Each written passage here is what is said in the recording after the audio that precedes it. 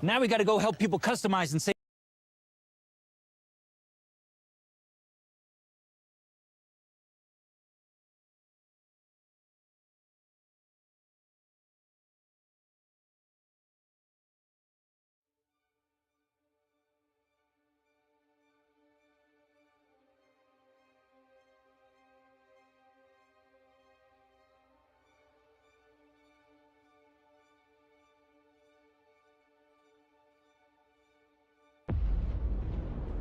I dream of it, amongst history and the myriad of paths.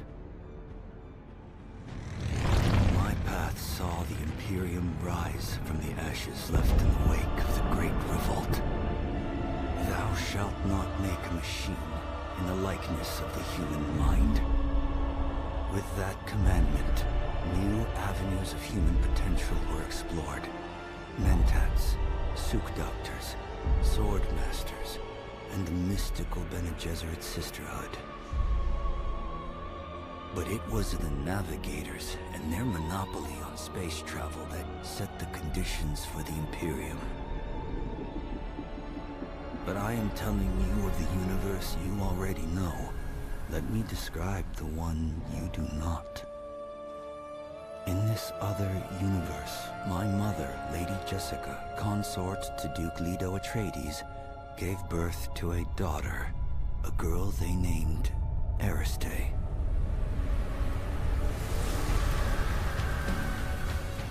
Because of her obedience to the Bene Gesserit, Lady Jessica is trained as a truth-sayer.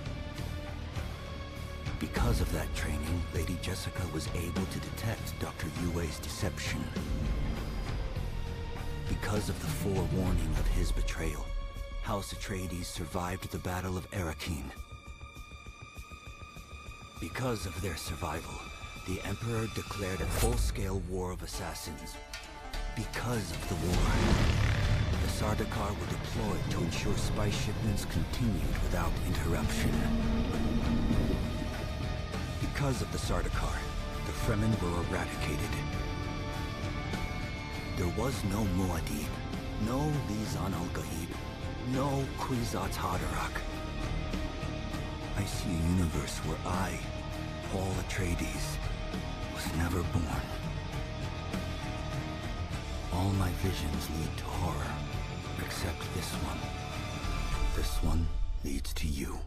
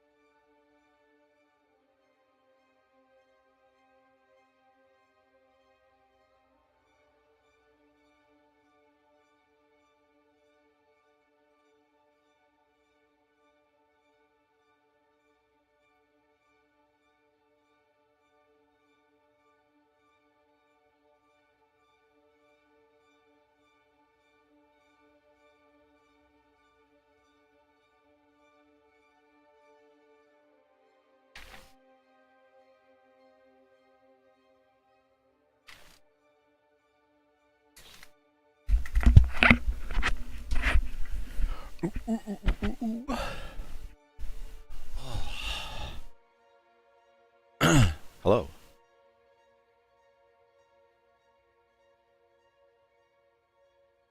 Quiet and shit.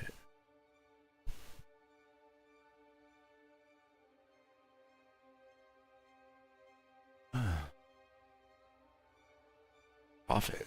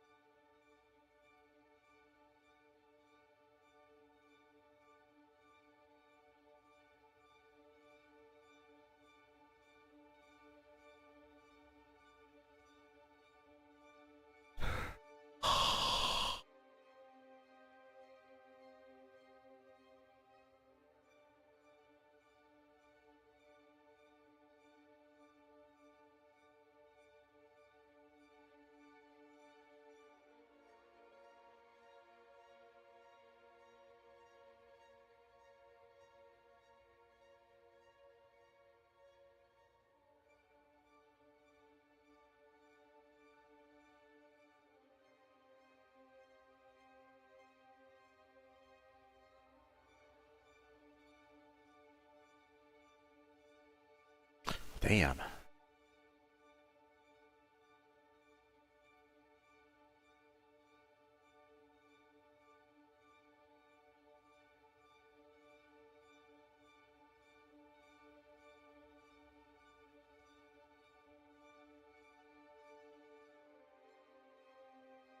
Yeah, that's crazy.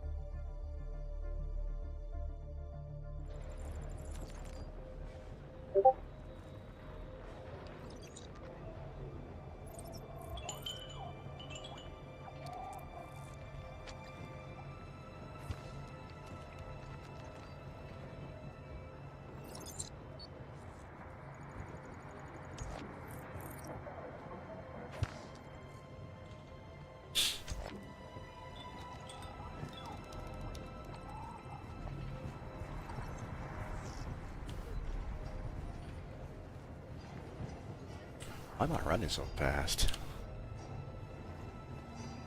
Bike at.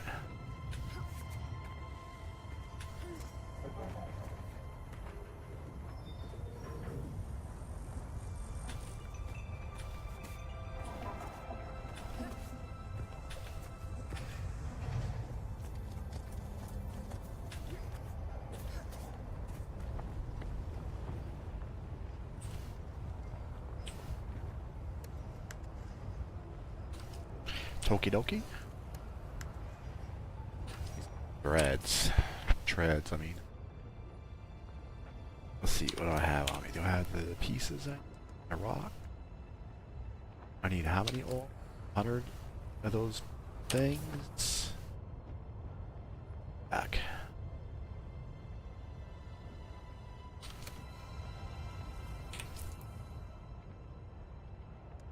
I got this fucking knife stuck on me. Forever.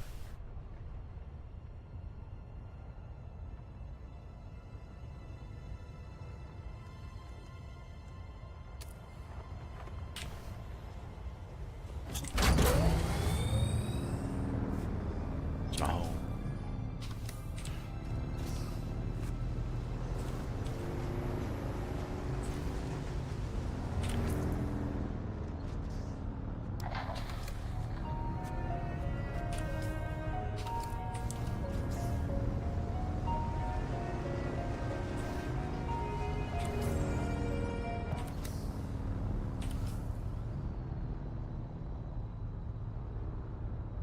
Scrap sandbag tread destroyed by a sandworm. That 17.9.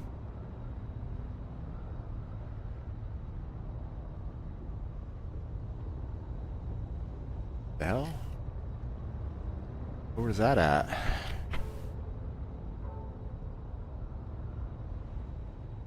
Destroyed by a sandworm.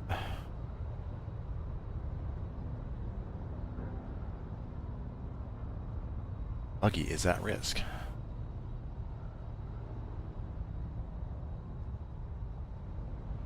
Huh. Must be some bike I picked up.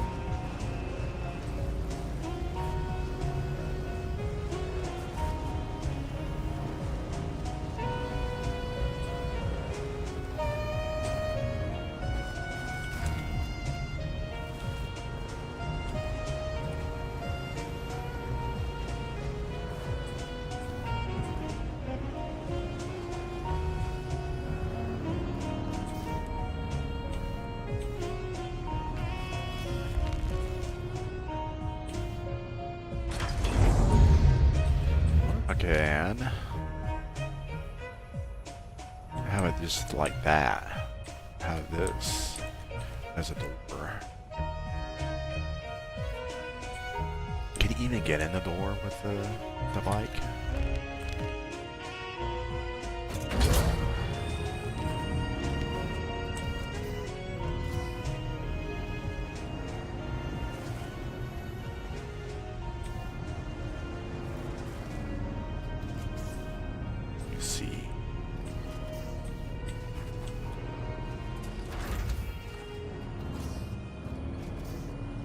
Yeah. Get in there with the bike.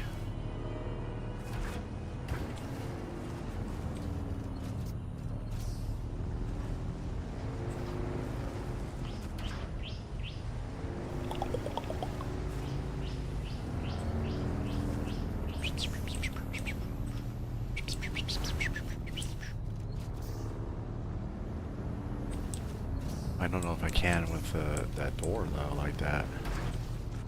You're listening to Harvester Radio, home of the Daily Motivational, with Master Inspirator, Jovian Huss. This is your Master Inspirator with the Daily Motivational. Today we must work hard, in silence, and let productivity be our cry.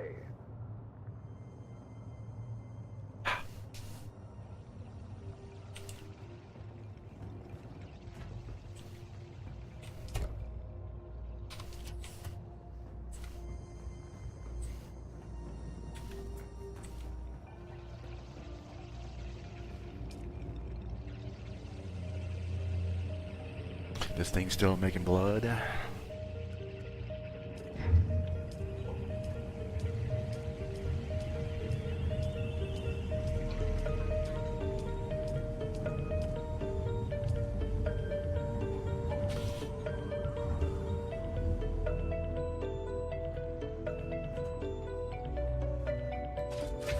If we can fix this.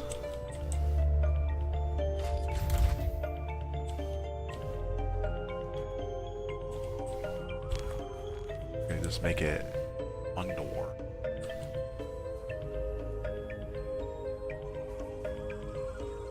Might look funny though.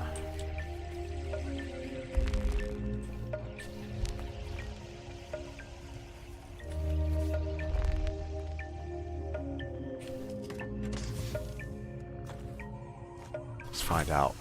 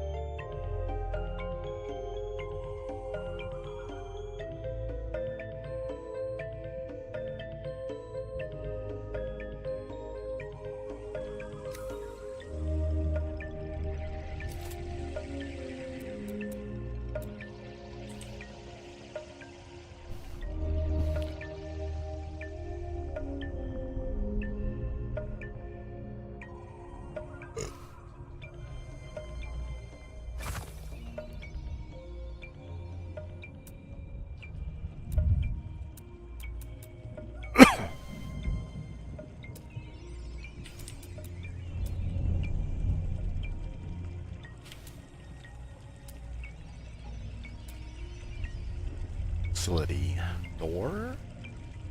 Let's try the door. Yeah.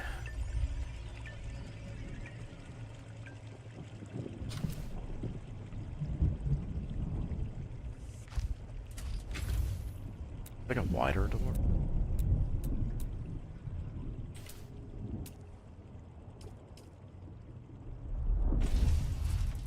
Tell me I have no granite.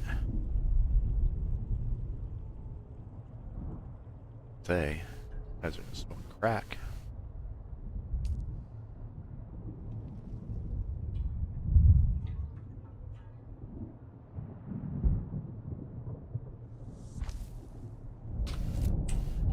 Okay, now we do this. Get rid of this.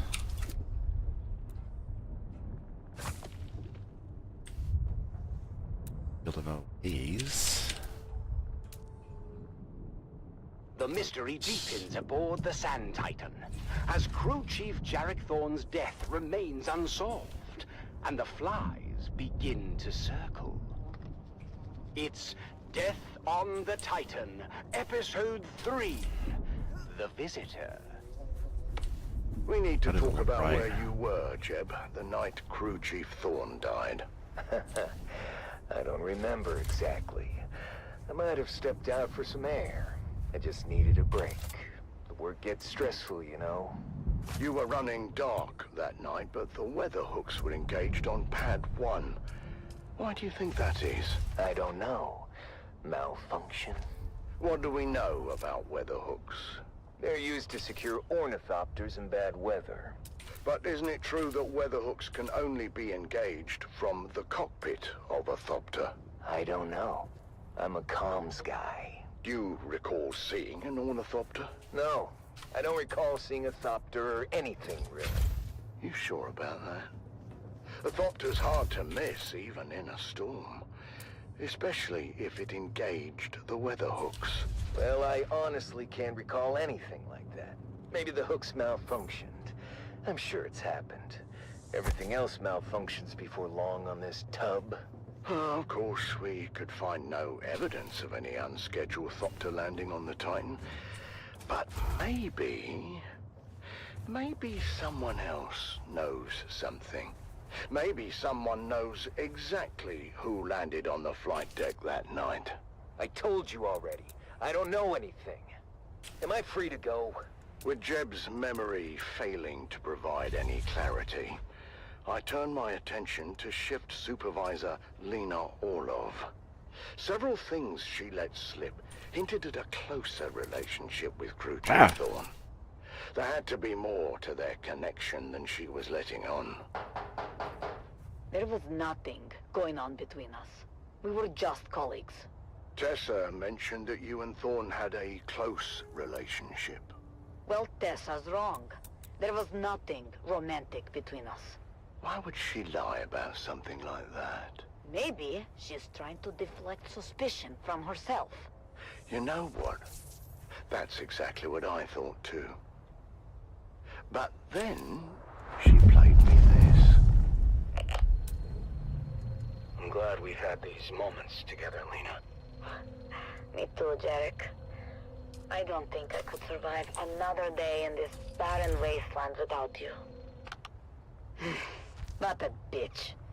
Who goes There we around go. recording the conversations of their crewmates? She was keeping tabs on Thorn, documenting his lack of leadership skills.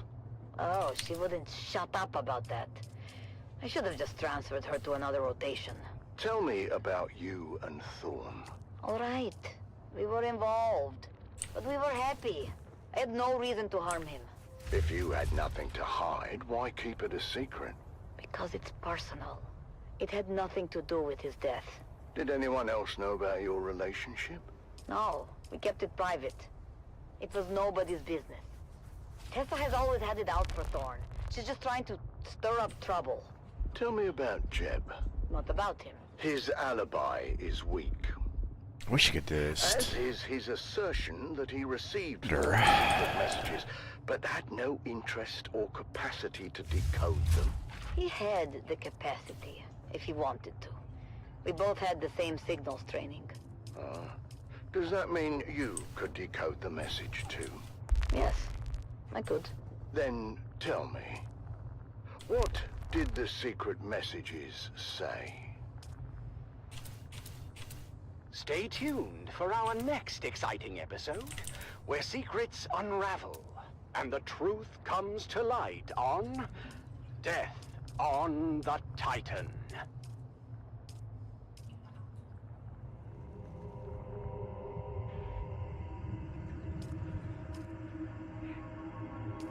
There's like small ones.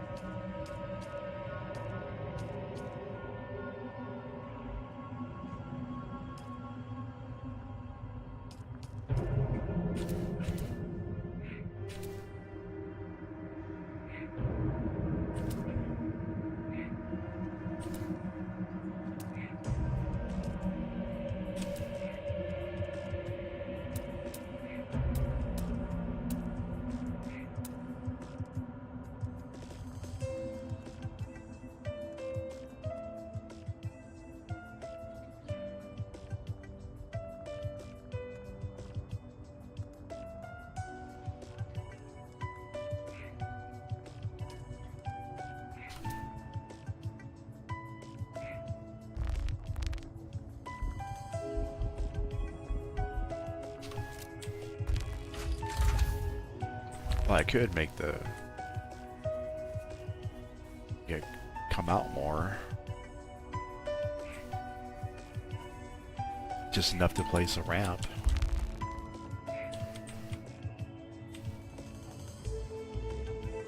Saying I have no granite. Tons of This granite. is your master inspirator with the daily motivational. Today, we must remember, difficult doesn't mean impossible.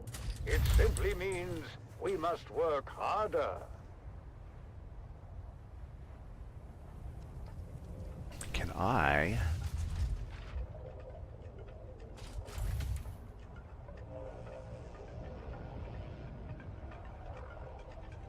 Let's see.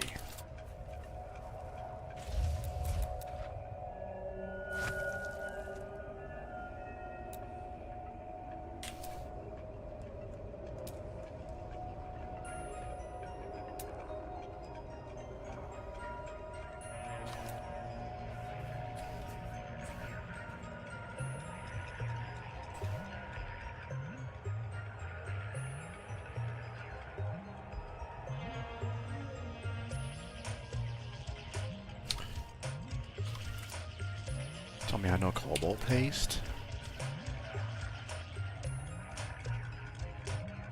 20.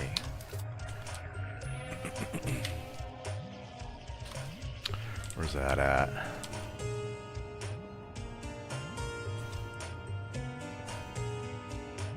I'm gonna put that down there instead.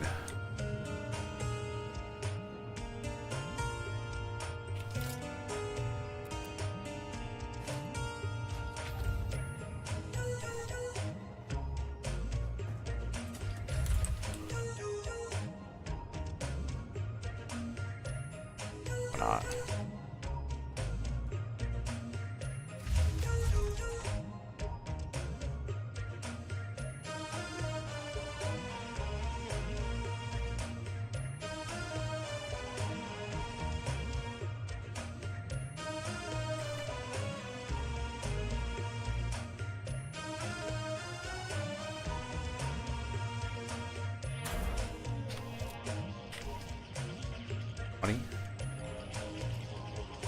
$20. 5 minutes.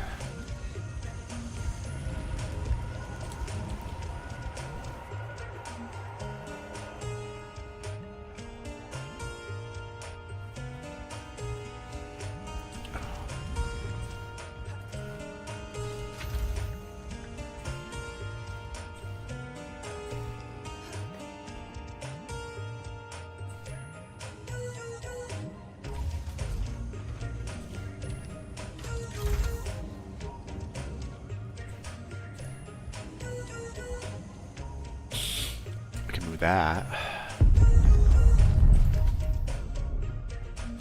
Scoot that over some.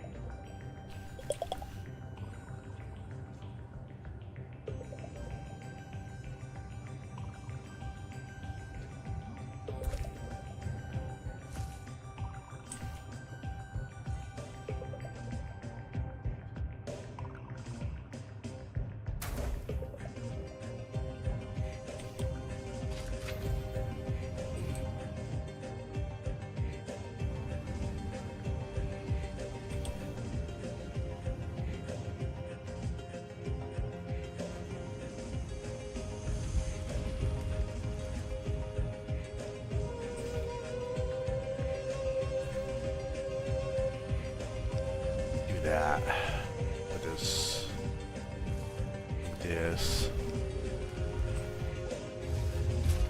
God damn it.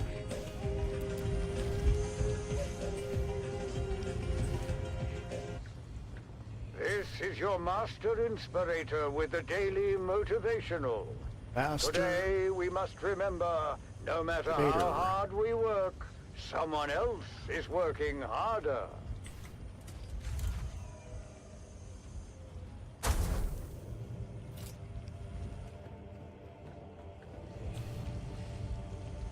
This too.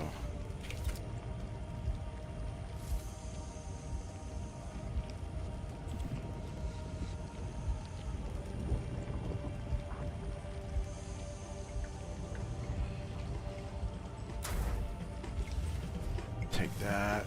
This like.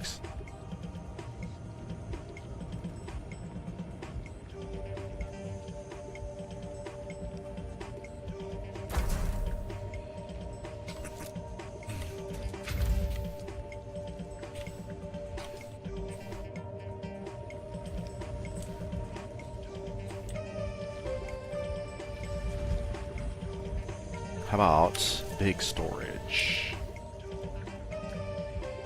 I need aluminum.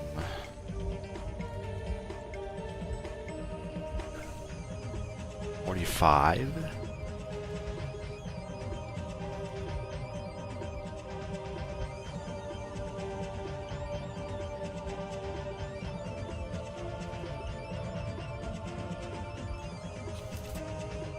5. The Combine Hunted Communinet Theater presents an Arakin Playhouse production of 5 Days at Carthage. Brought to you by the generous patronage of the Padishah Emperor and the tireless support of the Spice Miners Fellowship and Leisure Committee. And now, it's time to dim the lights and return with us to those fateful days before catastrophe came calling. It's part 3 of 5 Days at Carthage.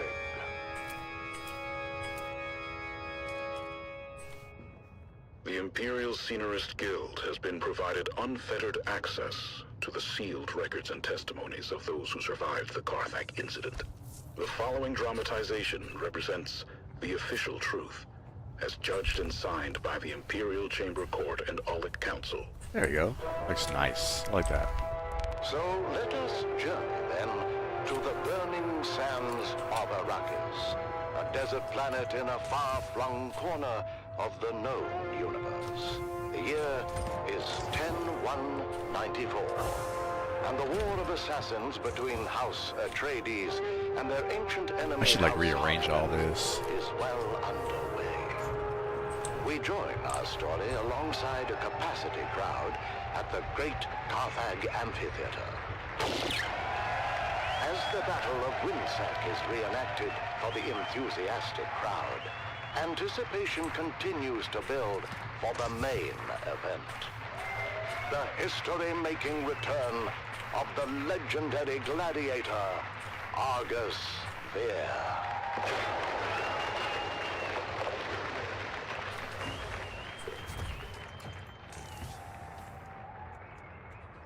Do you hear them, Argus? All of that for you. Do not overfill my ears with honey, old dog. I hear the crowd well enough. I also hear the sound and fury of Laskan fire. The Battle of Windsack, I believe. You know how the Harkonnen love their reenactments. Bah!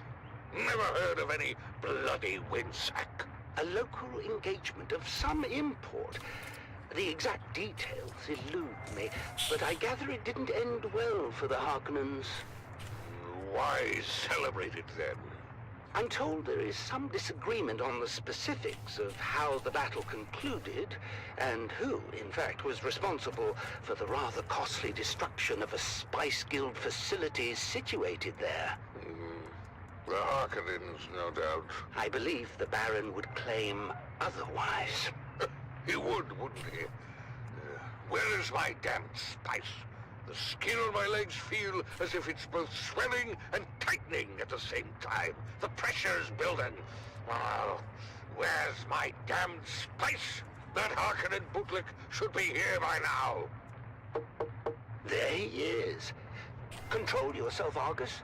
And do keep in mind we are here at their sufferance. Now, enough of your prattling, Page. You're beginning to sound like my sixth wife. Damn her eyes. Oh, hello. You're not Vestari? No, Vestari had to attend a pressing matter. I am here in his stead.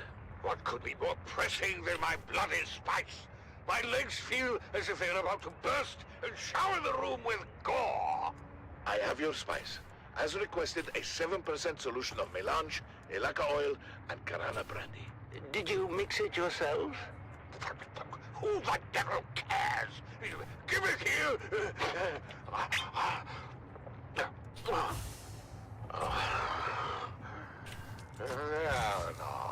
Polish. Go easy on the lad. I'm in no rush to be anywhere, and I wish to enjoy a nice day in the country. He'll sleep for a while now. The battle is still hours away. I know it looks bad. We're mostly retired these days, but when the Baron calls, Argus can never refuse. I'm afraid his vanity wouldn't allow it. I grew up listening to Argus Fear on the Communinet. My father said he was the greatest gladiator in the known universe. Unfortunately, maintaining a reputation as the greatest gladiator in the known universe comes at heavy cost. By now, Argus has had every major organ slashed, crushed, or punctured. Every bone broken multiple times. He's had so many parts rebuilt, replaced, or regrown completely over the years that many Tleilax will no longer guarantee their work. They say he shouldn't even be alive. I had no idea. No one does. As I said before, his vanity would never allow it. Still, the chronic pain he endures on a daily basis would drive most men to self-annihilation. But Argus Fear will never willingly die. His vanity would never allow it. And with that, the Battle of Winsack is litigated once again. The crowd making plain their love for the Baron's men, in spite of the long shadow cast by the outcome of that very battle. Everyone knows the Atreides were responsible for Winsack. That much has never been in doubt. House Harkonnen was punished because your thick-headed cousin Glossu destroyed the moonfish industry on Caladan. I've heard that before, and it's ridiculous. What could fish halfway across the universe possibly have to do with Winsack? Let me ask you this, dear. Who spearheaded the Imperial investigation into the destruction at Winsack? Your boss, Hasamir Fenring. Everyone knows this. Oh, I wonder if that's the same Hasamir Fenring that was heavily invested in the moonfish industry. I hear that Fenring lost over a third of his fortune when the industry collapsed. Can you imagine? The bastard. Who? Fenring or your lunk-headed cousin? The Count bleeds our house dry with massive debt for a facility we didn't even destroy. You know I love you and your whole eccentric family, dearest. But if someone deliberately reduced our holdings by a third... I would skin them alive, of course. Spoken like a true Harkonnen. Would you deny Count Fenring the same accommodation? As much as the Baron bemoans it, I doubt House Harkonnen is substantively injured in anything other than pride. But enough of this. Are the girls ready? The streets are filled with revelers, and I'm not going to be late again. It erodes my authority, and I resent it. Girls! What? How dare you address your mother that way, as if you were speaking to common Mala? Try again. Yes, Mother? Ah, you all look so lovely. It's a shame Feyd-Rautha won't be there to see you. What? What do you mean he won't be there? I heard over the steward comms. It seems Feyd and some of the cousins were readying to attend the arena when a contest of boasting broke out. Of course, it wasn't long before an impromptu hunting party formed, and the group found themselves on a highliner bound for Rosek. Rosek? I'm not going. Me neither. You're dressed, you're going. Consider it your sole familial obligation. I had those dresses brought in from Chusik at great expense. You will be seen in them. Not by Feyd-Rautha. And he's the only one we care about. Feyd is the premier get as far as eligible bachelors are concerned, darling. Who puts that nonsense in their heads, hmm? It's true. Ever since the Atreides girl humiliated him at Arsent, Feyd has been actively receiving suitors. Whores, you mean? Oh, you're fooling yourselves, girls. All of you. You haven't the slightest chance with Feyd-Rautha. No. His mate will be selected for political advantage above all, and we offer none. Father! I know you think me cruel, but it's the truth. Ah, saved by a knock at the door. Grim tidings, High Prefect. Girls, out. You stay, darling. Davros, report. We're getting calls from all wards, sir. Somehow, a sizable supply of alcohol has made it through the security zone and is being distributed throughout the city. Throughout the city? Drunken debauchery reported in all wards, sir. We're shutting down Paws as fast as we can, but we can't keep up. I told them this would happen. You can't drive the workers harder and harder and take away their outlets at the same time. The pressure can only build so much before it explodes. So what do we do, sir? What do? We do nothing. Perhaps the alcohol is a gift. Perhaps the crowds will have a riotous good time and wear themselves out before we see any proper unrest. What is your read on the crowd's temper, Davros? Happy, sir. Excited for the most part. Excited for Argus Veer, that is. If there's one clever move Lord Raban has made in recent memory, darling, it's delivering the Great Gladiator. I thought the old hedgehog was retired. He is, but Glossu had nothing to do with it. Argus Veer is here at the Baron's request. Well, it doesn't matter who brought him. What matters is that he's here. I shudder to think about how the crowd might respond were they denied their spectacle. Well, we'll all be denied, sir, if we don't get going. Your ground car awaits. Vastari! What happened to Valentin?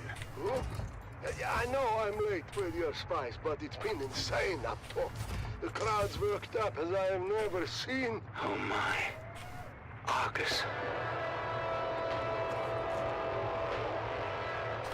Yeah, one better wake him already. He's up next.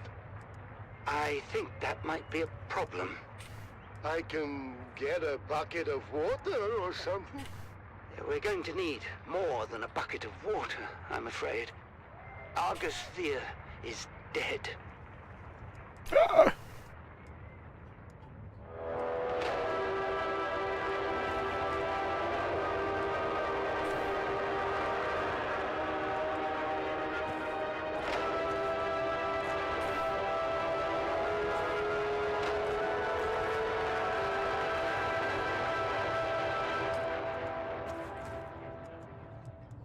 You're tuned to Harvester Radio, the Dune Man source for bulletins, weather, and matters of import to the Spice Miners Guild.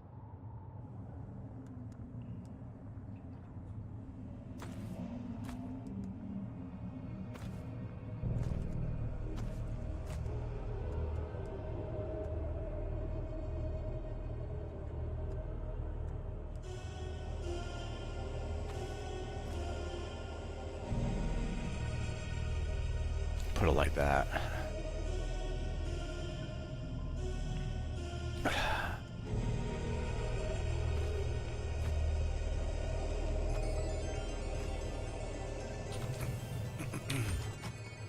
Put these in here.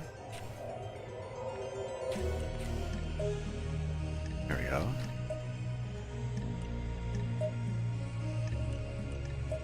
These are basic parts.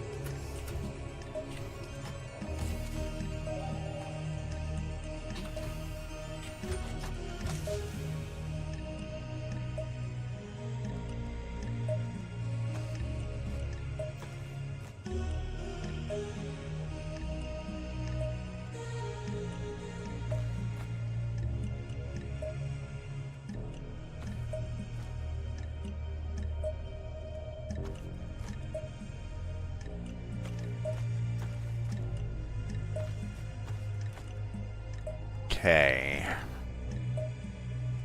Get that. Oh shit. This and iron ore.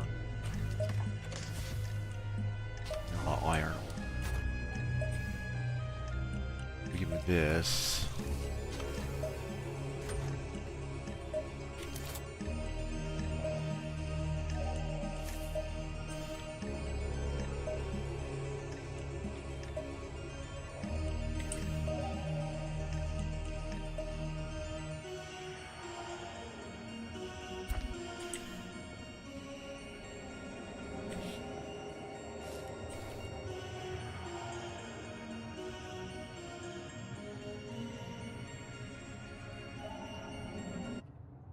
It's the Grabbin' Gang, presented by the Imperial Scenerist Guild and Linder and Gold Coffee. Wake up with Linder and Gold. We put the spice in it for you.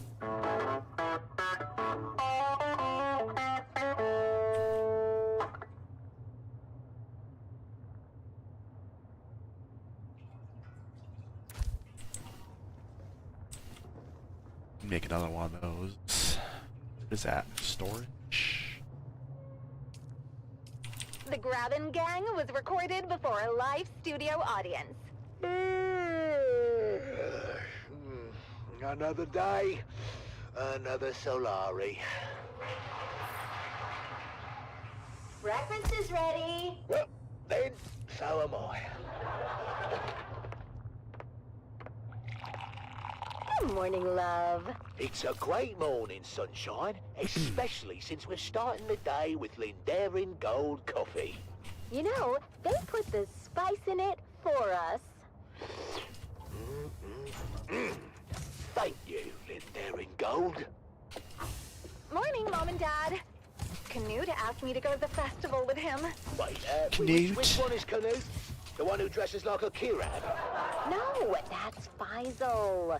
Canute is the one with the, you know... You know, the father is of the Siege persuasion. Oh, the Fremen half-breed. Dad, stop being horrible. They're called Town Fremen, and they separated from their Siege brethren generations ago. Oh, that's great. And now you're going to the festival together. Enchanted. I'm forcing Canute to go and have a good time. Forcing him? Why? He's been mopey ever since the Fremen disappeared. I want to lift his spirits. Oh, that's so sweet, honey. Well, you better get used to the idea. I don't think the Fremen are ever coming back. The, Emperor made sure of that. Ugh, I've got to go. Bye, Mom. Bye, Nana! What am I, Chop Slick? What about you, Dove? What about me? Don't be coy. I know you're mad for the festival, especially the spice cake competition. Oh, this is my year, Marika. The golden hat will be mine. Ooh, working on a secret recipe? See, that would be incorrect, my dear, because I am not working on a secret recipe. I am working on the secret recipe. Oh, come on, Dove. You say that every year, and every year Old Man Rashad's spice cake takes the hat. What the hell, not this year, lovely. I've got a super secret ingredient that's gonna blow the judge's mind. Is it more spice? Because if it isn't more spice, you're wasting your damn time. Shut up, Mum! What's your secret ingredient, sir? Oh, you know, just a little something I picked up from Frank. He calls it Flavor Enhancer 3000. Frank? Are you talking about the Frank that built a fart filter into his still suit? Look, that's don't be insensitive. He has gastrointestinal issues, and it's not a joking matter. Oh, then you must be talking about the Frank that invented the thumper with a musical accompaniment. Well, I'll have you know that was genius and worked as intended. I mean, unless you stayed around listening too long. Oh, I'm sorry, Dove. I don't think Old Man Rashad has too much to worry about. Maybe you're right. Maybe I should give the flavor enhancer a pass. I told you, dummy! Look, guys, every time! Stay out of this, Mum! Come on!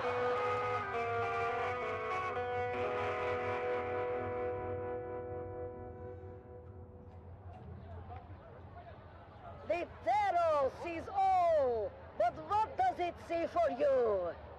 Have your fortune told and learn what fate has in store. Only 25 Solaris. Did the judge come around yet, Dove? Not yet. Where's Junie? Looks like they're in line for the fortune teller. Oh, no! That's old man Richard's booth.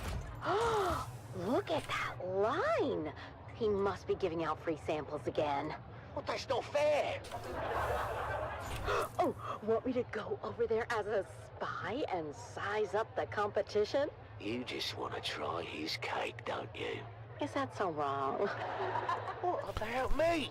Oh, I'll get you a piece too. Well, that is not what I meant. I know, but I will get you a piece. Yeah, all right, fine. Hey there, neighbor! Frank, I didn't think you'd show. I mean, well, you know, because I wouldn't use your invention. Come on, Dove. Have you ever known old Frankie boy to be a quitter? No, but I'm still hopeful, you know. Come on, buddy. Have you scoped out the competition? No, but my old family deserted me for old man Rashad's sample line, so I can take that to bed with me. Oh, I've been through his line twice. That cake is better than ever. Oh, thanks for the morale boost, mate. Yeah. I'm not too dry, not too moist, just right, is it? So, what do you say we make this a little more interesting? Wait, is that what I think it is? Well, that depends. Do you think it's the Flavor Enhancer 3000? Isn't it? Ooh, right on the money. Let's sprinkle some on.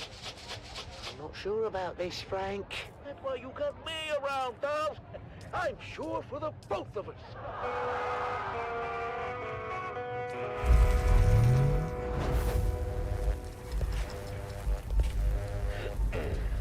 So sorry, honey. Oh, what? I haven't lost yet.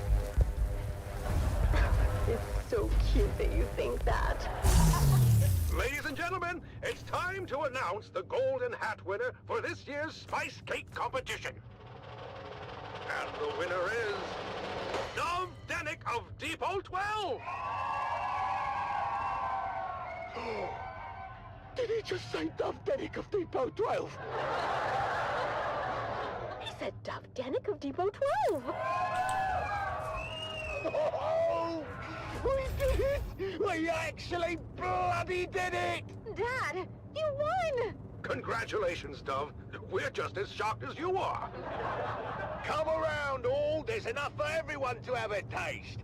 The line starts behind my wife right there. And here's some for you, and you, Governor, and a big piece for you because I like the look of your face. One for you, little boy, and your mum. Tell me, Dove, can we know your secret? I don't think it's an overstatement to say your cake achieves new dimensions in flavor. Did you put anything special in the mix this year? Well, it's a lot. Why, yes, your Judge Chippy did. In fact, the winning cake was baked with real spice and the Flavor Enhancer 3000. Flavor what now? Flavor Enhancer 3000.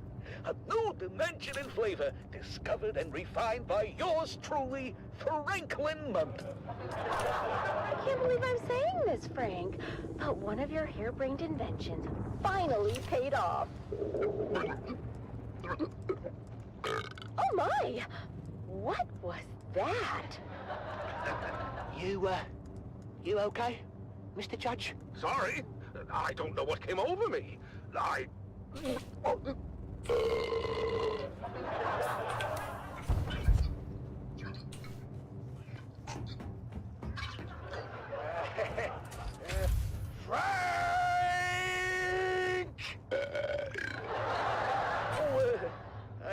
forgot to tell you about that part.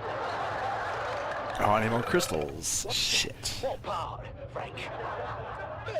In certain rare cases, it seems that the flavor enhancer 3000 may cause some gastrointestinal distress.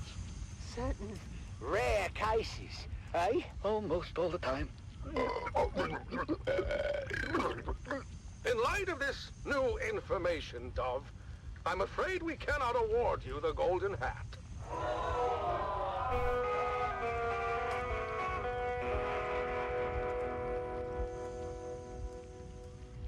Well, we didn't win. But at least we didn't do any permanent damage. Yeah, Dad. That's progress. Well, you know what? All things considered, I think we did pretty good today. Yeah, we did.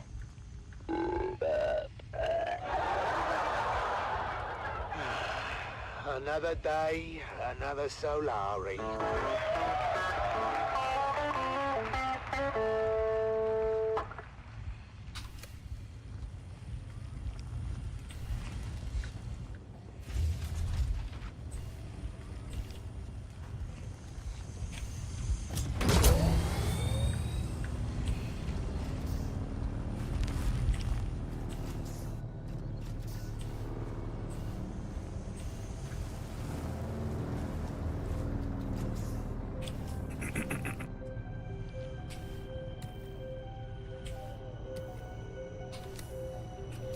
See what I can steal for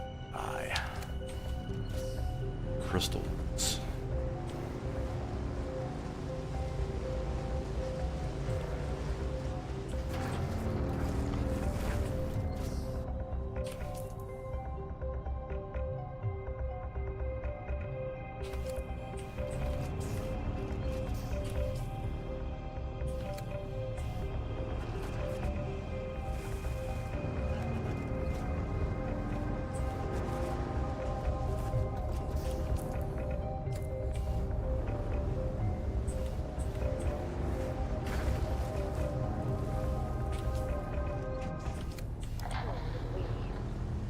It shunned his brow.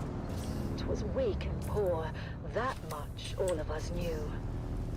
But found instead what better was his heart, forever true. The word spread quick among all those who had survived the fight. And every soldier did agree Duncan Idaho was right. Rendavo was no thinker, his mind slow, truth be told. His head, they said, was thick as wood, but his heart was made of gold.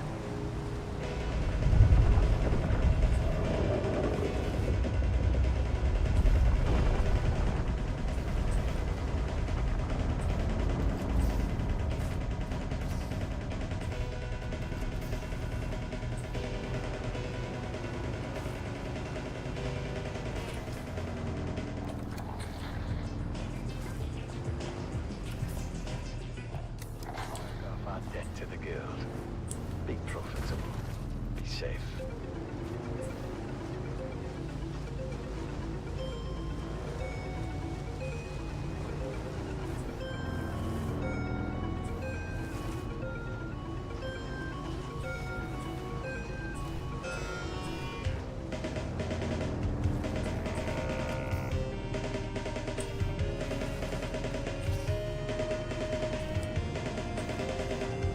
Dune, the battle for Arrakis.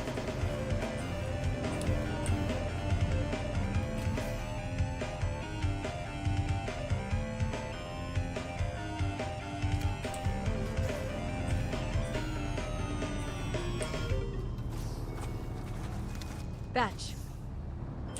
What a batch.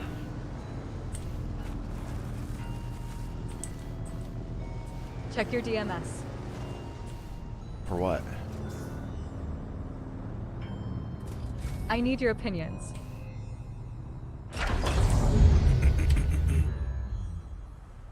The hell? You hear these announcements.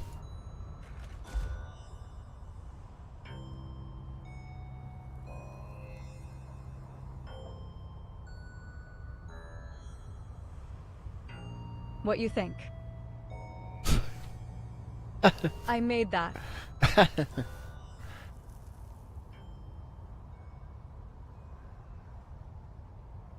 Not bad, I guess.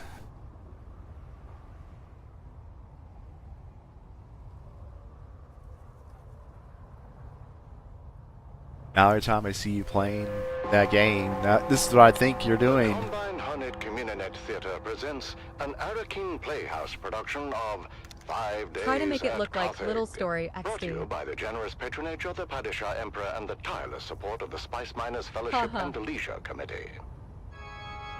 And now, it's time to dim the lights and return with Not bad. us to those Pretty good. fateful days before catastrophe came calling.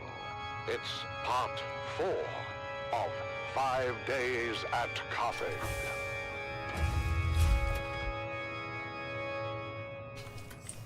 I mean, I was Imperial taking Scenerist photos Guild and has decided been to try and provided make Little unfettered Story. access to the sealed records and testimonies of those who survived the Carthage incident.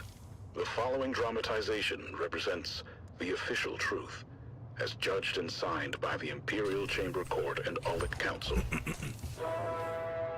Ah. So let us journey then to the burning sands of Arrakis, a desert planet in a far-flung corner I'll take these of crystals. the known universe.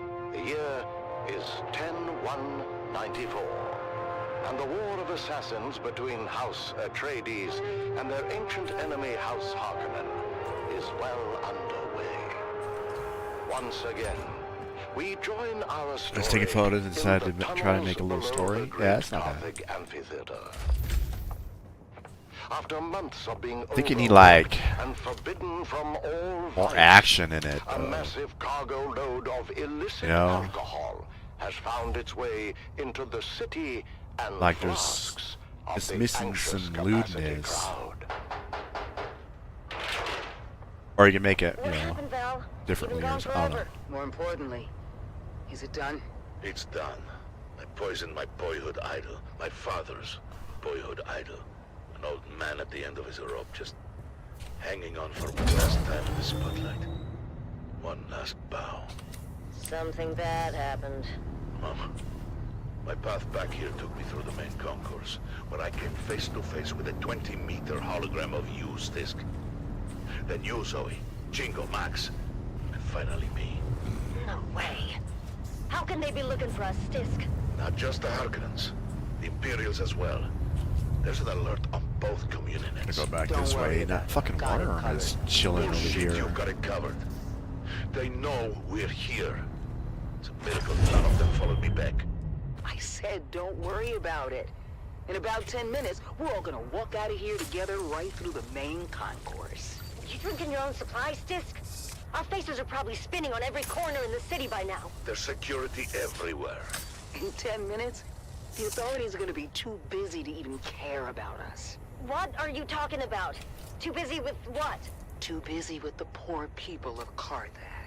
So tired, so overworked, and forbidden from even a drop of the good stuff to ease their troubled minds. Until we come in and drop a cargo load of paint stripper into the pent-up town. They overindulge. But can you blame them? All that angst has to erupt somewhere. But what do you think's gonna happen when they learn their beloved hero is dead? There's no way they could know. It just happened, and it takes a while for word to get out. Not if Where am I at? someone's Oh, I'm already gonna go in putting that there. word out. Okay, that's where. Okay. We told everyone, boss. People were pissed. And you'd be surprised how fast word spread. They really love this Argosphere guy. Who is he? I already told you. He's the greatest bloody gladiator in the last 300 years. I don't watch blood sports. I'm more of a Cheops guy. I predict a full-blown riot. 10 minutes tops. That's how we're gonna walk out of here. The crowd's all liquored up and pissed off. When they hear Argus Vera's dead, there's gonna be blood in the streets. It'll be impossible to track in the chaos. Oh, not just the crowd is concerned. How about the whole damn city?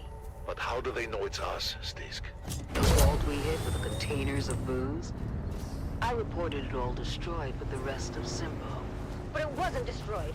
You lied to your own people. Then we stole from them. Look at that worm. What the hell, Stisk? Just chilling over there. So fast? Our cover was blown the minute we hit Carthage airspace. Impossible. Smuggler Try to orders have haul standard ass issue right here. transponder masking. They do. But our cover wasn't blown by the Harks or the Imperials. It was blown by our own side. Of course they would recognize their own transponder mask. What did you do to us, Tisk? We can never go home now. Sorry, Val. If there was any other way. Any other way to do what? Betray and steal from our own? She doesn't care about the smugglers, Val. This is all about the Harkonnens. That's right. The Baron and all his spawn can go to hell and take their city with them. Carthage can burn to the ground for all I care. Just like simple. Millions could die. Or they could live. If they get out in time. There's more chance that my sister dies. Pervert. What the blazes is the hold of Davros? This ground car hasn't moved in 10 minutes. It's like missing the penetration. They seem particularly agitated. Blast it, man. I told you to take the back way and damn the main thoroughfares. This is the back way, sir. I'm getting reports. It's like the from all important precincts. part of it. The people are well lubricated and taking to the streets. Father? What I try to keep it Miller? simple. Can't you bloody well see I'm working? Oh, relax, dearest. The poor girl only said she has to. Damn it. I Since told I'm you still all to getting go used to before we shit. left. Wow. Davros, what do you suggest? I have a cup, sir. I'm asking about the mob, Davros. The angry, inebriated mob encircling us at this very moment. Wait a second. There's a bulletin being flashed on all Communinet frequencies. Put it through. This is Germ Communinet 1 with an emergency bulletin. Make more of At the 21 local time, Carthage officials announced the death of famed gladiator Argus Ver. Further reports indicate widespread unrest throughout the city, as well as full-scale rioting at Amphitheater Square. Prefecture authorities have ordered the streets cleared, effective immediately, as a curfew is now in effect. Let's I go sent you the live other one. now to I did. I A while am back. surrounded by fools, darling. If you've And seen not it. the drunken, slack-jawed apes cavorting just beyond. No, the fools I lament are the dead-eyed imposters within my own organization. The so-called prefecture authorities No, that have, for this is some the one you just sent me. unknown reason, ordered a curfew and the streets cleared. 2 orders that I, as the High Prefect of Carthage, with the most complete Yeah, knowledge of our wrong forces' one. capabilities, would submit. We have no bloody Why hope isn't in it hell not? of enforcing. 2 orders that will, in the end, only serve to incite the drunken mob more, if not compel them to violence. Darling, the girls are afraid. Why Listen, isn't it girls, not This is a Series 7 armored ground car. making Same noise? vehicle used in the Emperor's own livery. The Series 7 is renowned throughout the Imperium for its amenities. Did that work? The security has been overwhelmed, sir. The surrounding precincts are pulling back as well. Word is, this is escalating into a full-scale revolt. Oh yeah, that one, yeah. If we don't survive this, I want you to know That's not I bad hate your either. entire family. Father! Whatever happened to set this off? Oh, you can be sure there's a Harkonnen at the bottom of it. Actually, sir, reports are coming in attributing both the alcohol and death of Argus Fear to a rogue smuggler and her crew. Still, I suggest we withdraw to the residence until the situation is secure. Yes, Davros. Dude, you get gotta us stream out of it. here. Sir? Do you Stream mean- it. Yes, Davros. Engage the battering ram. Very good, sir. Now would be a good time to ensure all your safety harnesses are well fastened. It gets quite bumpy at rapid Trying to up my game.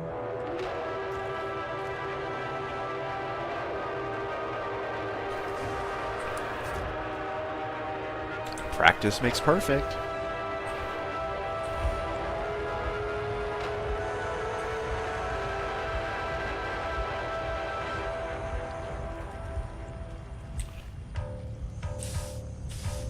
Here.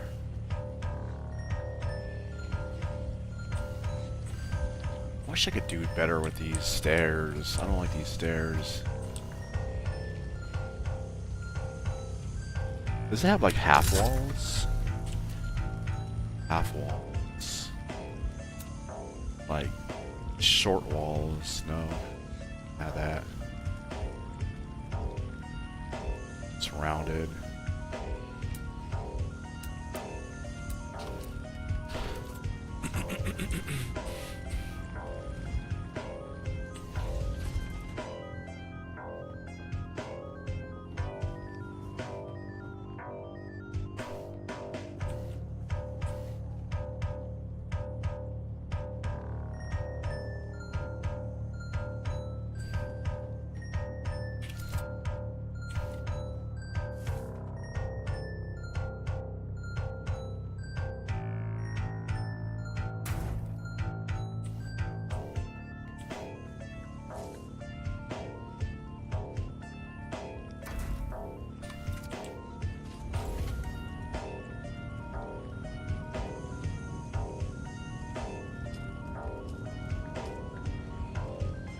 Oh, look at that. They put a... Use this device to stake out more sections of land for your existing land claim.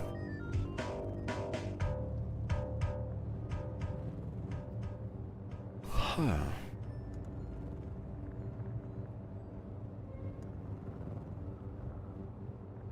Costs 11,000. That's not bad.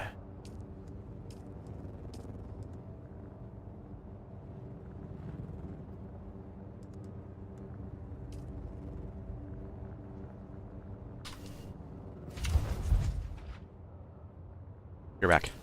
You get a drink. This is your master inspirator with the daily Masturbator. Today, we must remember when you live with purpose, hard work isn't an option. It's a necessity.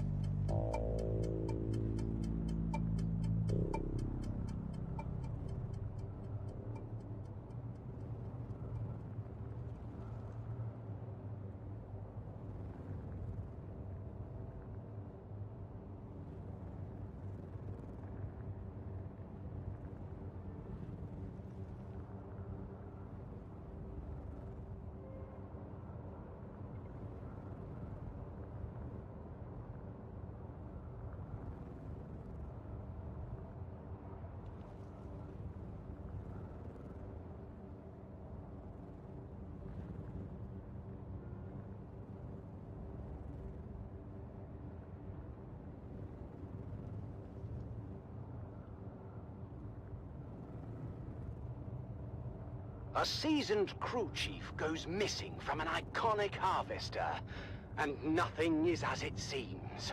In this tale of intrigue, betrayal, and deadly ambition, the sands of Arrakis hide many secrets.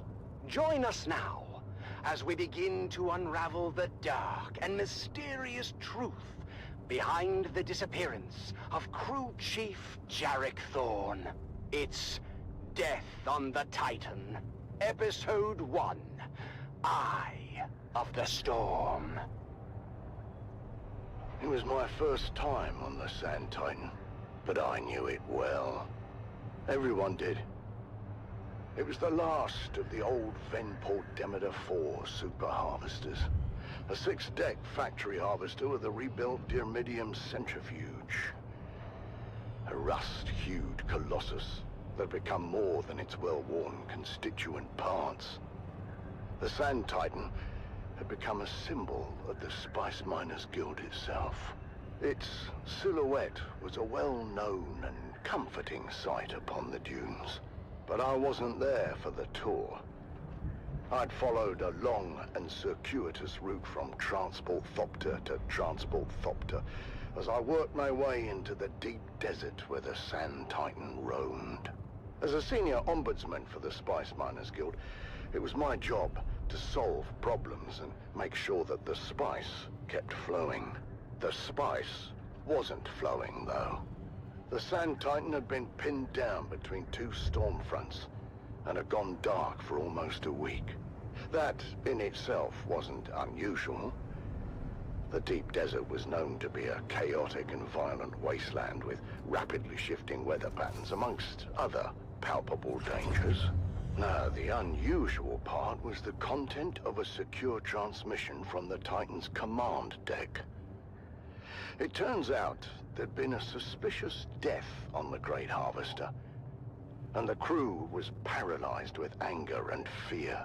Unfortunately, anger and fear are bad for production. So I was ordered out of my comfortable existence in Arakeen to find the Sand Titan and make things right. As the last leg of my fragmented journey neared its completion, I examined Chief Thorne's guild record once more. Chief Thorne was a man of discipline and was well regarded by his crew. By all accounts, Thorne wasn't one to shirk his responsibilities or fail in his duties. Now, in fact, Thorne had never even been late for a single shift until that fateful night. My first interviews were with the tool pushers assigned to Thorne's shift. He just didn't show up. I knew right away something was wrong, so I went down to check his cabin, but he wasn't there. We were between two Coriolis fronts at the time, so we were running dark. That means we were operating mechanical only. All electronic systems have to be shut down, you know, to protect against the heavy electromagnetic interference generated by the storms. Anyhow, like I said, we were running dark, which means all holograms were offline. We had no quick way of finding them. Yeah, the Titan's a massive beast. So, what did you do? We did it the slow way. Searched everywhere from the top down. That's the command deck, the mess, the crew deck, the crew lounges, the intake deck, the processing deck, the storage racks, shaft disposal. We even suited up and checked the flight deck. No easy feat on the edge of two hard-charging Coriolis fronts. And what did you find? Nothing. No one had seen Thorne anywhere. It was like he vanished in a thin air.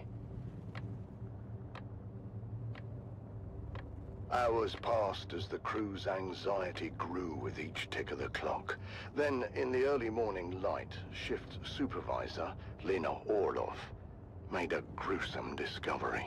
I found him. What was left of him, anyway. His body had been pulverized in the separator. I only knew it was him from the clotted tufts of blonde hair mixed into the stew of blood and bone. Crew Chief Thorne was dead. That was for certain. And the circumstances of his death were anything but clear. But what might have been written off as an accident at first soon began to look more and more suspicious. This isn't supposed to be possible. The mechanical separator had a failsafe built in, a dead man switch to prevent this very thing from happening. Someone had to deliberately override that and multiple other safety features to cause this. At that point, Captain Andahar Noah, the Sand Titan's capable leader, sent his call for help before launching his own investigation. And among the crew, one name quickly rose to the surface. Deckhand Rico Ma. After an anonymous report, Rico had been investigated for skimming unprocessed spice, an offense that led to a heated confrontation with Crew Chief Thorne. Tell me, Tessa, how did you come to be in the crew lounge when Thorne and Rico came to blows? It was Captain Noah's Oath Day. I was passing through the lounge on my way to pick up the cake. And what did you see when you got there? Thorn and Rico going at it. Well, there was a lot of yelling at first, but it got physical quick. I mean, Rico was a big guy, but Thorn knew how to fight and laid a beating on Rico. We separated them before it got too bad, but you can see for yourself. The holocam caught the last part. Okay, I'm back. Think you can humiliate me like this? Let's see. Sitting teeth for a month. Count yourself lucky, thief. In the old days, they would have fed you through the mechanical separator. I have no bloody idea how that got there. I've never seen that before. The incident had been diffused for the time So what did I being, need?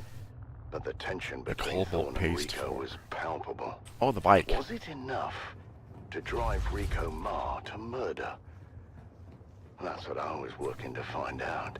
I was shift supervisor in Chief Thorn's next rotation. And how would you characterize Thorn's state of mind? Thorn was worried. He didn't report the fight with Let me Rico. make sure I don't have any of Which these is weird for such a straight arrow. here. What happened next?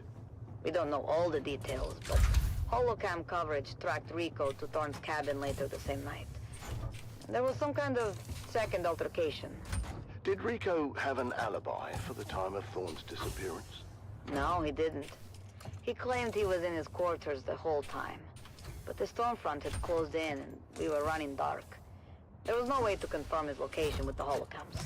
So, with suspicions mounting against Okay, I the don't deck, have any I of sent that. you my Captain TikToks. Noah ordered Rico More Ma TikToks? to the brig. And what we found next If you've seen raised some of them, even more XD. questions. What am I looking at? That's a mnemonic Yeah, I've phone seen vial some 'cause containing you the sent coded them to message me. Thorn. I knew exactly what it was, but I wanted to learn what the shift supervisor knew. Far as we could tell, the code Oh, was based I did on XD. old cipher used by Atreides signal intelligence. I was Or not no. sure. Was thickening. Oh, I've seen some, and then I've Why seen was they had Thorn others there, receiving so I checked them secret out too. messages from the Atreides? And why was that message? I don't know in why the Rico's TikTok possession? messes up. Like, I'll try to follow someone on TikTok, and then it'll unfollow.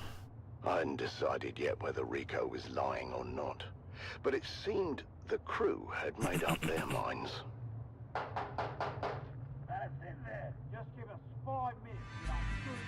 You got click it once and leave it be.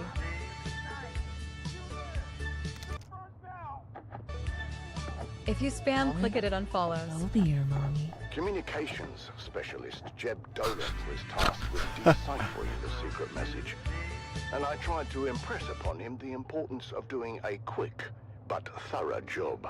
No, I have you What followed, started as a murder just like others. was Dale pa' allá, dale pa' allá, dale, dale. something else. And quickly. Papá, ya empezaron los cohetes ya empezaron. ¿A cuáles cohetes, cabrón? ¿A cuáles cohetes? Eso no son cohetes, es tu tío, mira, ya se empezó con la mitralleta. Successfully done so. Thus far. Or ¿Me das dinero para ir a comprar cohetes? What's this one? Join us again next time as new secrets are revealed and we dive deeper into the enigmatic death of Crew Chief Jarek Thorn.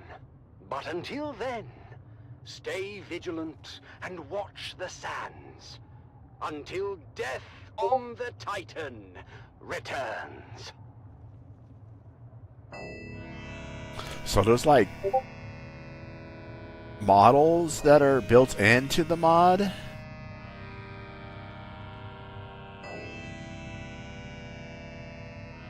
Or is that another person? 27,000. Did she make any money off of that?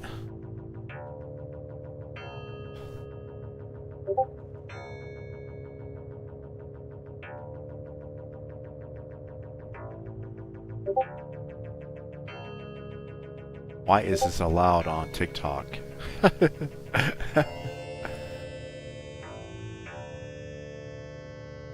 Oh no, where is it?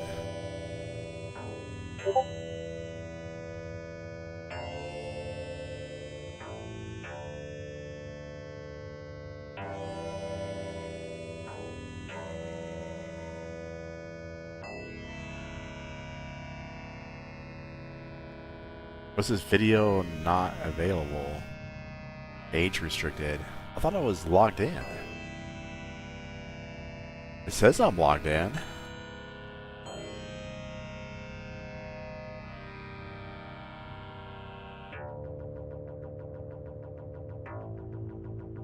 Content print.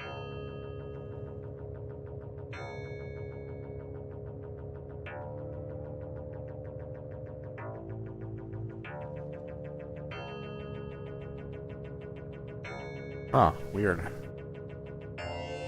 I can't look at your one because this is age restricted.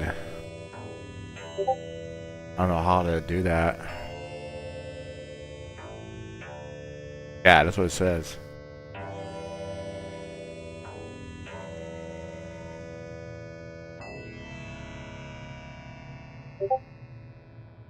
Well, you must have some missing that I can't see because I see 1, 2, 4, 5, 6, 7, 8, 9 videos.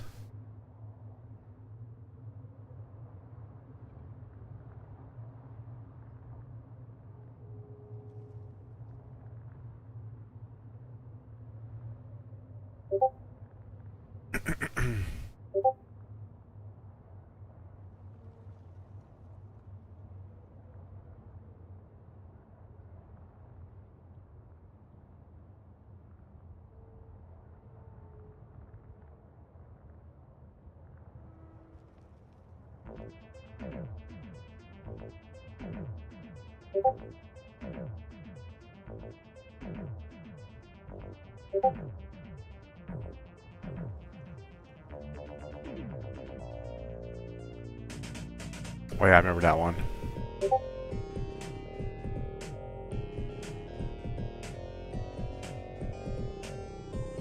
The person took forever.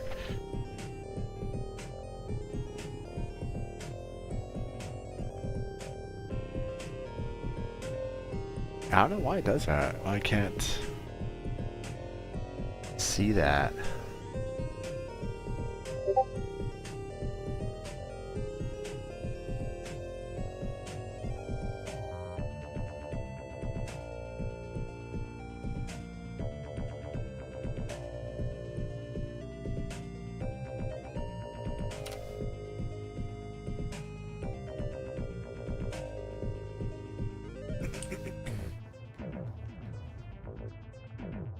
Oh yeah, I was checking.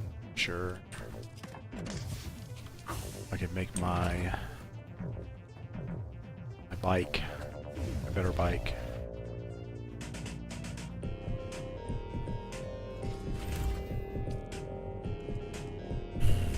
I need 3 of these.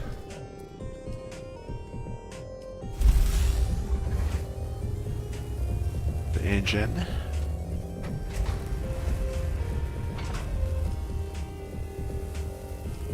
PSU.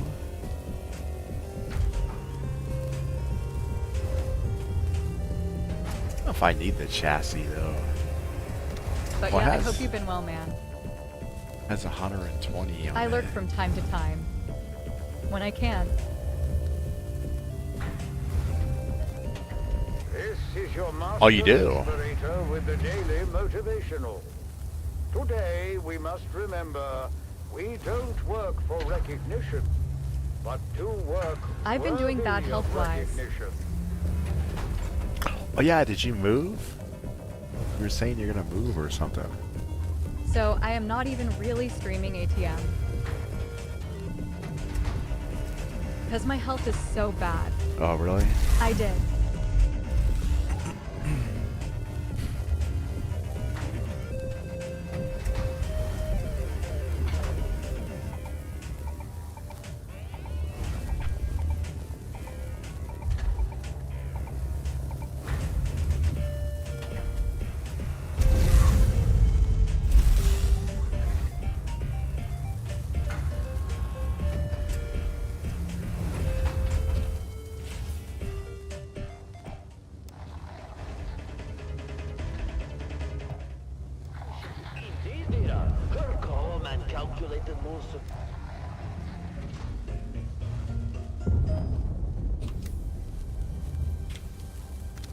I I DM you where I live now, cause did not want say it in chat. Getting doxxed.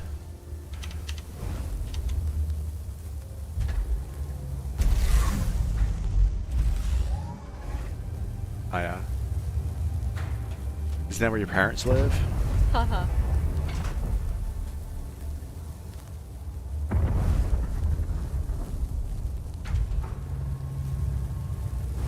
Yeah.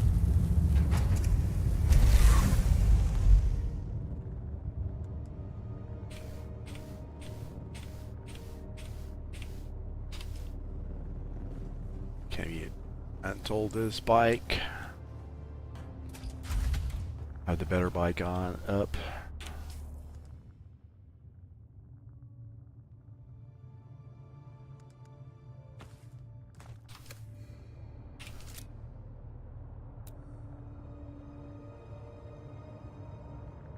Wait a minute, gotta detach. Gotta take this off. I have a couple friends who play this game, they seem to like it. Yeah. It's fun. Ish. I'm gonna try to work on making the helicopter today. Or at least get most of the parts I need. Materials.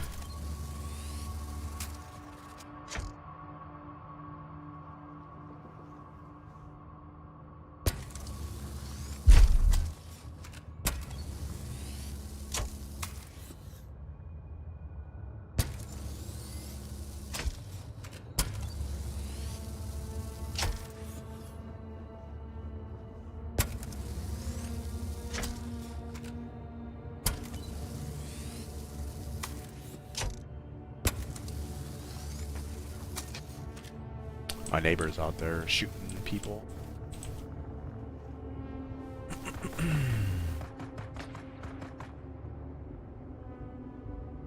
we go, number 3. Chassis number.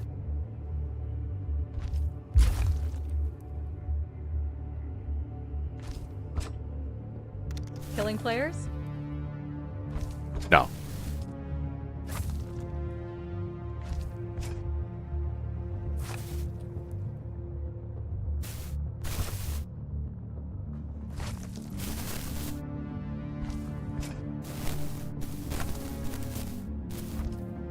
My neighbors, my NPC neighbors.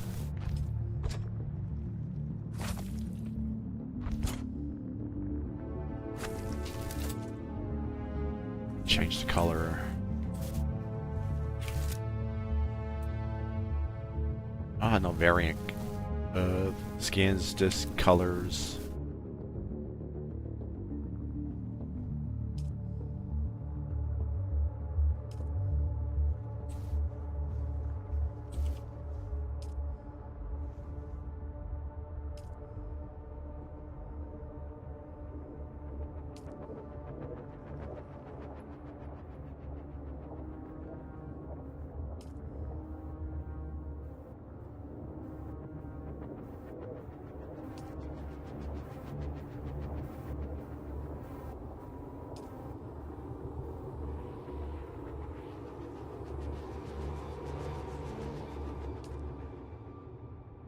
Can't really see that, so it doesn't color that is.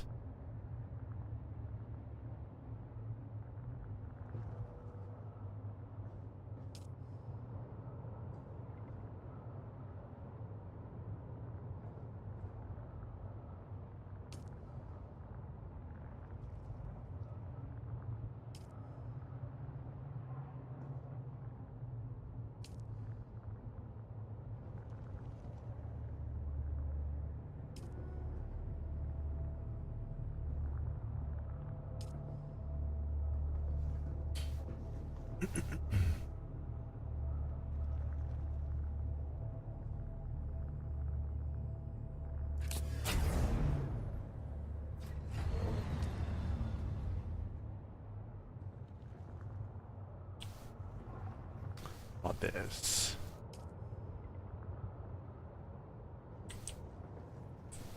There. Kinda got color to it.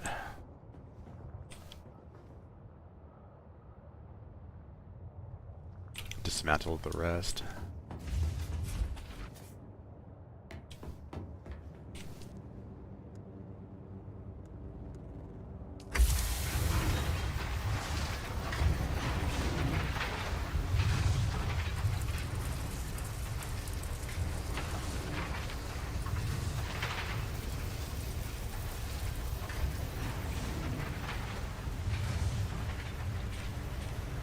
Get much back.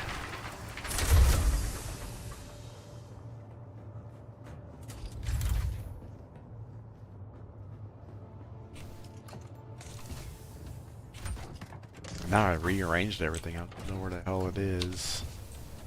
Where it usually goes. There we go.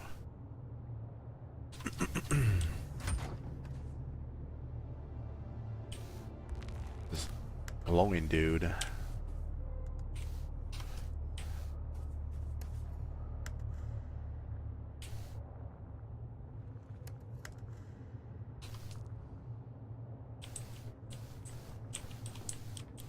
The fuck?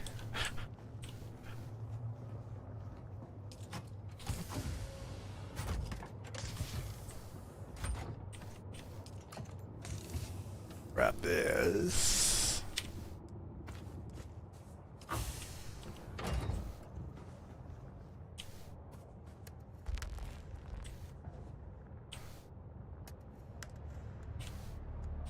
So 10 cobalt paste left.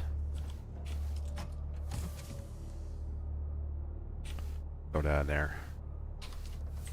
Who's that?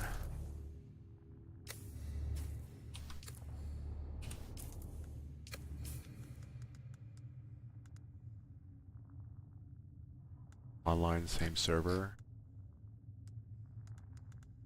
That's my neighbor.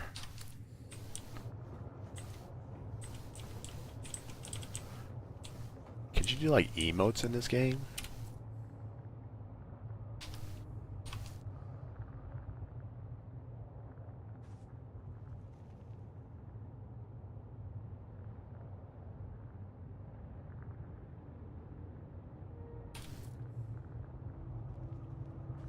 What is that? Is that a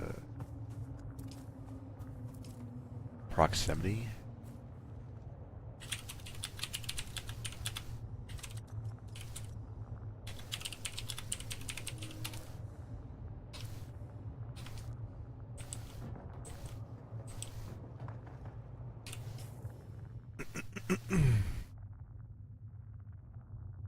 Okay, so I gotta go over here, turn this in.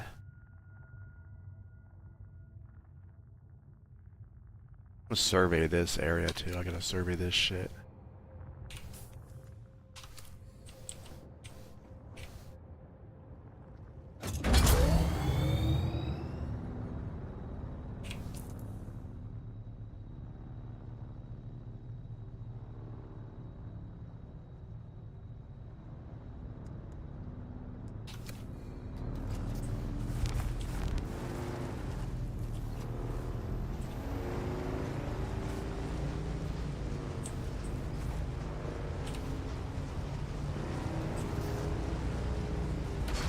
Well, I am going lurk again.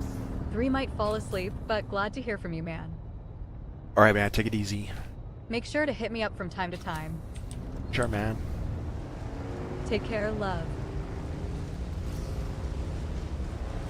Keep making those stuffs.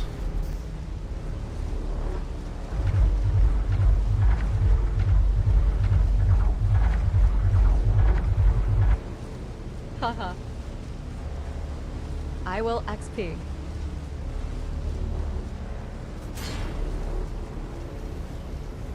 Don't get eaten by worms. Try not to. Pisses me off when I lose all my stuff to them. Especially if you lose your bike, buggy.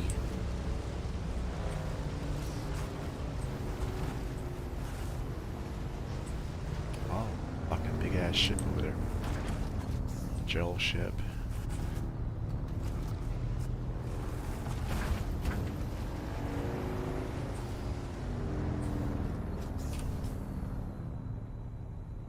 to the salons or refuge and the eye while I'm over here. See if we can get up there. Survey this joint.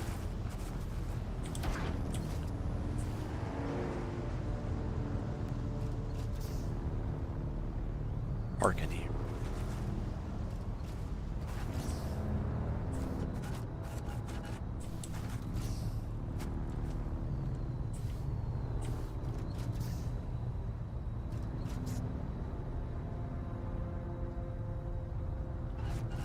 You just said that was sheltered.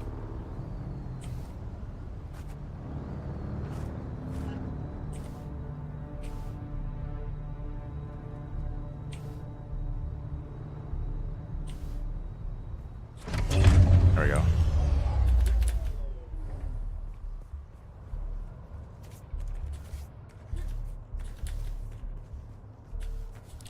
Here.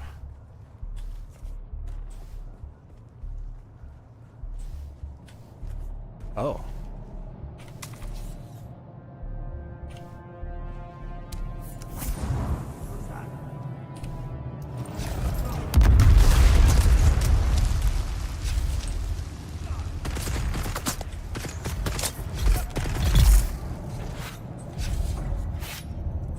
Bitch.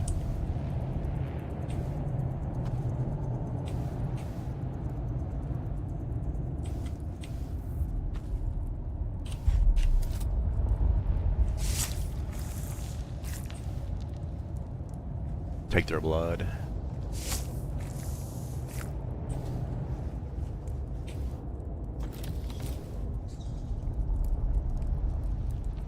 Any landmines?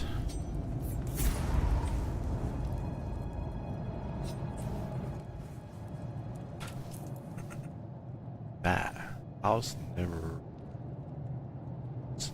representative. What? Up there?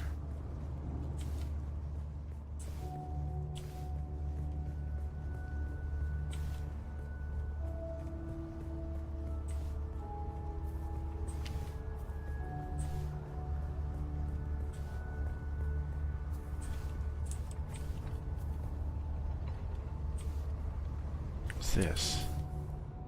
The intel place. Check that out.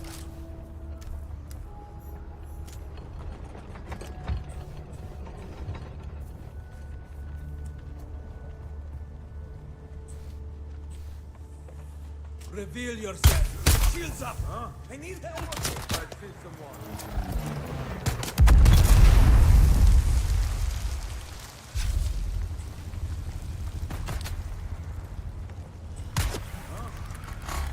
I'm coming for you, scum! Bitch.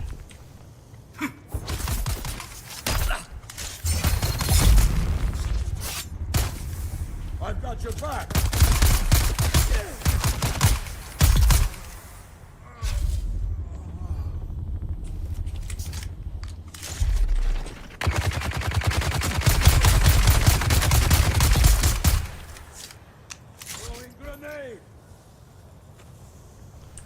Wait.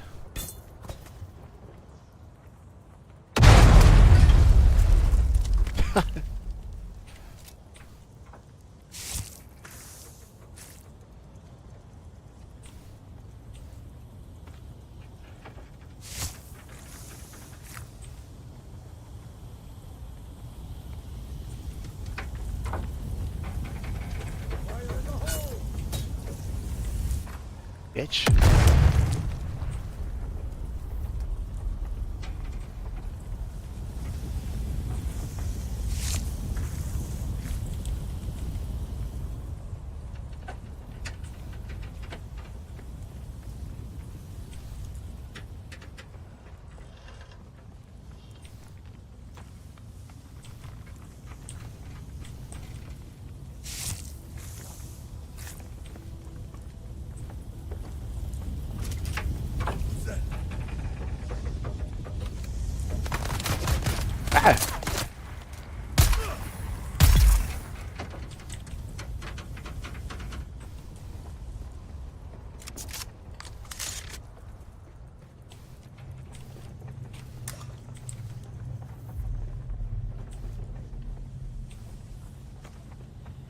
Man, the reset.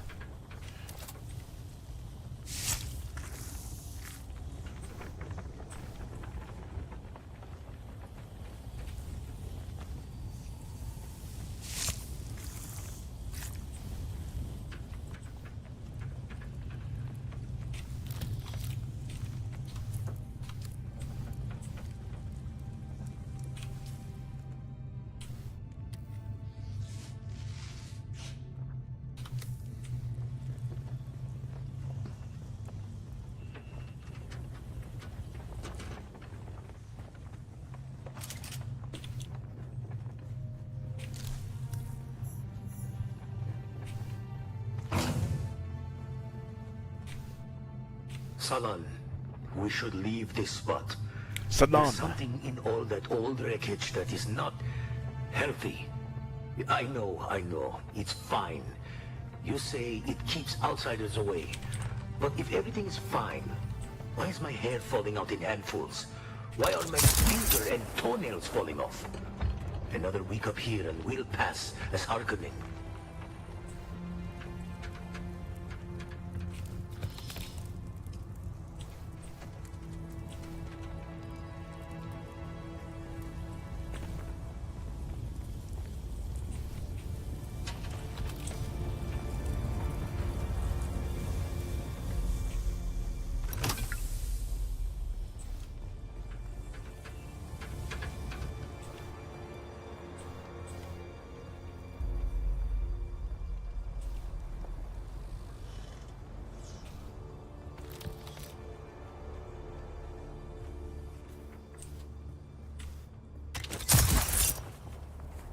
This place is done.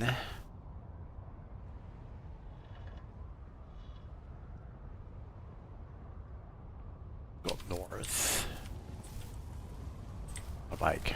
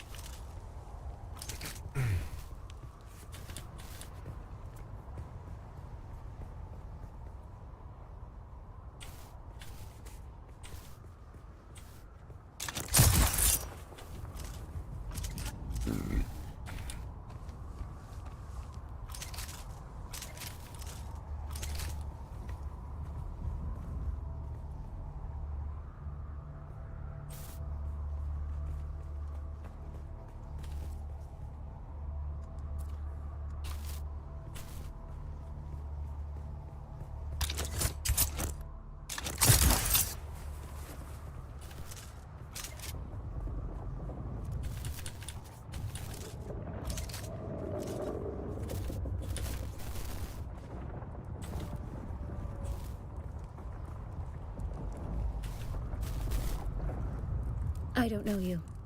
Approach slowly and speak plainly. I'm Zephyrine Tuma, of House Tuma. Tuma. In service to the envoy It's not a of House Tuma. Novagrunz. I provide technological expertise and other, more discreet skill sets.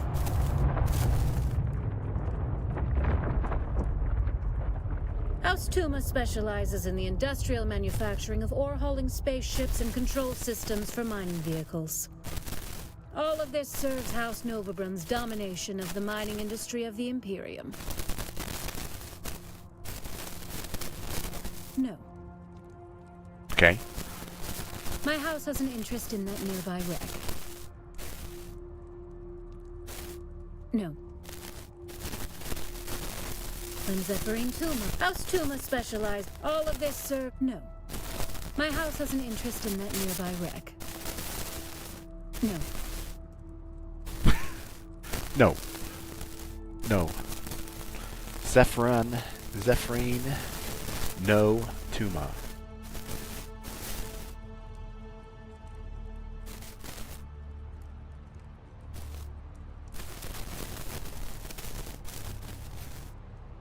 The house founder, Orton Novagrunz, served with distinction in the Butlerian Jihad. The newly formed house wasted no time seizing mining claims. House Novagrunz has dominated the mining industry in the Imperium for centuries. We live by our motto, prosperity from darkness. We are an expansionist house. If you're not expanding, you're dying. We have our wise lords and ladies to thank for keeping such singular focus. They do their part. Our ancestors honed their mining skills on Nova Bruns. To be fair, the planet is now depleted, even barren, but the reaped wealth fueled our expansion.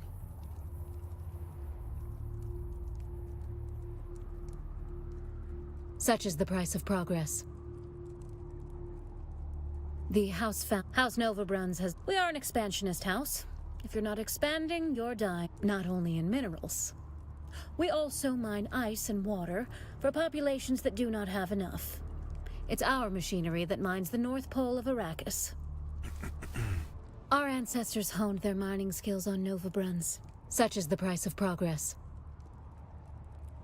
Whatever. Winch. Discovered that. 23 minutes. Over here, my bike. Bike.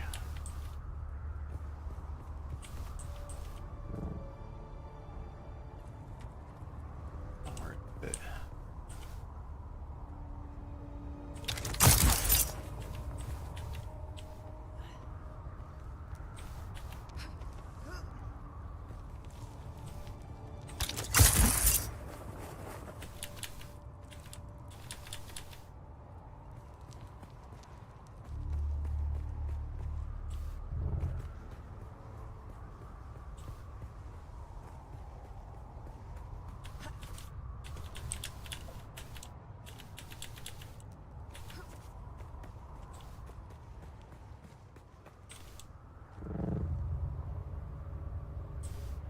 Over here?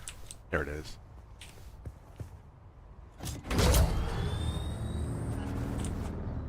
Oh, it's gonna survey. Get back up there again. This one looks taller too. Fuck. Come back around. Actually, I'll just make this the enclosure.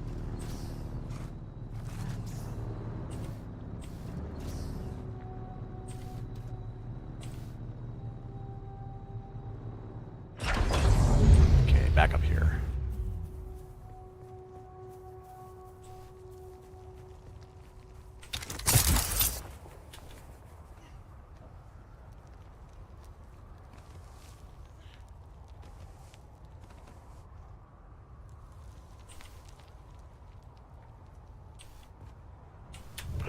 You fucking bitch.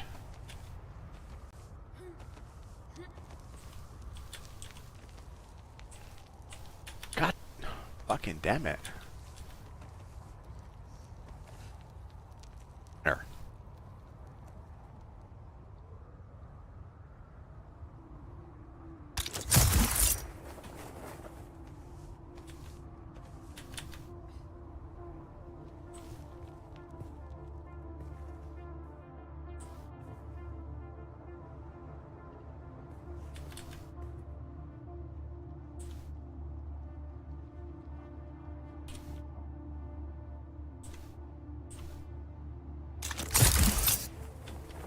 Oh.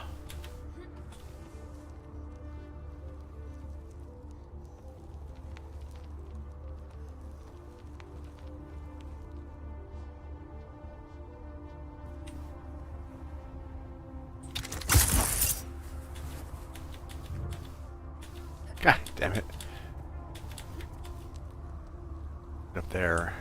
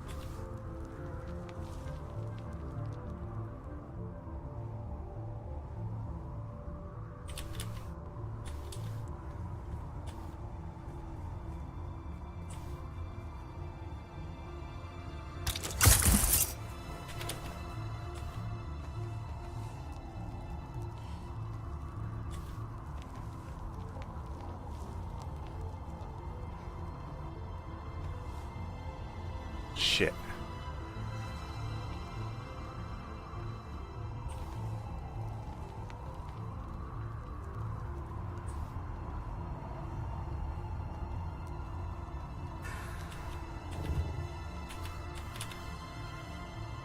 God damn it. Come right here.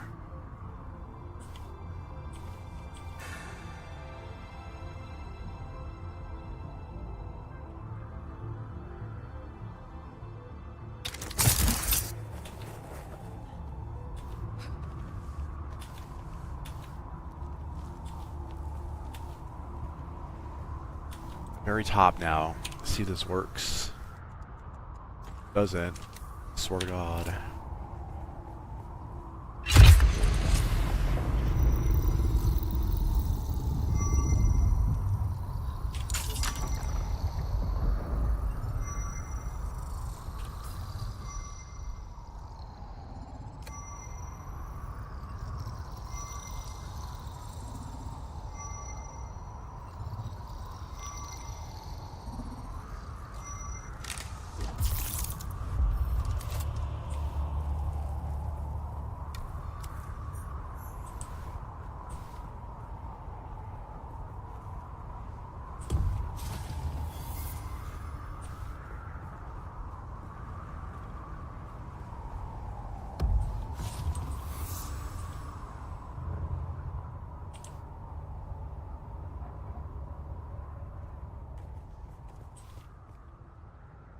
Sweet. Completed.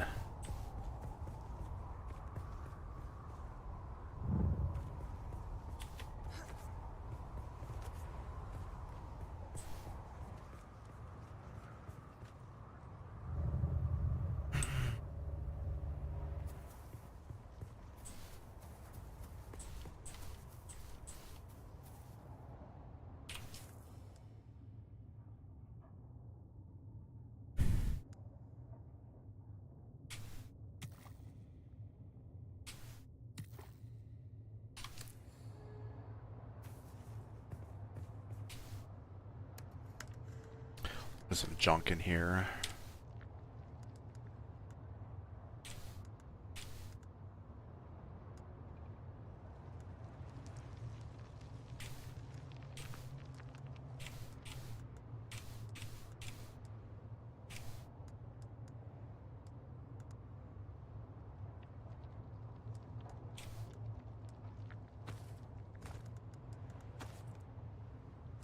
That.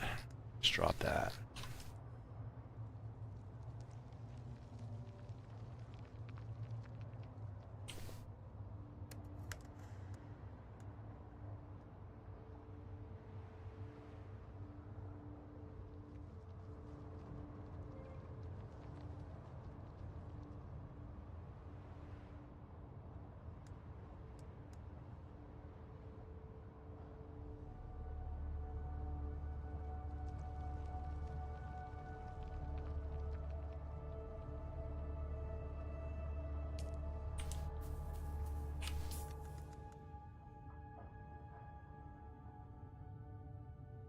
Where's my beacon at?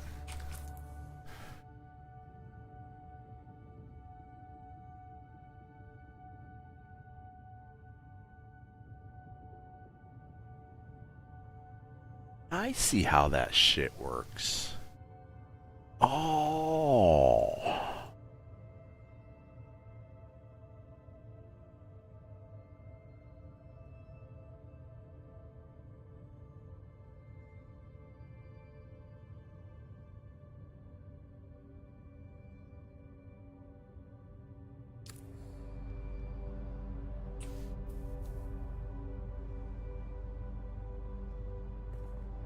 We'll just stay right here. Wait for this reset. I never told Rico to steal anything, but I knew Thorne was receiving those messages on the down low. And when Rico came back with his face busted in, maybe I put the idea in his head. To steal the message. Yeah, but if anyone needs to be investigated here, it's Lena Orlov. Hart and Thorne had something going on. Interesting. I've heard from others that you and Thorne had something going on. Don't make me throw up. Jarek Thorne makes the Harkonnen look attractive by comparison. Tell me about Orlov. To start with, Rico sleeps in a bunk. Thorne has a cabin with a door. So? So, unless Orlov can see through wood, how could she know that Rico was in Thorne's quarters that night? She must have been there, right? Inside Thorne's cabin. How else could she have such intimate knowledge of his thoughts and plans? The accusations were flying fast and loose, and tensions were running high. As I wrapped up the interview with Tessa, she dropped another bombshell. And if Rico was supposed to be in the sugar wire shack alone that night, where was Jeb, our trusted operator?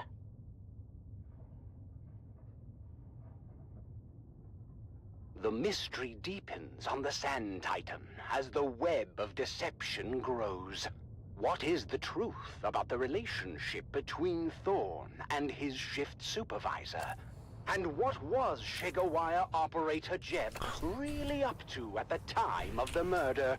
The truth is out there, dear listener, buried in the sands of fate. Join us again next time as we uncover more secrets and lies on Death on the Titan. Respawn beacon. They even have a respawn beacon? Oh, there is my beacon right there.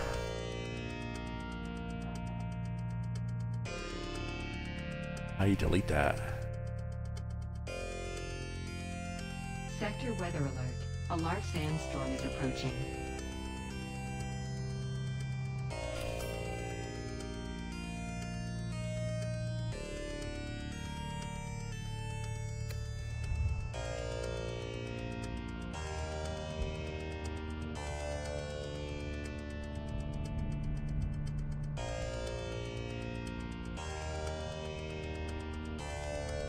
So what was that one I just surveyed?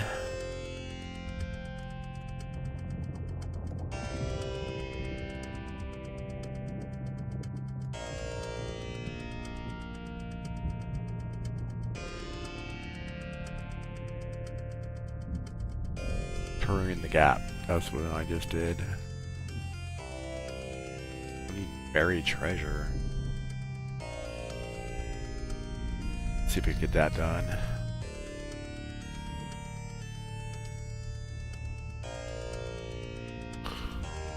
Sector weather alert. A large sandstorm is approaching.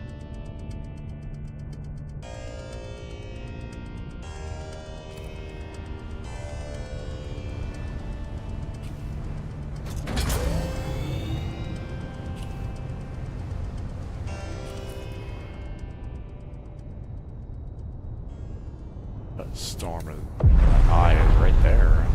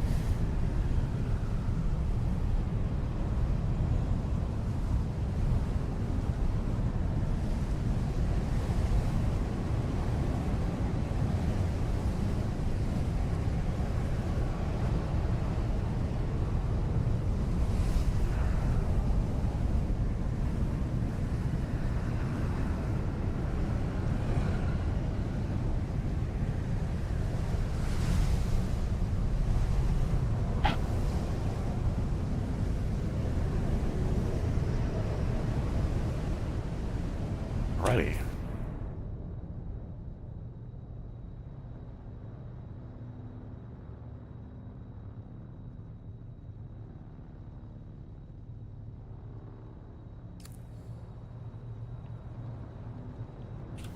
Up here now. This is Harvester Radio, the voice of the Spice Miners Guild, broadcasting from Hephaeston Depository at frequency 732.4 on your local Communinet dial.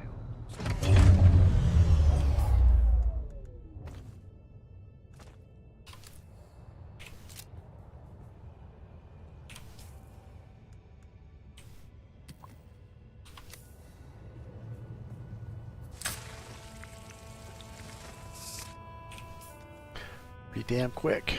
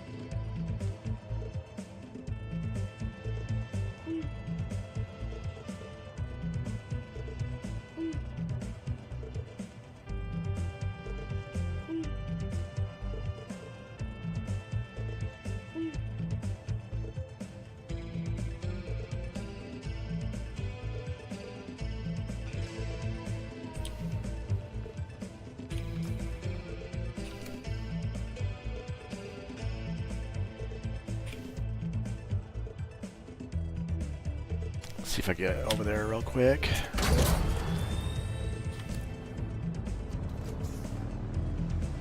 North.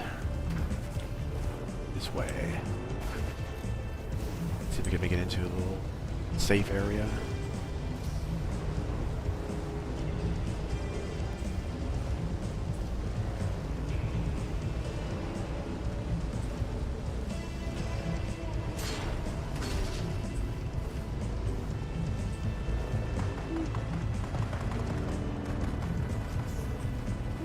Right in here.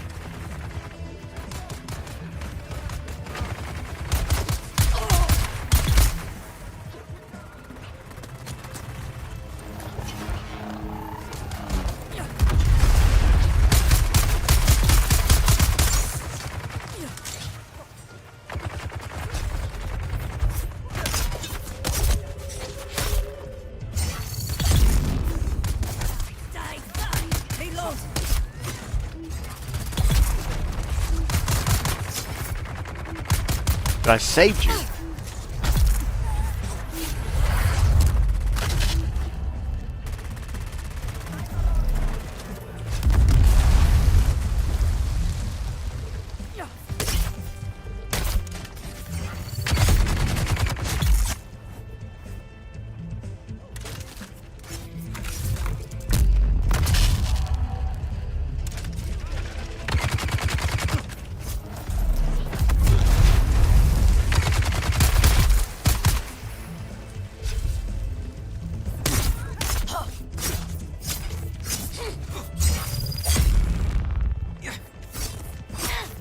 Can't fucking...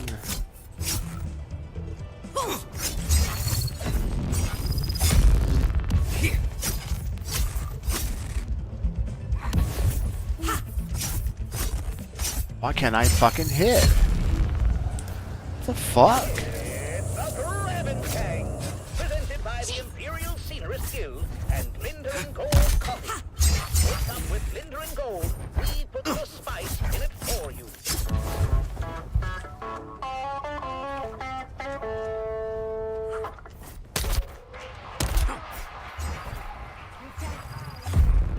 God fucking damn it. Was recorded before a live studio audience.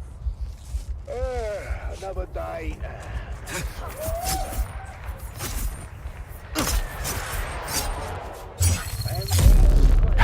Fuck! What in the fuck is this?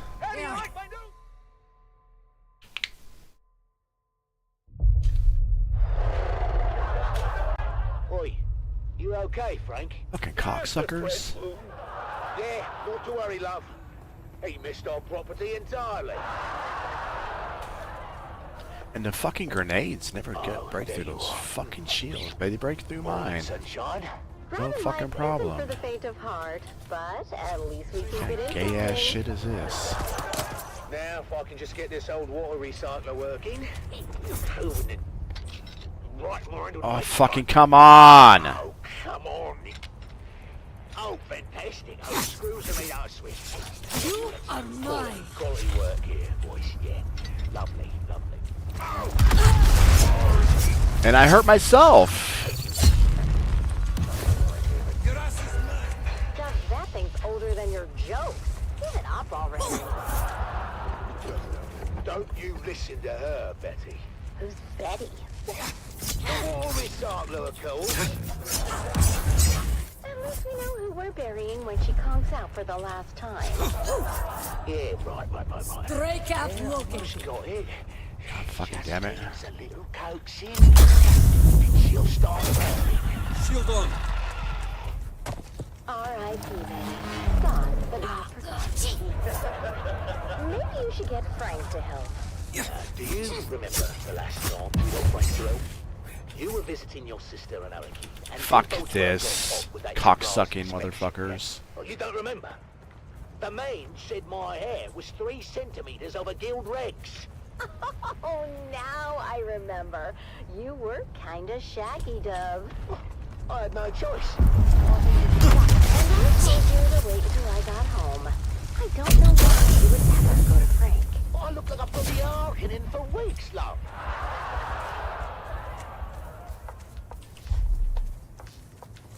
Mom, Dad, can you guys keep Fucking it down? Jesus Christ, Like a dude! minute What the show. fuck? Hey, Junie, hon.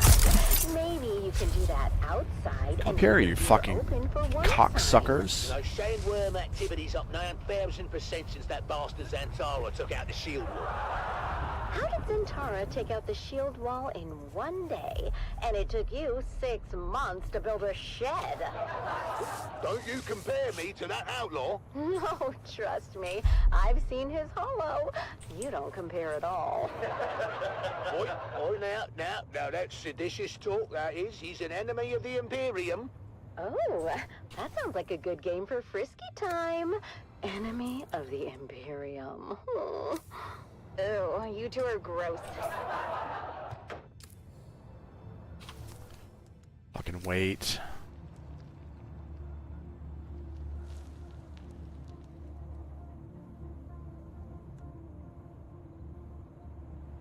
These fucking resets.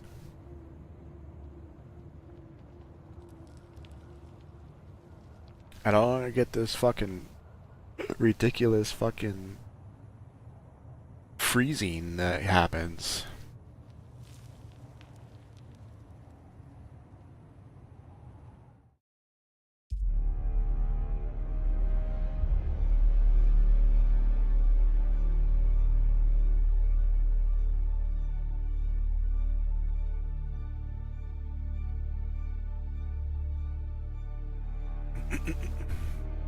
How long is that?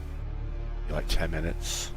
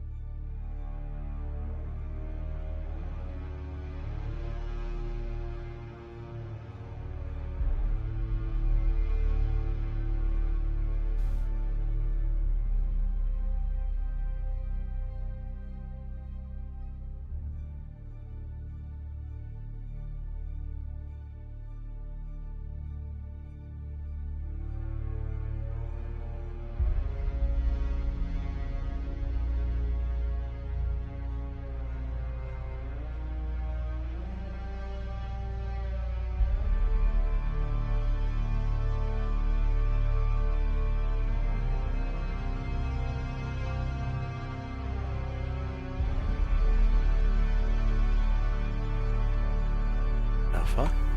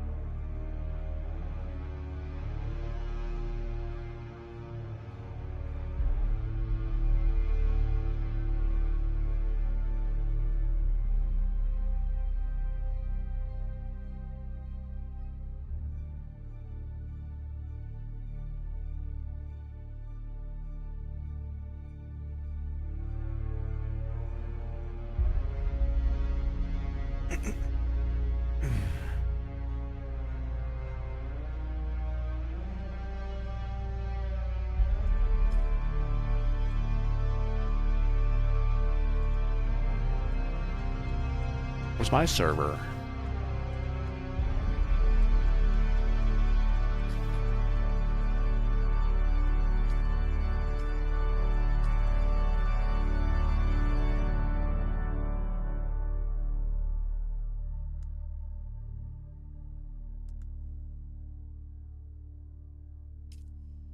And this one. It says a friend is on there.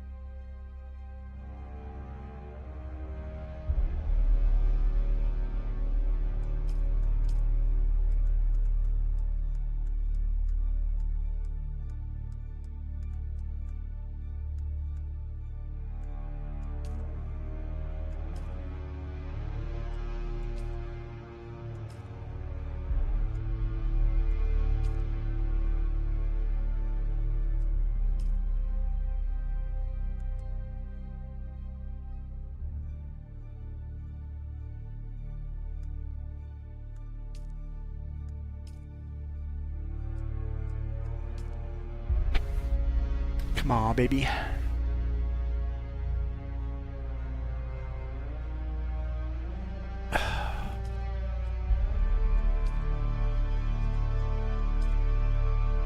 Be back.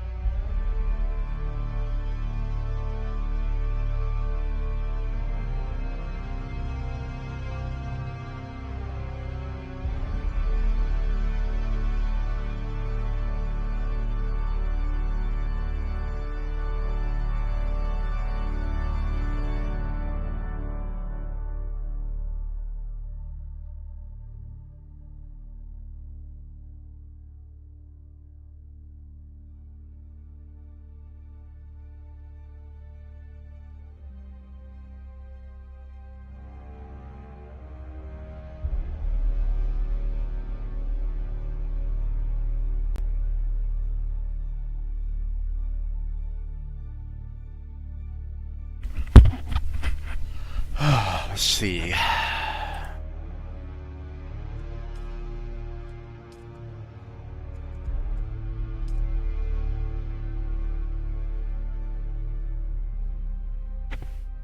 My ping is so high on there.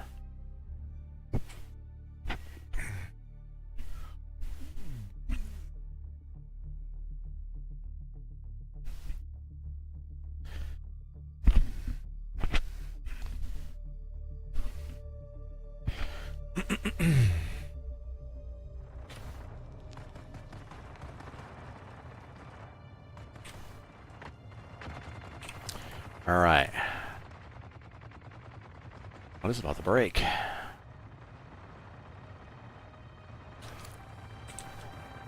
Let's try again. Try again. I'm gonna get that. I'm gonna try that shotgun.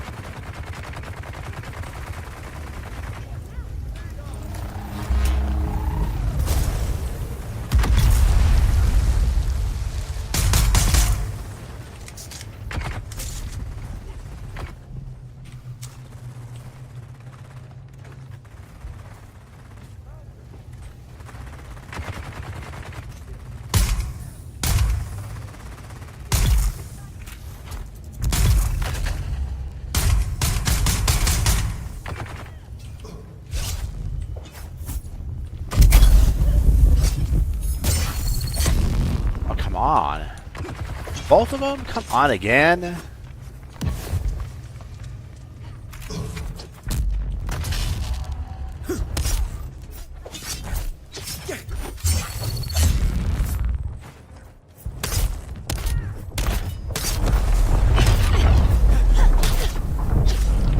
Come on. Why in the hell is it doing this?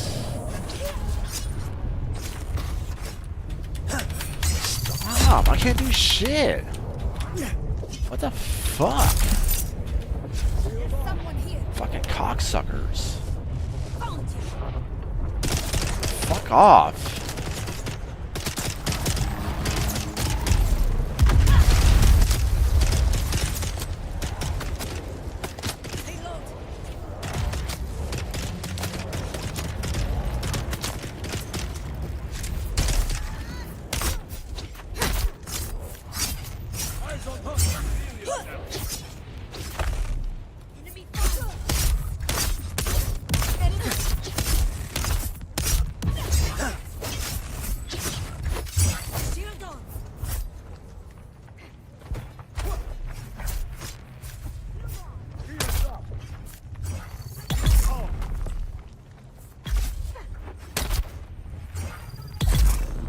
Yeah, fuck.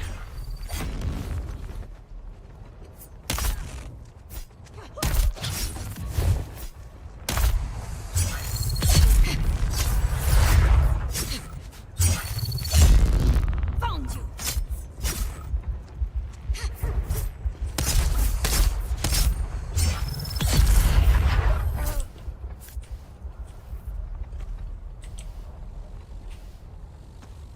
I got, you know what?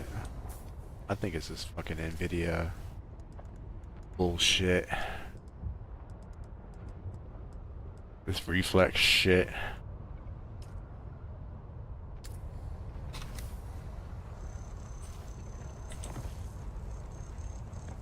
This is not making sense. Oh, I can't even fucking hit shit.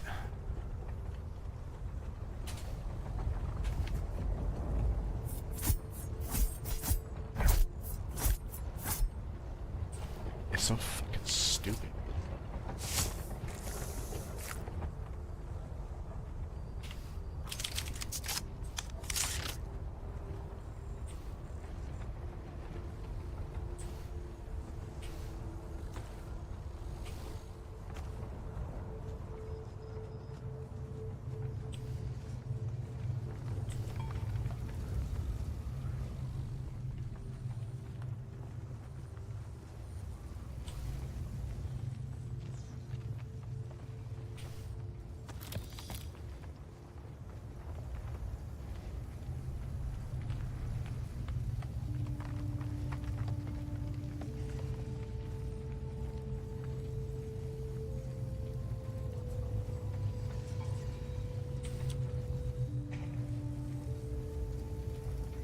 Where's the fucking intel at so I get the fuck out of here?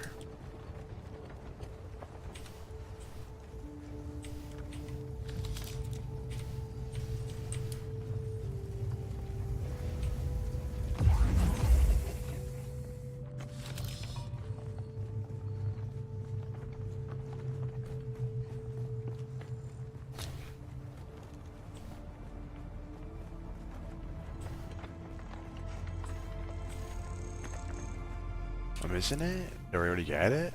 No, I didn't get the intel yet. What the fuck is it?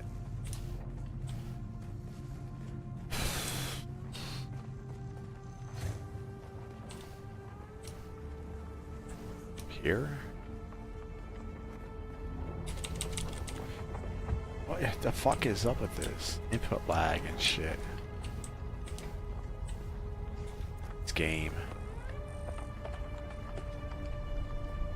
I have to put that alt somewhere else. That dodge bullshit, I'm gonna put it somewhere else.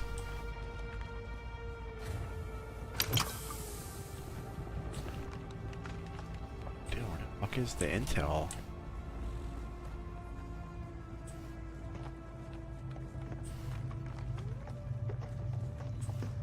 Oh. What's that?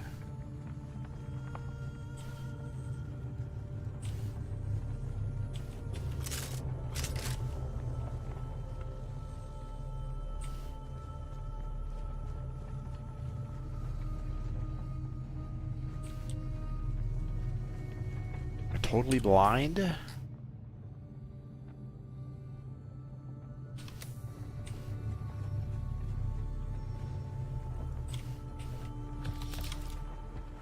That shit.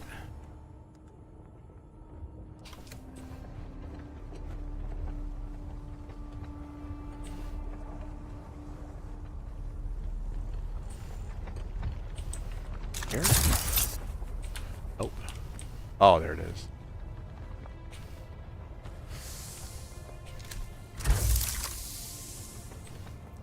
Right. Done with that shit.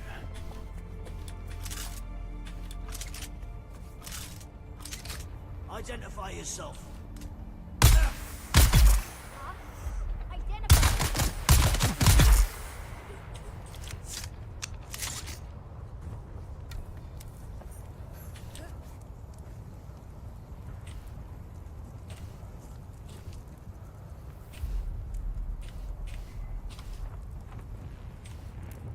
Identify these.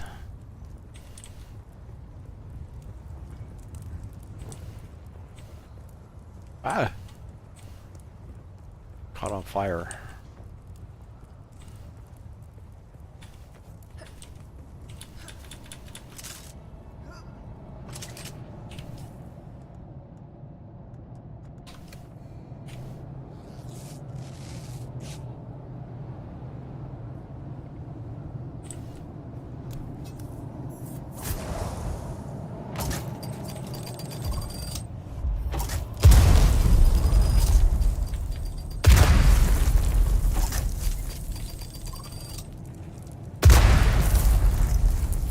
Up here.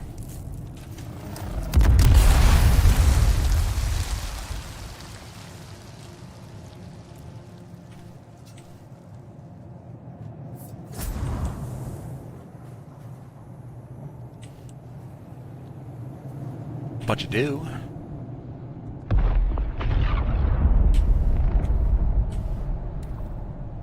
That real quick. Almost done.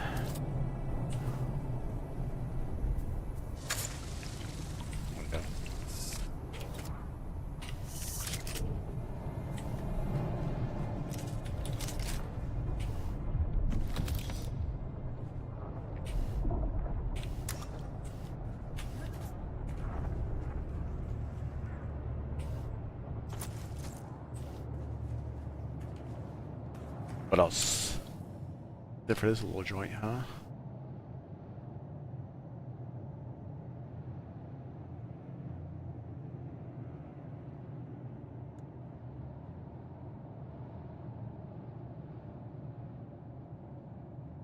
This machinery. Alright, let's go in there.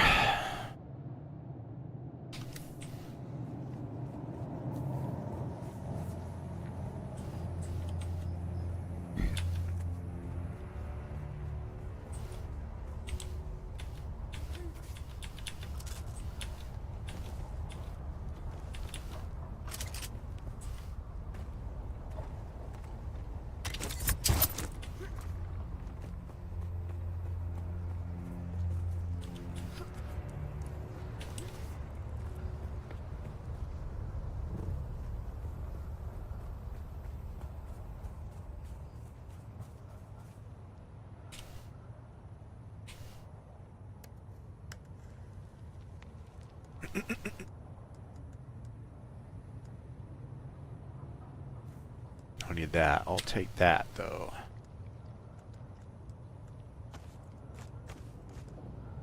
Keep all that.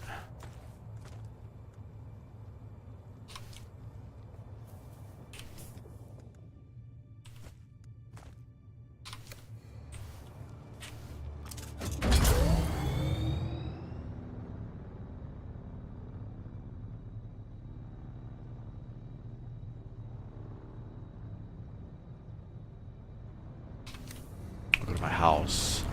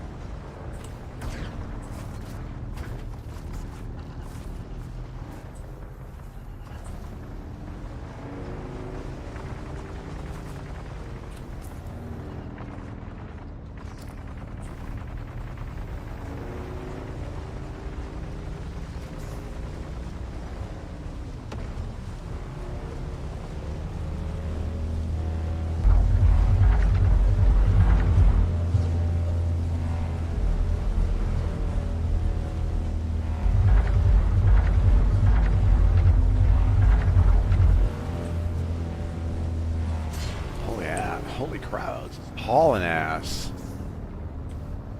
A house. Locking it and shit.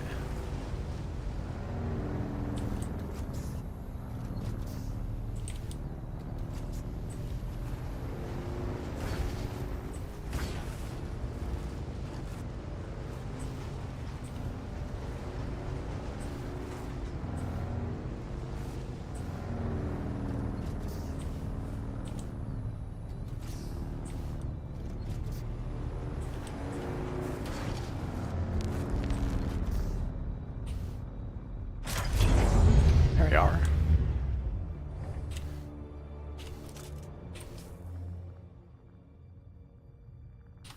Both are horrible, but my greatest fear is failure and letting my family down. That's hogwash. You've already lived up to your family name. We were top of our class at the war, Jim. Our names are inscribed on the Great Pillar. After Aiden and his crew were disqualified. And summarily executed. Yeah, but I have so much pressure on me to perform. You peons can't possibly understand what it's like to be not familiar. To live under a microscope with 1,000 rules for every little thing. Sometimes I'm jealous of the freedom you guys have. Freedom to toil for every waking hour. Or freedom to starve when the crop yield is low. What about freedom to be beaten if we bump into one of our betters? You know what I mean. Sorry, guys. I'm just worried about our deployment. Worried about what? My brother says Helios Gate is outdated and of limited strategic value. So? Well, you heard the commander. 23 direct enemy actions in the last standard quarter. Is it really worth the risk? I thought you wanted to prove yourself, Golden Boy. Life must be so hard as a noble. Okay. I'm an ass. Lay off me. Look, we just need to stick together and remember our training. And who knows? These things ebb and flow. We may not even see any action for quite some time.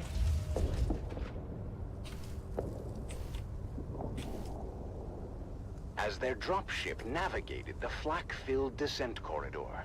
Our three Guardians could see the action unfolding below. Get up, bastards here! We are coming up!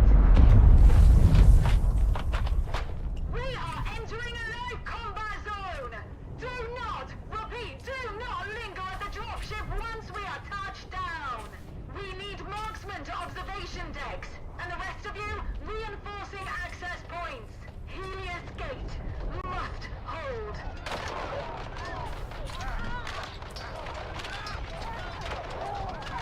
Terran, Lyra, and Amon are deployed to different positions around the Helios Gate fortress. Terran is stationed at the main gate, ready to repel all comers, while Lyra is perched on an observation deck with scope and las rifle. They're trying to cut the gate solenoids. We need a marksman tasked on the front gate. I got you, trooper. Put your team down. Meanwhile, Amon and his team of Suspensor-born skirmishers streak across the sky through a fusillade of lasgun fire. Land behind them! Land behind them! On my position! Textbook flanking maneuver. The battle raged on as the numerically superior Harkonnen forces pressed their advantage. But while the defenders of Helios Gate were outgunned and outnumbered, their fighting spirit remained unbroken. We're not going to be able to hold the gate for much longer. Can I get another marksman tasking for the front gate? Negative, trooper. We've got all guns keeping their ornithopters at bay.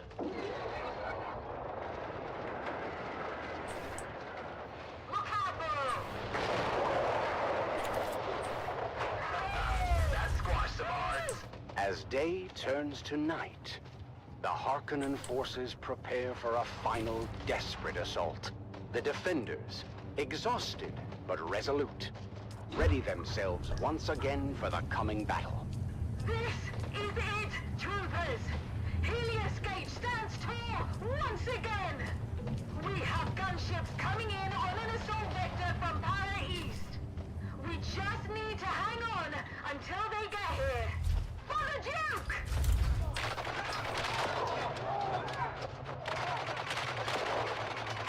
In the thick of the battle, Terran continues to defend the front gate. His strength and determination an inspiration to those around him.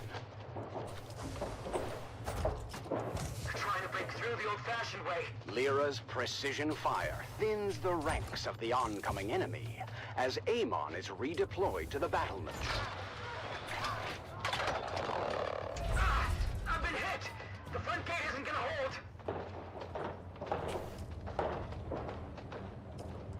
Terran finds himself in a perilous situation.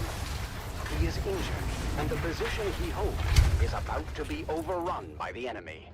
Lyra, from her vantage point, sees Terran's predicament and desperately tries to provide cover fire. Hold on, trooper.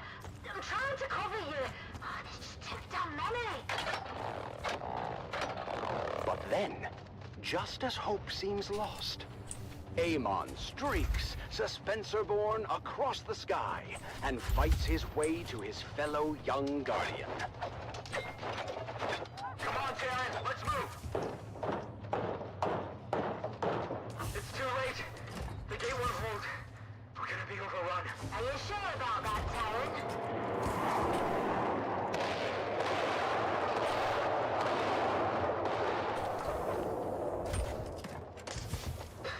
So much for the hard front line. That's it. They're falling back. And they're broken. When the smoke clears, the casualties on both sides are many. But in the end, the Harkonnen forces are repelled, and the defenders of Helios Gate stand tall. But at what cost? You've done your Duke proud this day, troopers. Helios Gate stands because of your bravery. We did it. We really did it. 23 confirmed kills. I'm told that's a fortress record for newbies. And this is just the beginning. Now they know what we're capable of. For House Atreides, and for each other, we'll face all comers together.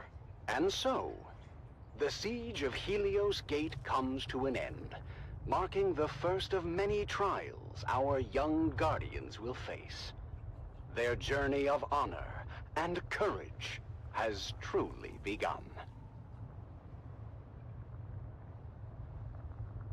Join us next time on The Young Guardians as our heroes continue their journey, facing new challenges as they uphold the legacy of House Atreides. Until then, remember, honor and loyalty are the true marks of a warrior.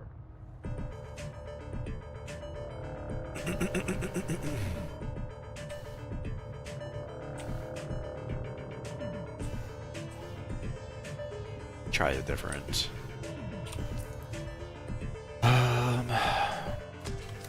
Stairs. Make this different.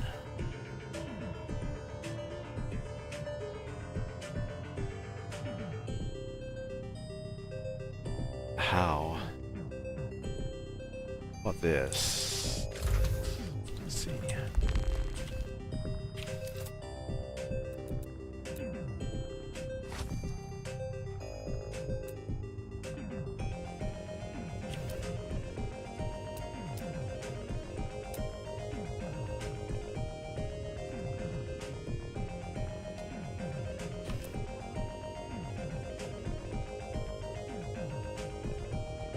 Like that.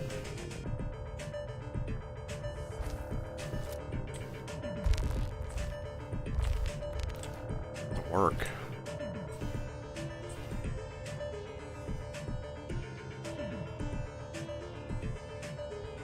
See something here. This is Tolliver Cam, your faithful Communinet crier, spreading the word of the Duke and reminding you it will get better. War is hell, but our cause is just, and there's no other possible outcome than total victory.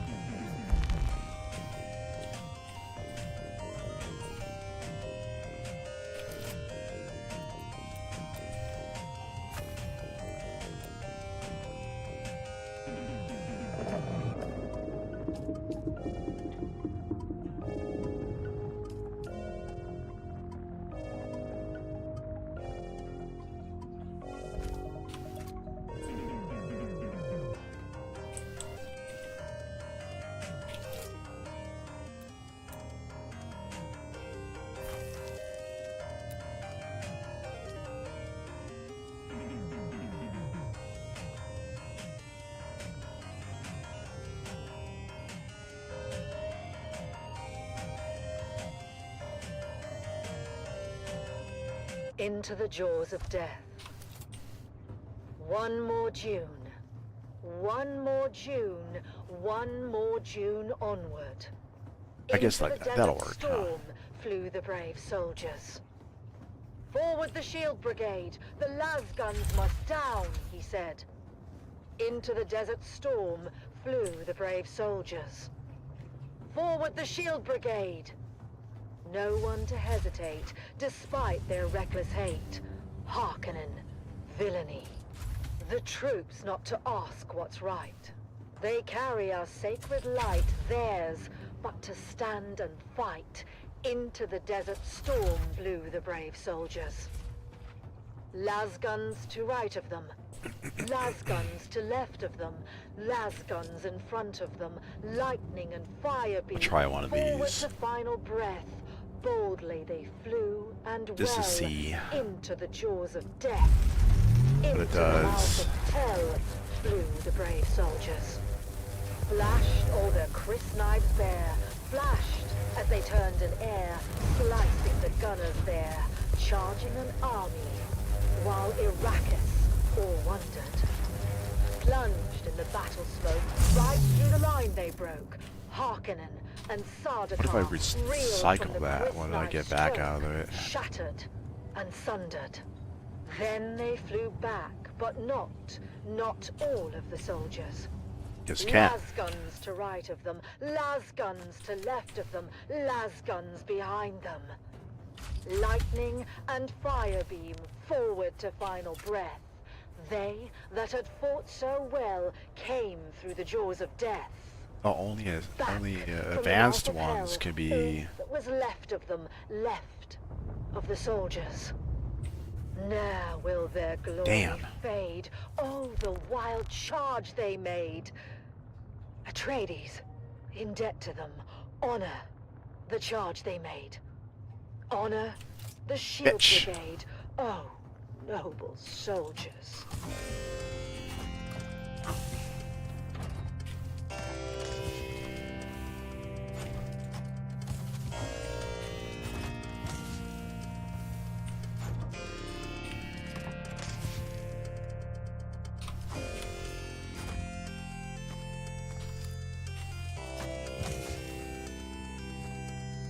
Oh well. So now you know. Can never make a damn thing here.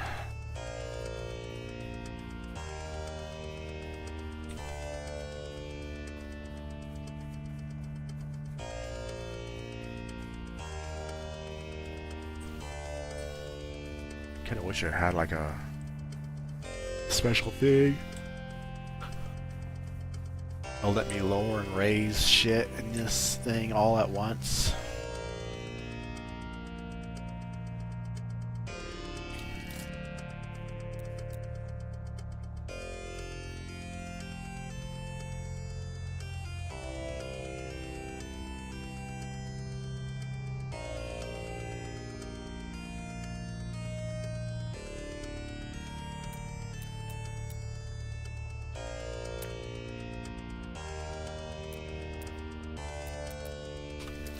Ah, whatever.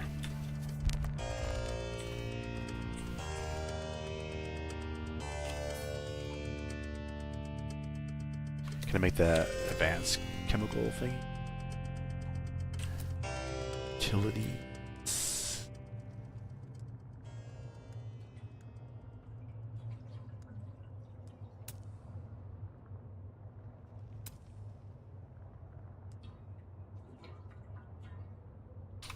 Advanced one.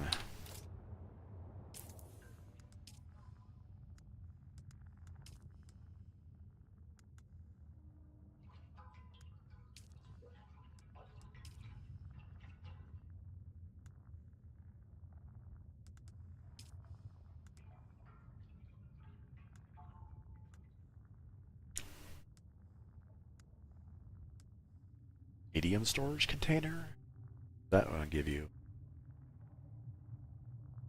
3,500.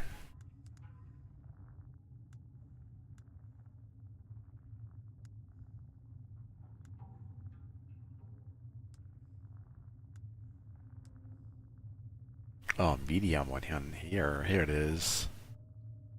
Can't use that yet.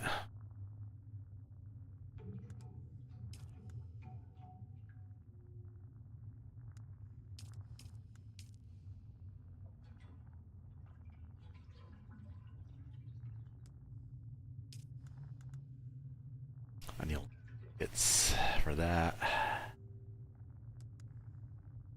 Alright, let's see.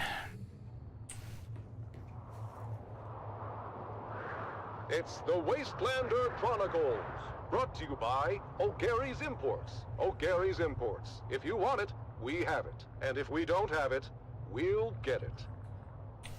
Join us now as we journey to the blistering sands of Arrakis, where we follow the adventures of the O'Gary clan, a pioneering family of salvage experts, as they scour war-torn battlefields and crash sites to discover their next great haul.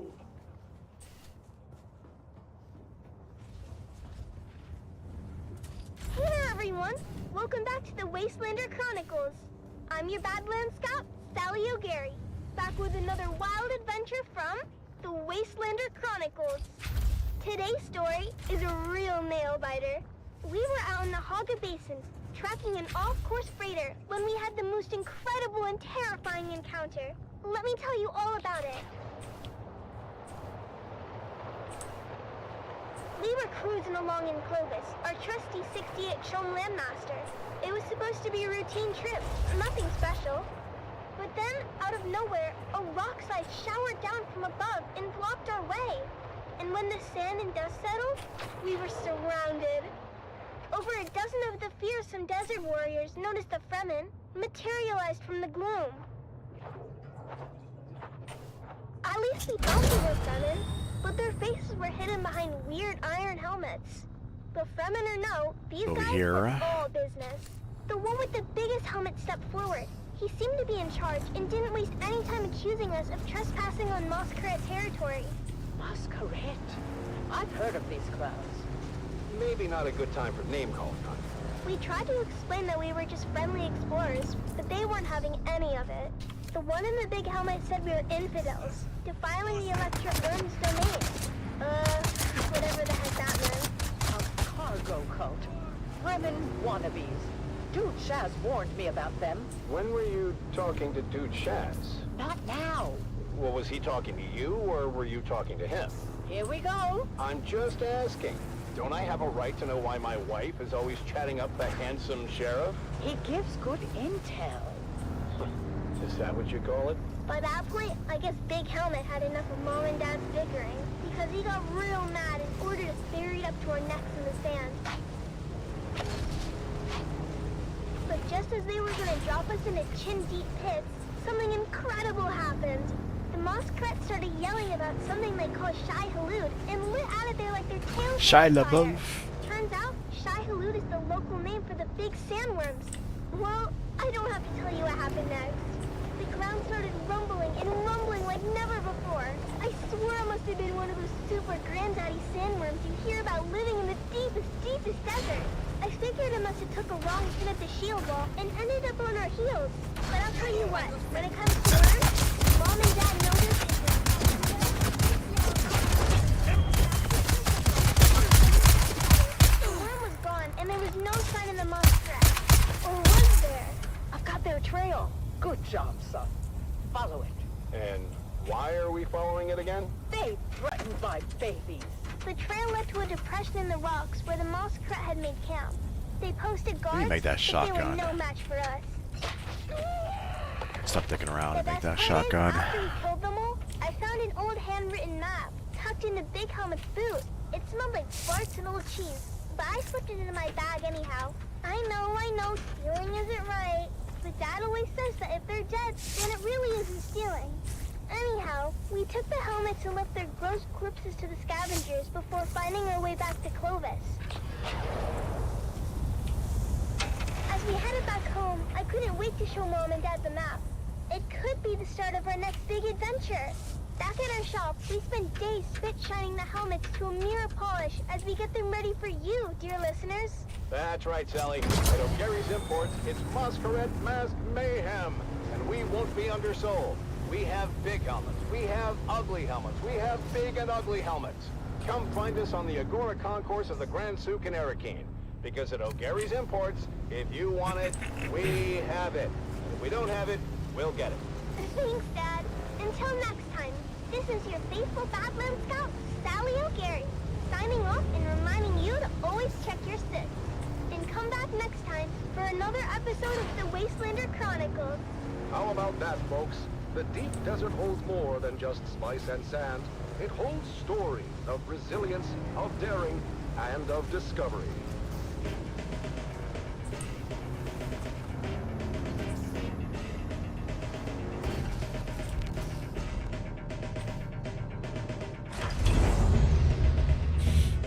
What was I making? A thingy.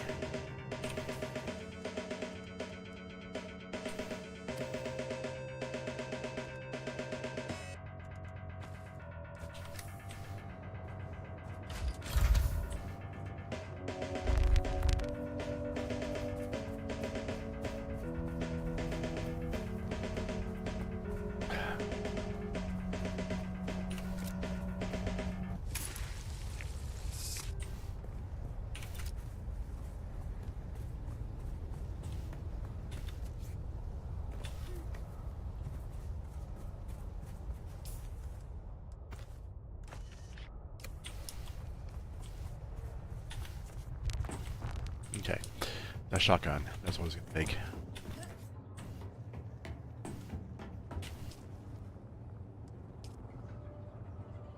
Get that plan.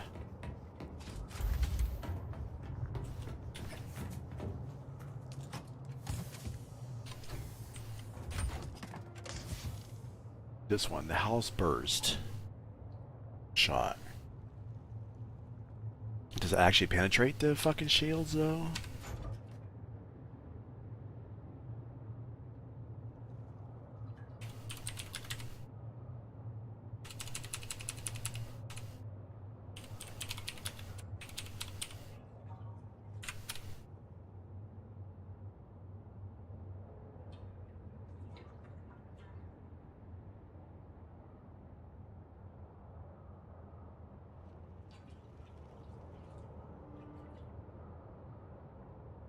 Aluminum. Remnants of glory. Echoes of valor. Whispers on the wind. Calling the names of the fallen. Brave souls, now but shadows in the dunes. The remnants of glory. Desert silence, broken by memory. Sand beneath our feet, shifting with each sacrifice. Lives given to the cause. It's heavy dart. The remnants of glory. Era of valor, of gallant deeds, echoes in the annals of history.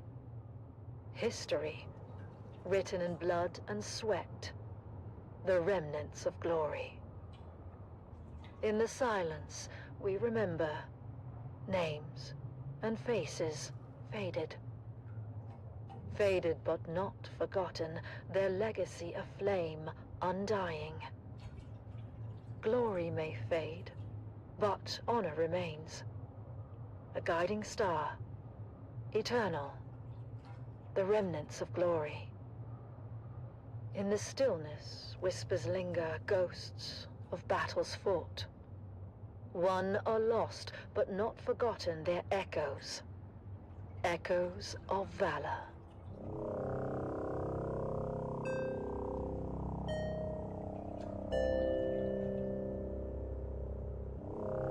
Disruptor.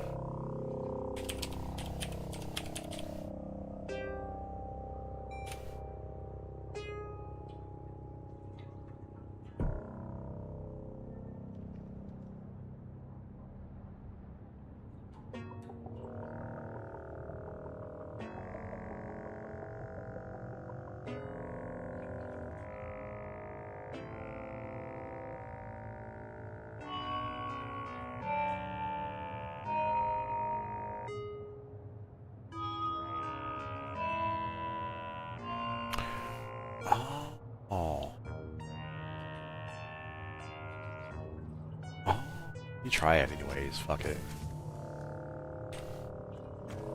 See how it works. If not, then just...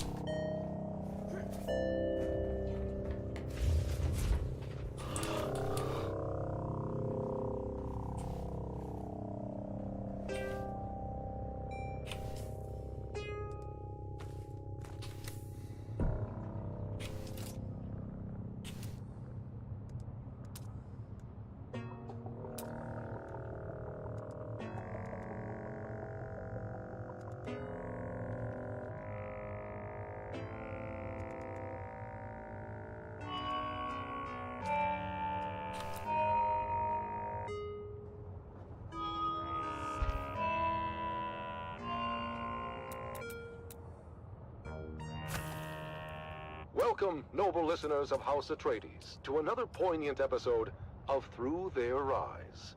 Today, we bring you the story of Sergeant Creel, a decorated member of the 2nd Deep Desert Expeditionary Force who has faced the horrors of war firsthand.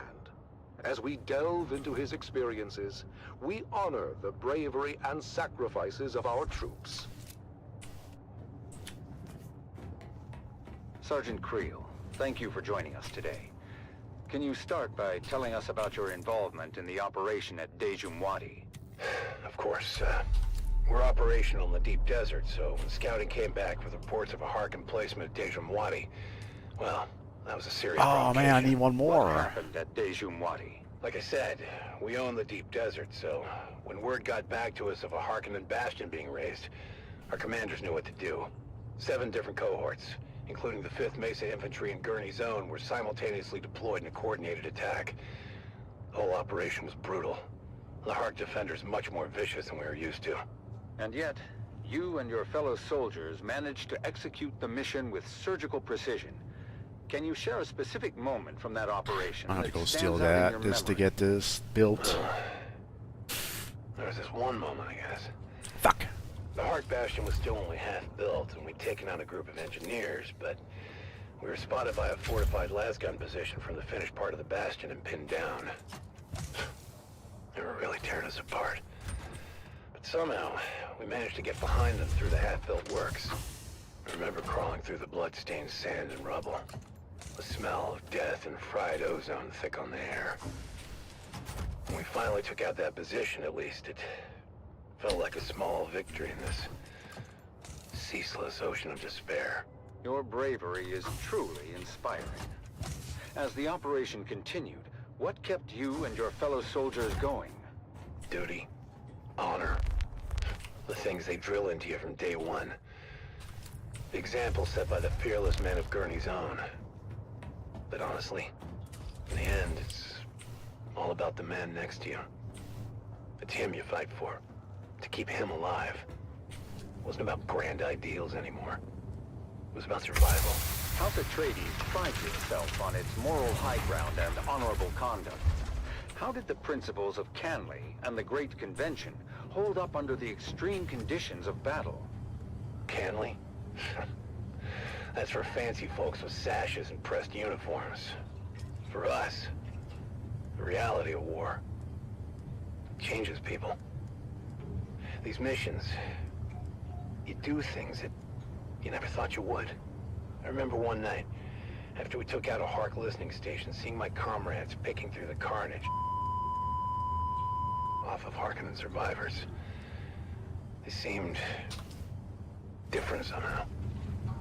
As if the brutality of the war had drained all humanity out of them.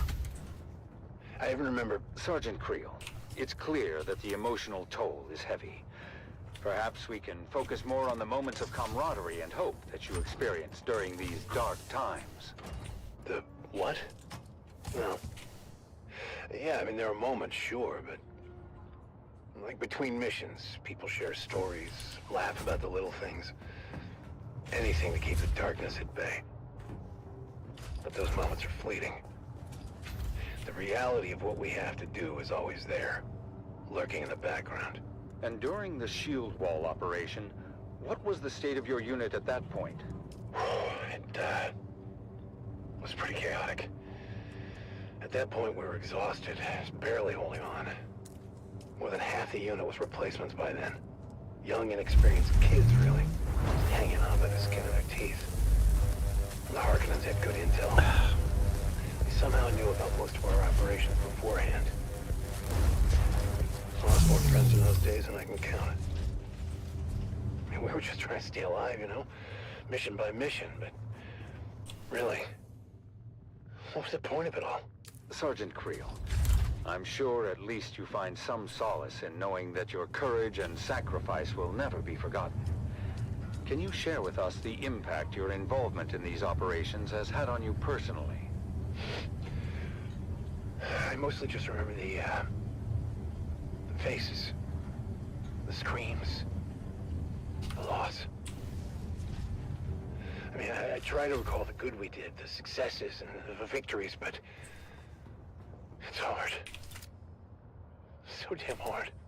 Your service and dedication to House Atreides are deeply appreciated. We thank you for sharing your story with us. Yeah. Yeah, get out one of these. I just hope it was worth it. And that concludes our interview with Sergeant Creel. His story is a stark reminder of the sacrifices made by our brave special forces. Let us honor their sacrifices and strive for a future where this can finally end and the Harkonnens are eradicated from all of Arrakis. You have listened to another episode of Through Their Eyes, first-hand accounts from the front lines, presented by your host, Redondo Monroe. Redondo.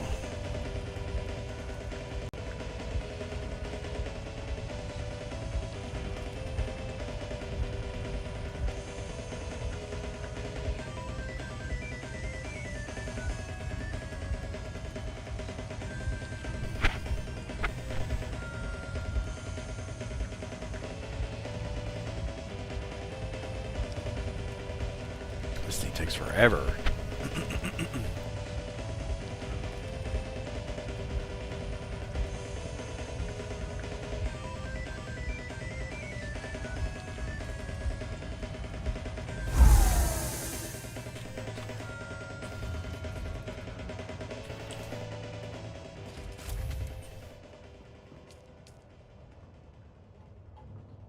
Make another one of these.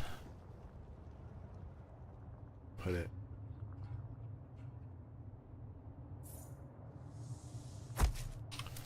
There we go. Put it right here.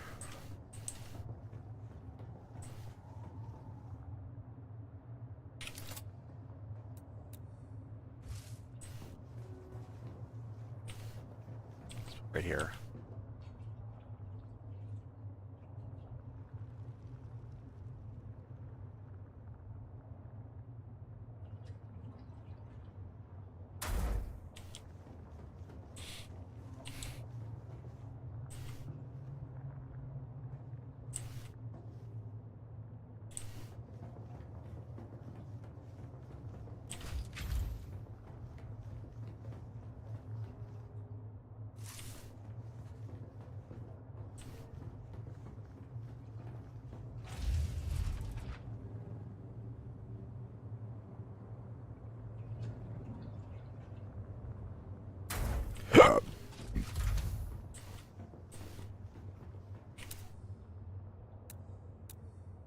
In twilight's glow where shadows meet, a warrior stands on weary feet. His sword, once bright, now dulled with strife, reflects the toll of countless lives. Oh, fate, you've carved this path of pain, through deserts vast, through blood and rain. Yet honor binds my heart tonight. For House Atreides, I still fight. Remember those who fell in fields, whose courage were their only shields. Their names engraved in stars above, their deeds the legacy of love. In silence, now, I take my leave. For battles end, and souls must grieve. But know this truth, my comrades dear. In That's good. every heart we still stand near.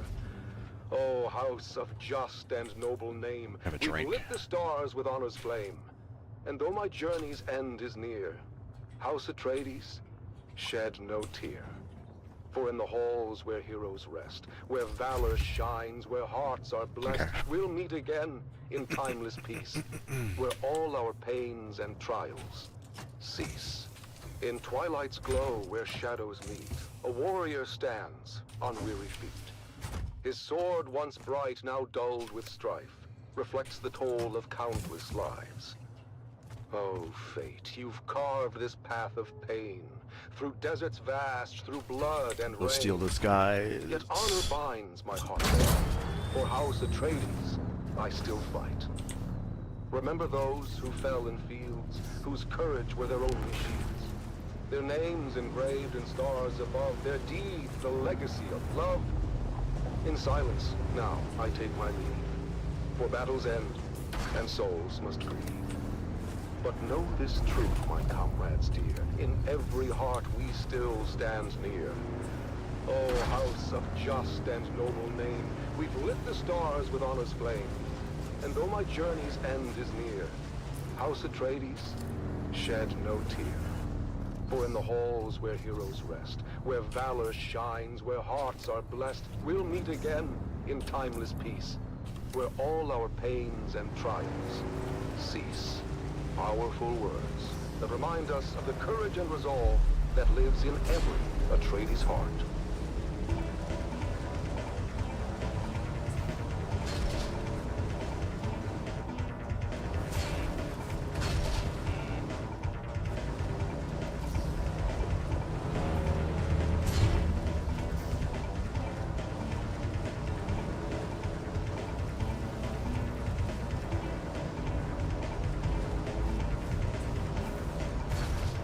hell?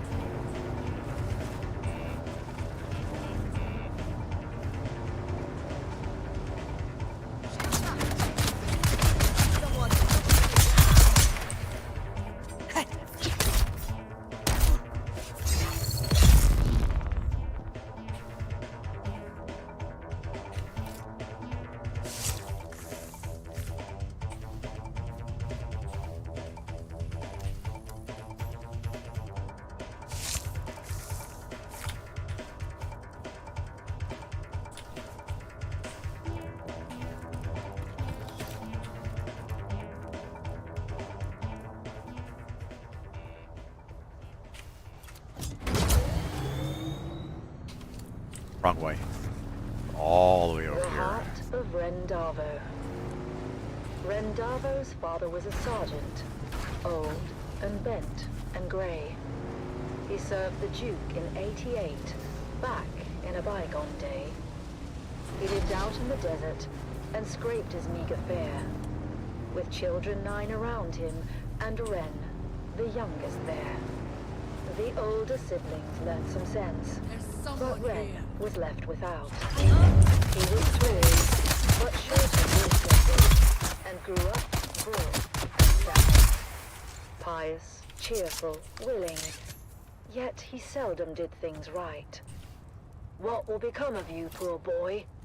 his father asked each night. And finally, Ren answered, "A soldier, sword in hand. If all else fails, at least I can still die for Duke and land." Ren packed his bag and went to join the brave Atreides troop. Strong and fit, and healthy too, he was welcomed in the group. But when he had to master drills and learn the skills of war, the sergeant screamed and laughed and screamed still more. For when ordered to turn left, Ren would quickly turn to right, and told to shoulder arms instead, he charged with all his might. Rendavo's drills and troubles became a well-known tale. Even famous Duncan Idaho would smile at his travail. And when at last Ren's unit was ordered off to war, the officers debated, was he suited for that job? But Ren just let them argue. He stood there, broad and straight. "If with the others I can't go, I'll go alone. Just wait." He took his sword and backpack and marched out with the rest. At camp he was their servant, fulfilling each request. But when the battles raged, he was ordered to stand back. He didn't understand when to take cover or attack. Duncan Idaho was on the run, Harkonnens in his tracks. He passed Rendavo's unit, shouting, "Boys, you watch our backs. Don't let the devils through the gorge, or all of us are lost. Guard it until we regroup. Keep it safe at any cost." A small detachment, made up but of barely 20 men, got there in time to make their stand. Along with them came Ren. The Harkonnen fell on them hard, their lasguns raining death. And 7 brave Atreides men gave up their costly breath.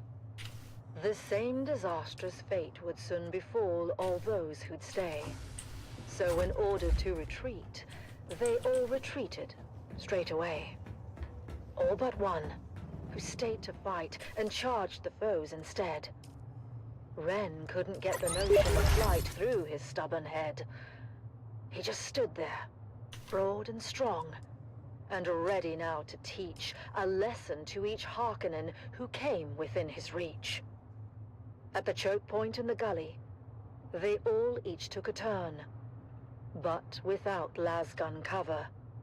One by one, were forced to learn. They charged at Ren, but each who came was fought and bested all the same. None could beat him at this game, for Atreides' honor, house, and name. Duncan Idaho had rallied all the troops that still were hale. He shouted, "Hold out, my brave lad, we're coming, do not fail." He told all who would hear him, watch a true Atreides fight. Hurry, boys, come to his aid, he has saved us all tonight. Against that fearsome counter-strike, no Harkonnen could hold. They faltered, failed, and turned their backs, a rare sight to behold. Their faces pale, their weapons dropped behind them as they ran. And Duncan looked around and asked, "Where is that fearless man? He who held the gully until we could all return, that hero of the desert. His name I must needs learn." "He has fallen," said the sergeant, his head bowed down in shame. "He lies there dead upon the sand. Rendavo was his name." "I remember him," said Idaho, "of Ren who'd seemed to rest, but for the blood that stained the shirt across his mighty chest. That lasgun knew just where to strike, as plainly you can see," said Idaho to those around. "Yes, it knew more than we. It shunned his brow. 'Twas weak and poor, that much all of us knew. But found instead what better was his heart, forever true." The word spread quick among all those who had survived the fight, and every soldier did agree Duncan Idaho was right. Rendavo was no thinker, his mind slow, truth be told. His head, they said, was thick as wood, but his heart was made of gold.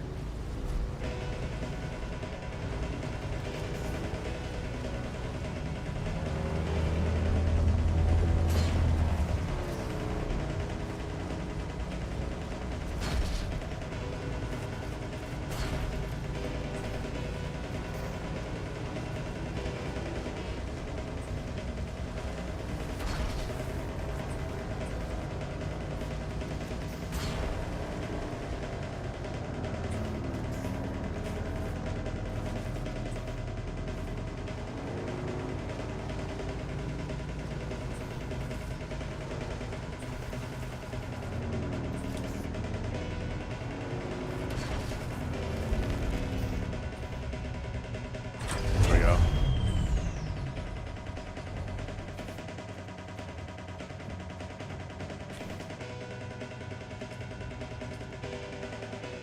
"12 silicon blocks." Okay. Should be able to make that. Oh, bitch.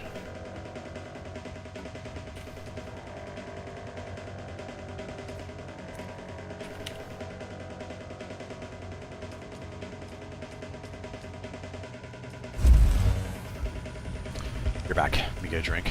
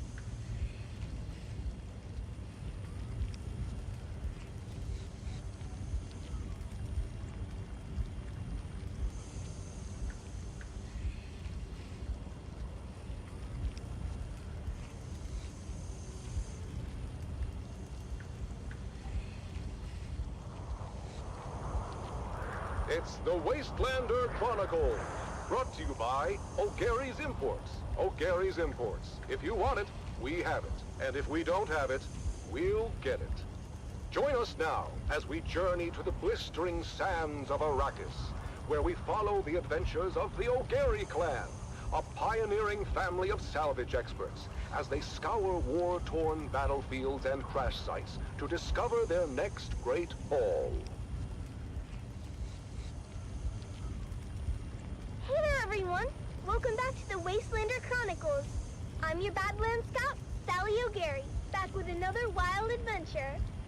After that scary encounter with the Masquerade, we got our hands on that super mysterious map. Dad was all over it, trying to figure out where it led. Normally, he would take it over to his Mentat friend at the Seleucid Bowl. I used to think Master Chin was scary when I was little. The way he got that faraway look in his eye when he did his computing. Master Chin would have taken one look, and before you got a word out, he'd have done a sector-by-sector comparison of the map with known topography. But in this case, Dad didn't want anyone knowing the secrets of the map before he did. I'll figure it out myself. Mom said he was being a paranoid old fool, but what should have taken 30 seconds took 2 days. And don't you know it, 2 days later, we found ourselves piling into Clovis, our 68 Homeland Master, and set a course for the Haga Basin. Once we were underway, Dad unfolded the map and pointed to a marking that looked like an angry beetle. This is our destination, kids. Remember that old Empire facility we found a few weeks back? It was a maintenance facility. You know, a bunch of tool pushers they kept around to fix stuff for the eggheads. I guess a scientist can tell you how much a pound of worm shit weighs, but put them all together in a room and they still can't turn a screw to save their lives. Anyhow, in the documentation we recovered, we found an inventory roll listing some of the other testing stations by number and field of study. Testing Station 29 studied plants, while 36 studied weather. Station 91, though, they studied bugs. Just like this ugly little sucker we're headed towards. Boy, was that journey rough. Mom said it was a bad time of year to be traveling, and the sandstorms were relentless. Visibility was almost nothing, and sometimes my little brother Koda and I had to get out and walk ahead of Clovis to make sure we didn't drive off a cliff. Eventually, we arrived at the sector indicated on the map, and we hid Clovis away, where she would be safe.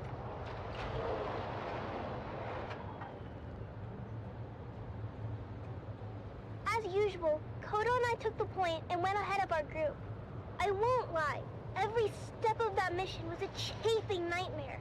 Before we left Clovis, I made the harebrained decision to break in a handed-down stillsuit that didn't fit right. I was in rare form and fit for time when we finally came upon the massive portal in the rocks. By then, we'd been to enough of these old testing stations to know when we saw it. The oversized doors were slightly open, but peering in, we could only see darkness. Koda was immediately apprehensive. Reading a lot of foot traffic, Sally. I'm not sure how lost this old testing station really is. Of course, that's when Dad and the rest of the family arrived. I knew it! Keep it down, Finn. I knew it. You said I was a fool. You said I'd lead us into an ambush. The night is young. Ignore your petulant mother, kids. We go in wedge formation. After me. We squeezed through the narrow aperture with ease, but quickly found our way blocked by a massive pit of darkness. After we recalibrated our optics for low light, we found a narrow ramp that wound down to the gaping shaft. I forgot all about my chafing as we descended into the darkness. I hated the feeling in there, the lonely, oppressive atmosphere that long-abandoned places had in common. But the spell was quickly broken when a Harkonnen fire team floated down the center of the shaft from above. We flattened ourselves against the wall and kept out of their lights as the noisy and oblivious troopers floated past. You know that bloody city will never be finished. The beast is a fool. One day the Baron is going to come here and see where all his Solaris went. You don't want to be around when that happens. And why is it you don't want that? You haven't met the Baron yet, have you, boy? Damn it, Finn. This isn't a testing station. It's a Harkonnen base. Can it be both? I told you the night was young. So, what do we do now? This place is huge, and we came this far. I say we go on high alert and check it out. We couldn't risk getting caught, so we stuck to the shadows and moved as quietly as we could. Mom was right. This place was huge, with tunnels going off in every direction. We saw rooms full of weird machinery and old tech, stuff I'd never seen before. But oddly, no bugs or insects of any kind. There were never any bugs, There you go. Sally. I think the symbol on the map indicate Harkonnens, not bugs. Well, their helmets are kind of bug-shaped when you look at them. That's when we heard footsteps and ducked into a side room just in time. Peeking out, we saw a group of Harkonnen troopers march past. We didn't know how many there were in total, but any kind of combat would have brought the whole base down on us. My heart was pounding so hard, I was sure they'd hear it. After they were gone, the spirit of adventure had left us, and we resolved to get out of there as fast as we could. Koda and I really wanted to kill us a Harkonnen, but Mom told us it wasn't our time yet. We'd get our chance one day. Try that. As we came face to face with the Harkonnen captain Hopefully, at the top of the ramp. it'll be Our better. weapons were already in hand. I went high and Koda went low. Eyes and thighs, we called it, as we practiced the move so many times. And that's how we killed our first Harkonnen. Koda took an ear for his collection and offered to help me start my own. But, ew, I told Koda no way. Once we made it back to Clovis, Dad sealed the house behind us as Mom brought her great engine to life. After we got back to Arakeen, Dad met his friend, Master Chim, and shared our findings. While we didn't score any decent salvage on the trip, Dad did receive a reward from the Atreides for providing them with actionable intelligence on the Harkonnen base. Apparently, the location of that particular base had troubled them for a while. Interesting. Last we heard, Gurney Halleck was on his way there with a heavy assault team. With that said, Atreides days are back at O'Gary's Imports. That's right, Sally. Discounts across the board if you serve the Duke and can prove it. Come find us on the Agora Concourse of the Grand Souk in Arakeen. Because at O'Gary's Imports, if you want it, we have it. And if we don't have it, we'll get it. Thanks, Dad. Until next time, this is your faithful Badland Scout, Sally O'Gary, signing off and reminding you to always check your six. And come back next time for another episode of the Wastelander Chronicles.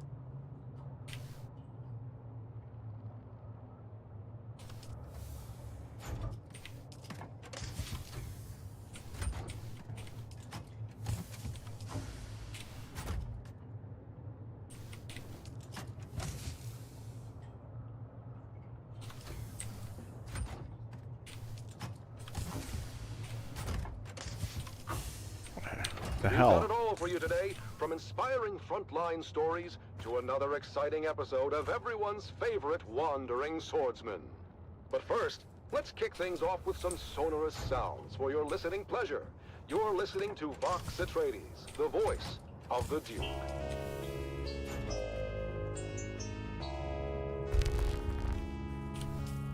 the hell?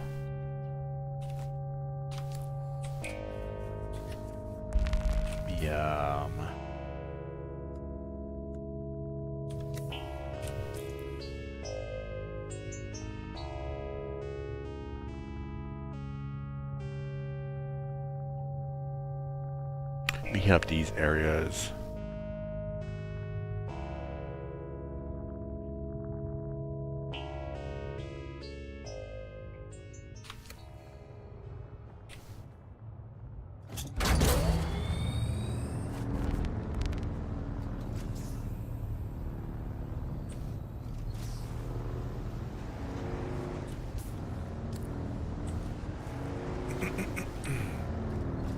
Shit. Water.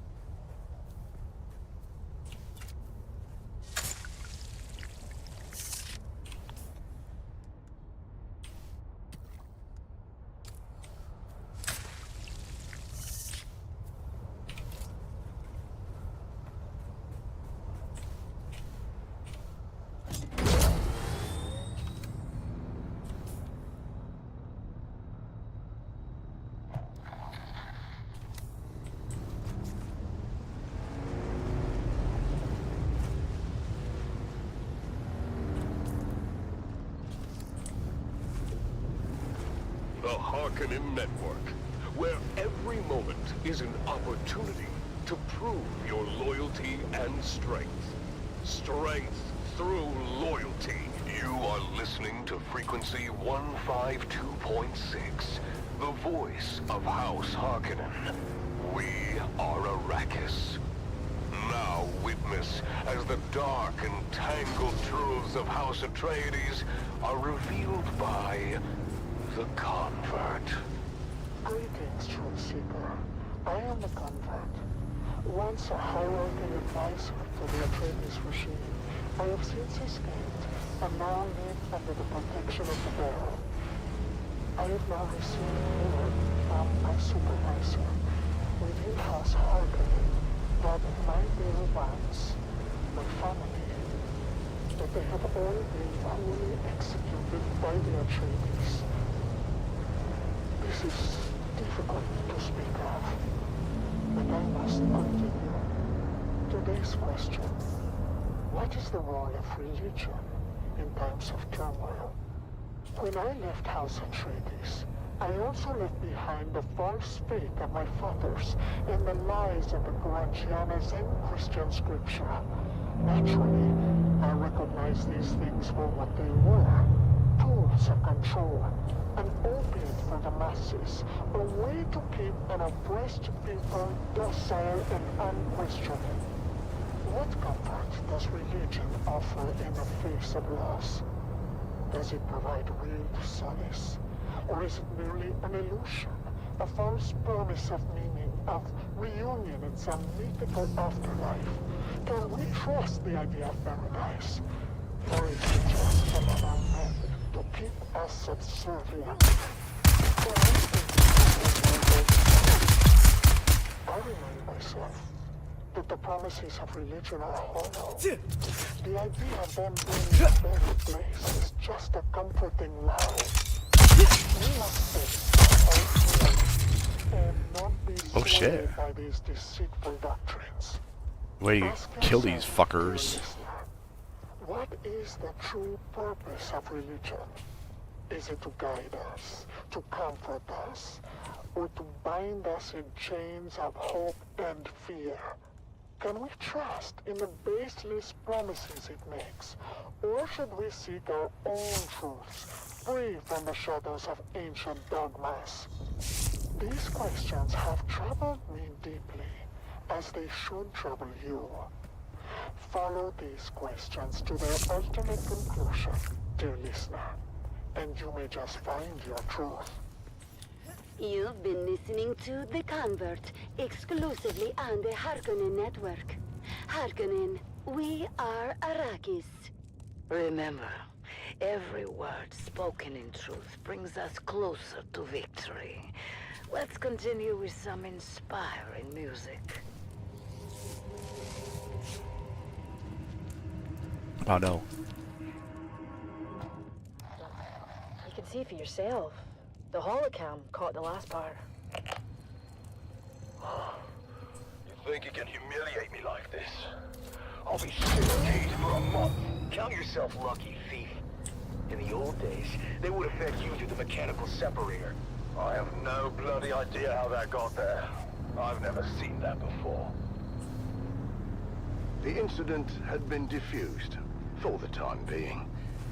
But the tension between Thorn and Rico was palpable. Was it enough to drive Rico Ma to murder? That's what I was working to find out. I was shift supervisor in Chief Thorne's next rotation. And how would you characterize Thorn's state of mind? Thorne was worried. He didn't report the fight with Rico straight away, which is weird for such a straight arrow. What happened next? We don't know all the details, but holocam coverage tracked Rico to Thorne's cabin later the same night. There was some kind of second altercation. Did Rico have an alibi for the time of Thorn's disappearance? No, he didn't. He claimed he was in his quarters the whole time. But the storm front had closed in and we were running dark. There was no way to confirm his location with the holocams. So, with suspicions mounting against the deckhand, Captain Noah ordered Rico Ma to the brig. And what we found next raised even more questions. What am I looking at? That's a mnemonic film wire containing the coded message to Thorne. Exactly what it was. But I wanted to learn what they used. The code was based on old files used by a radio signal intelligence. Why was Thorne receiving secret messages from the Atreides? And why was that message in Rico's possession?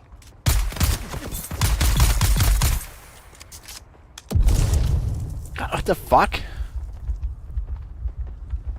I hadn't decided yet whether Rico was lying or not, but it seemed the crew had made up their minds.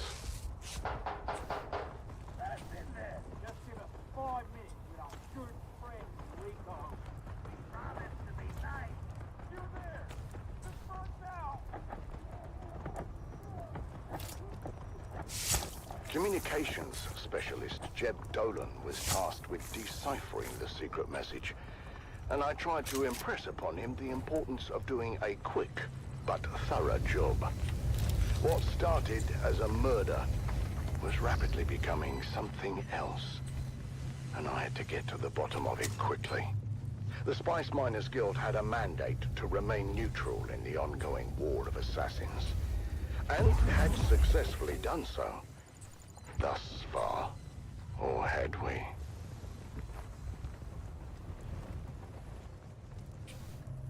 Join us again next time, as new secrets are revealed, and we dive deeper into the enigmatic death of Crew Chief Jarek Thorne. But until then, stay vigilant and watch the sands, until death on the Titan returns. Hell.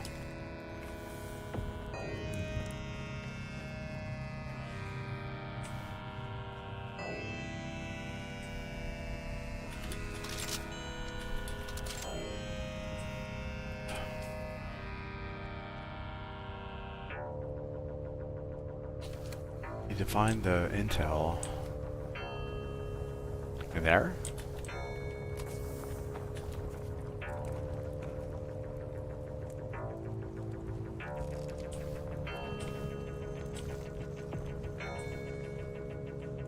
Has to be up here.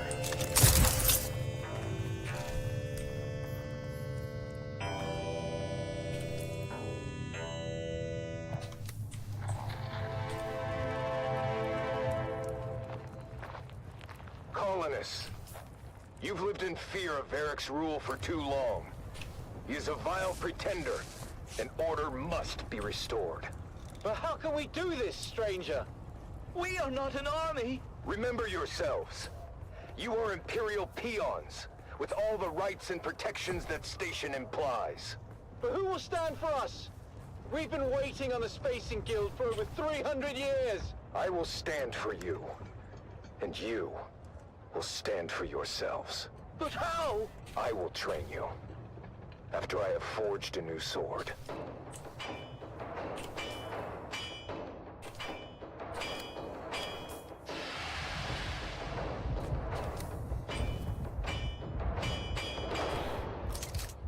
It's time. It's time. Today we break the chains of bondage. Today, we fight. Huzzah! We've gone over the plan. When next we meet, it will be over the body of the dead slave called Varric. Huzzah! So then I told the farmer, if you cannot pay your proper tribute, perhaps your comely young daughter can pay it for you. Slave Lord Varric, your false reign ends now. You? But how? Guards, get him! He has rallied all the people against us! The stranger must have trained Oh, this is awesome. Face me, Varric. I will take care of the stranger myself.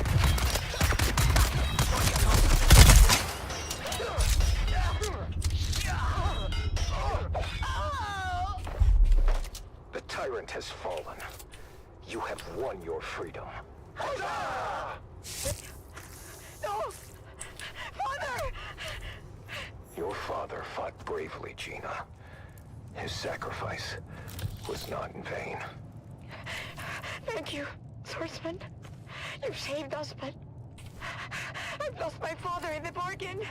His spirit lives on in the freedom you now share. Freedom to serve your proper masters, the Spacing Guild, who will undoubtedly return soon to claim you all. But what do we do until Hunger and disunity, but you must remain steadfast in your Holy duties, shit. and the honor of that will sustain you. Remember, a righteous heart is never truly empty. You're right, swordsman. Is there any way we can repay you? Setting things right is payment enough. And now, I must move on. I'll never forget you, swordsman. Huzzah! Swordsman? Where did he go?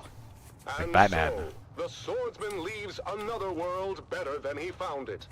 He's Join us Batman. next time for another chapter in the saga of the Swordsman.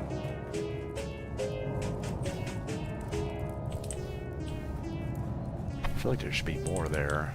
Whatever.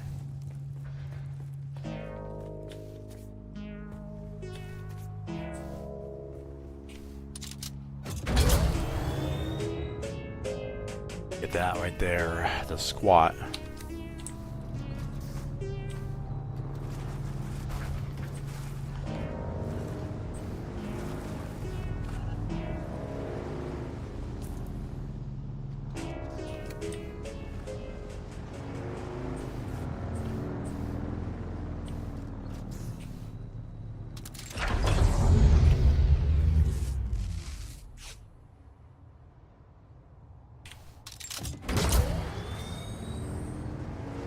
Squat.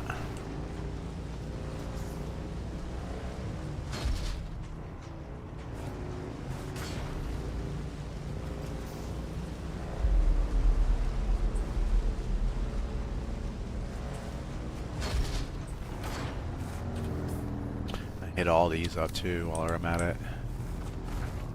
Has to be up there. What is it? Oh, here. Bitch. Up there.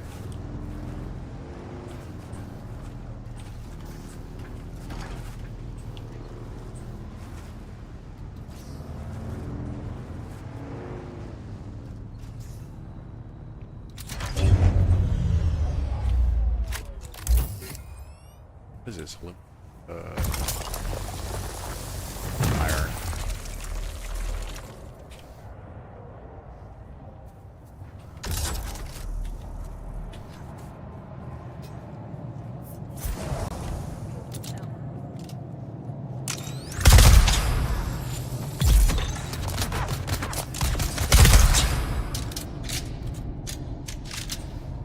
Warriors, farewell. In twilight's glow, where shadows meet, a warrior stands on weary feet. His sword, once bright, now dulled with strife, reflects the toll of countless lives. Oh, fate, you've carved this path of pain through deserts vast, through blood and rain. The squat. Yet honor binds my heart tonight. For House Atreides, I still fight. Remember those who fell in fields whose courage was only shields. Remain in stars above. In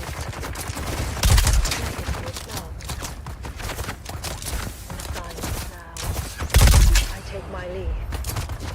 For battle's end and souls. Eliminate 500 Karabs.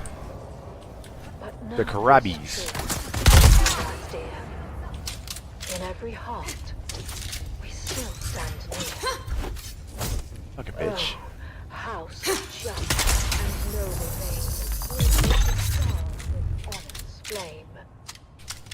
And though my journey's end is near, House Atreides, shed no tear. For in the halls where heroes rest, where valor shines, where hearts are blessed, we'll meet again in timeless peace, where all our pains and trials cease.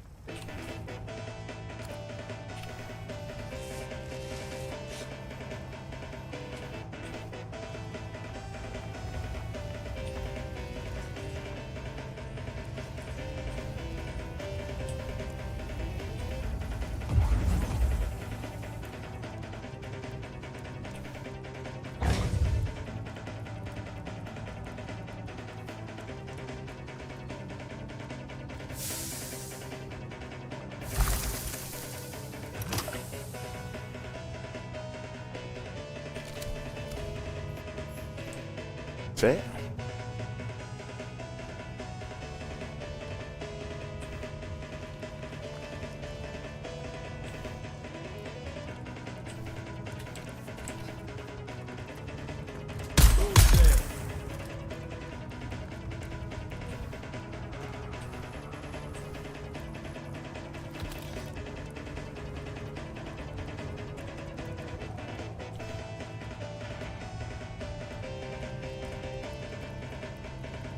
Have you any idea what that loudmouth Lazar of Fame is doing out at the old testing station? His toady was all over the Souk al-Asus, shooting his mouth off about how his boss was coming into a big supply of water. Enough for the whole sector, he said. Laz is always hatching some mad scheme or another. I think he imagines himself the king of the Kirab. Ha! King of the Kulons, more like.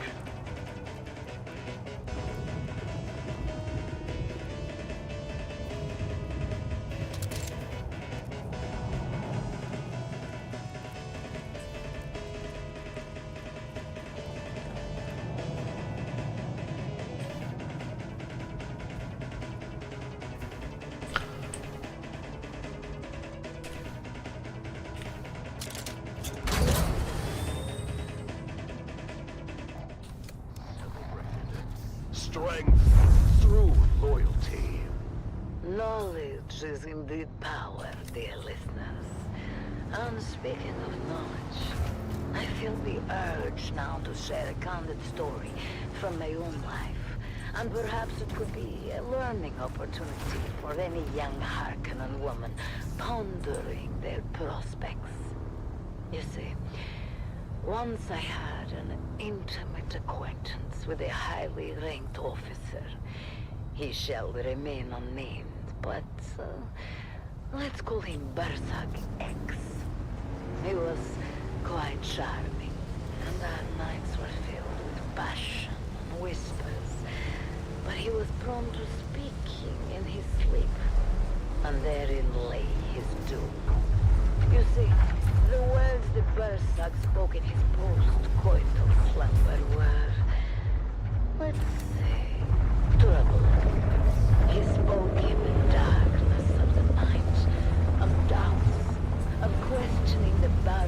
fucker.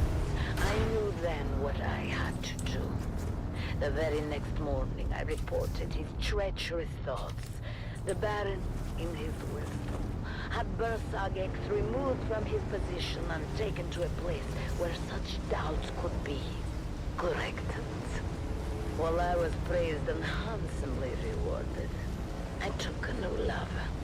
This time a brigadier who turned out to have challenges of his own. But that, my dear listeners, is another story entirely. The lesson here, of course, loyalty above all. Loyalty to the Baron, to the glorious Harkonnen family. Never, ever forget that. Now, let's return to our uplifting music. Uplifting?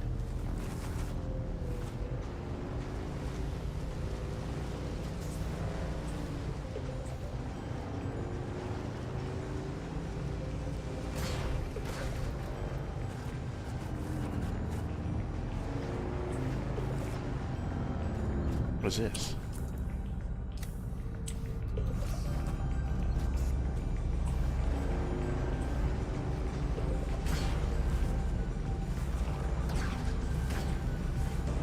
Never noticed this.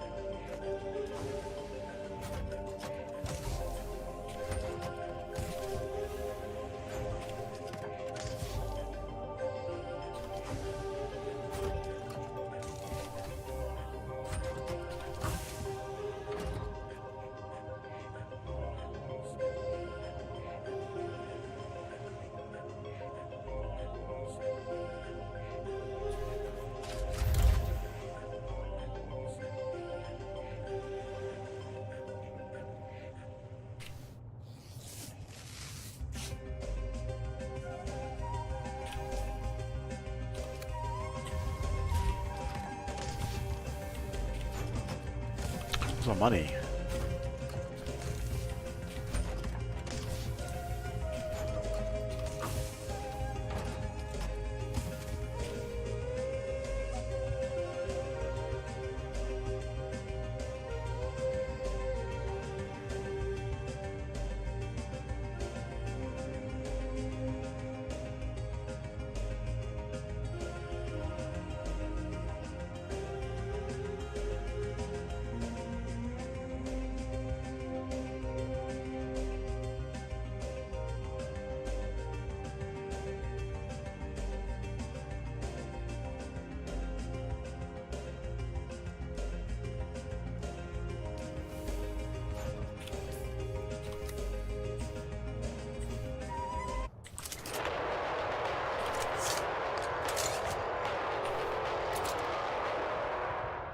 Welcome back, people of Arrakis, to the thrilling conclusion of the Harkonnen Family Games! The competition has reached its final showdown!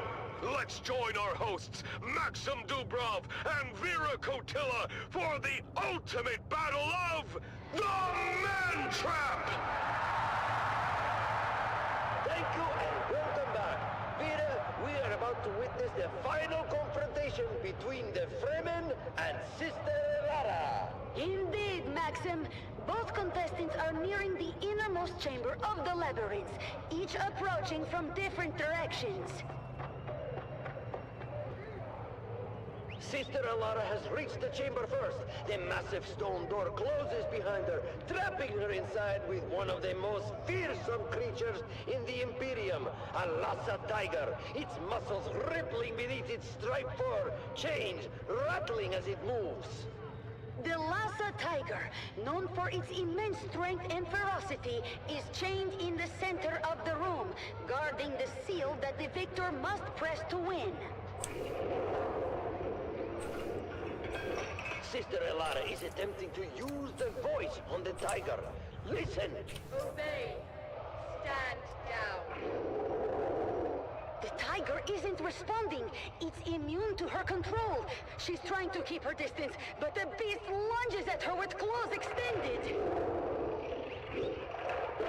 She's down! The tiger has mauled her. It looks like Sister Alara is finished. Now the Fremen has entered the chamber. The door closes behind him with a resounding thud, trapping him inside with the tiger.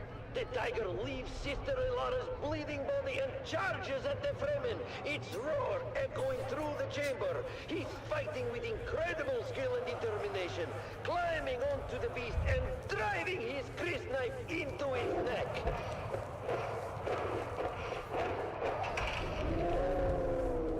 The Fremen is holding on, despite being horribly injured.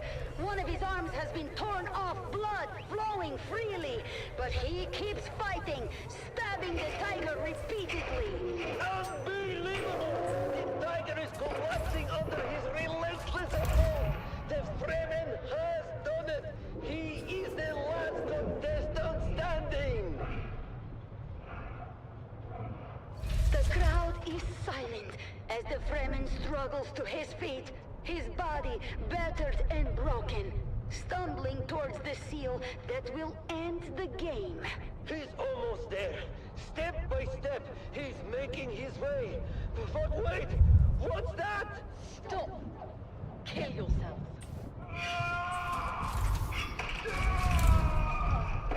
What the hell? Sister Alara is still alive! She's using the voice to command him! He's done it! The Fremen has killed himself! Sister Alara is rising to her feet, her face a mask of determination! She's walking proudly to the seal, pressing it with a triumphant smile! Sister Alara has won the Harkonnen Family Games!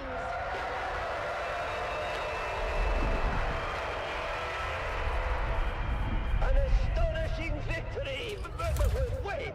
Who let you in here?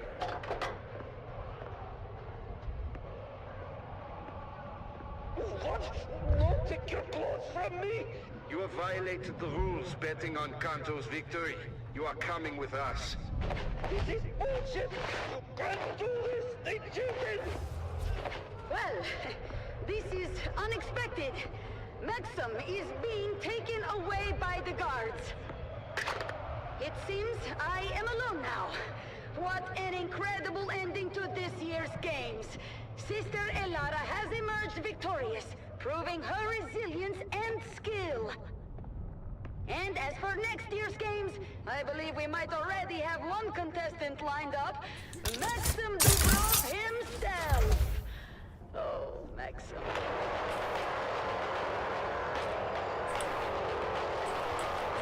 Okay, what was it gonna make? Thank you for tuning in to the Harkonnen Family Games. This year's Man Trap has been one for the history books. He did. Stay tuned for more updates and future events on the Harkonnen Network. Until next time.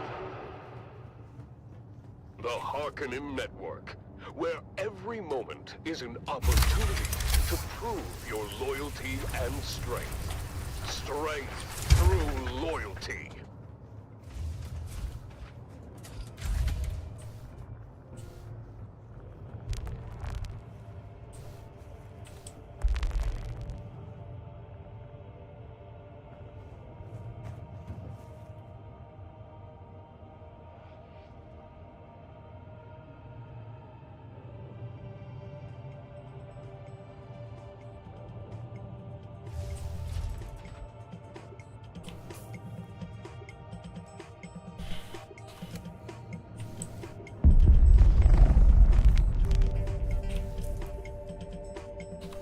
See.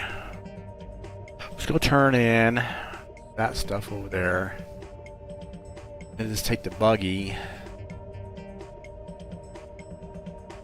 Grab carbon and... I gotta survey this joint. I think I got a lot of carbon.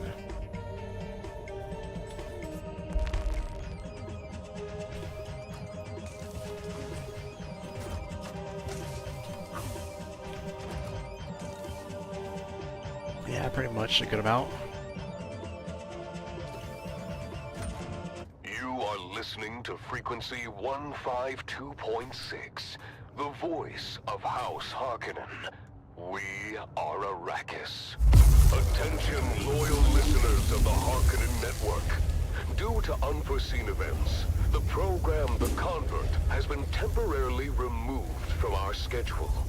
Rest assured, the show will return soon, as dozens of new converts wait eagerly to share their tales of Atreides' treachery and Harkonnen's superiority. Stay tuned for their stories of truth and enlightenment. Thank you for your continued loyalty.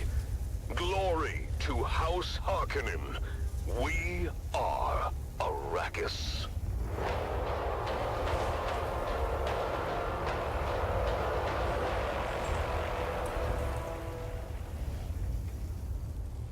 That was The Convert, exclusively on the Harkonnen Network. Stay tuned for more compelling content. Strength through loyalty. What a powerful message from the Convert. As my dear friend Lady Maris always says, the path to truth is paved with difficult questions. Learn which ones to avoid.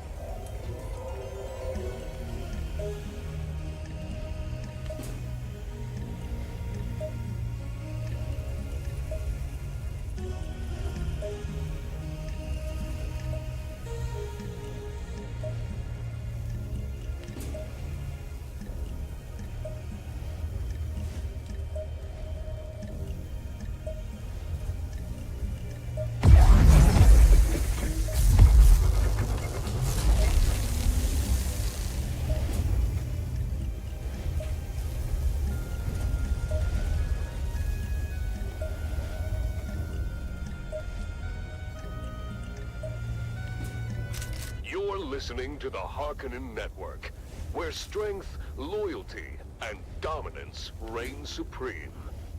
We are Arrakis. I am Sila Krum, your guide and confidant, here to lead you through another glorious day under the might of our beloved Baron. Let's start with some invigorating music to get our blood pumping.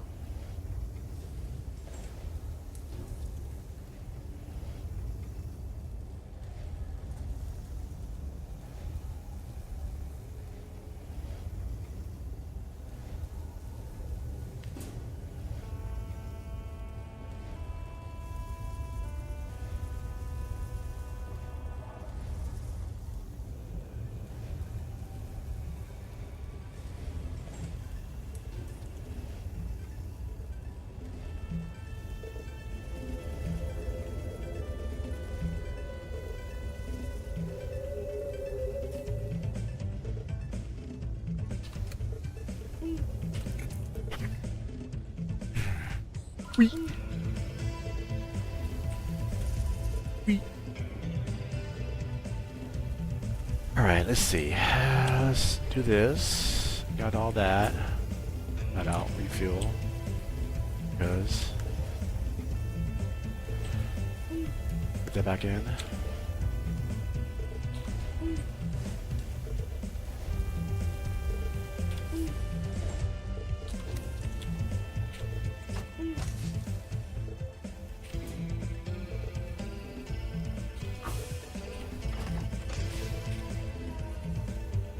Okay.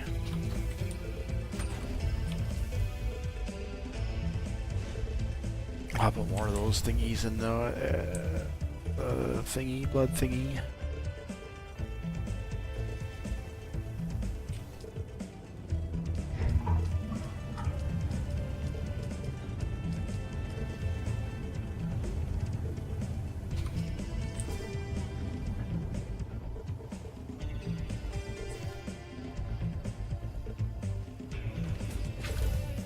What time is it? 6 o'clock. It's like hot and cold, hot and cold.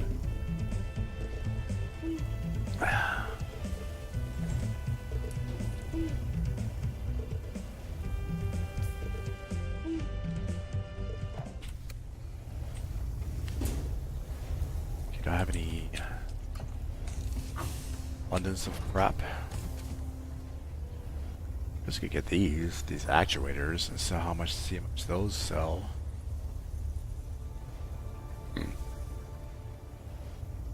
Let's do that. Take a trip and see if any of that sells.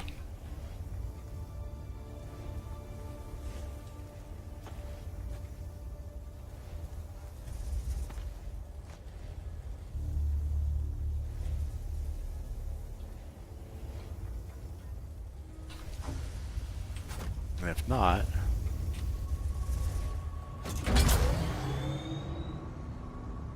like fuck them. At east.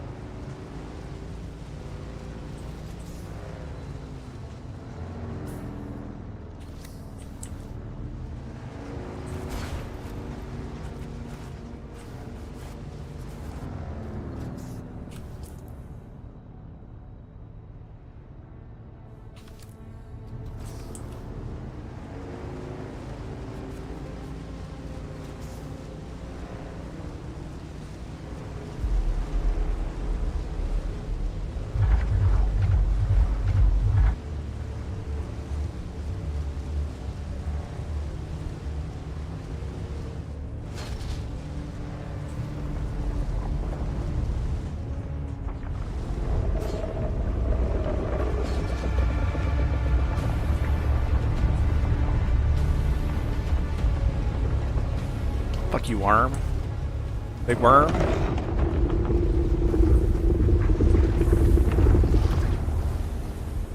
That bitch go.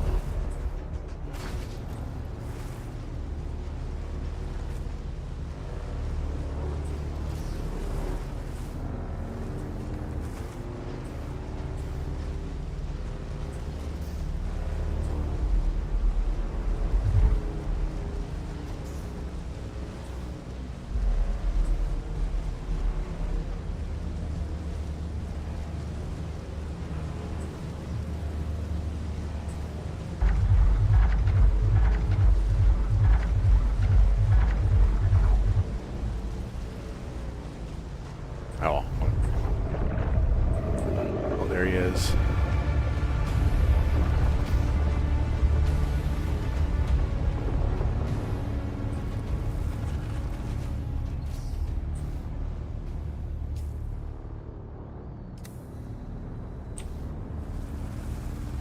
Anyways, go over here.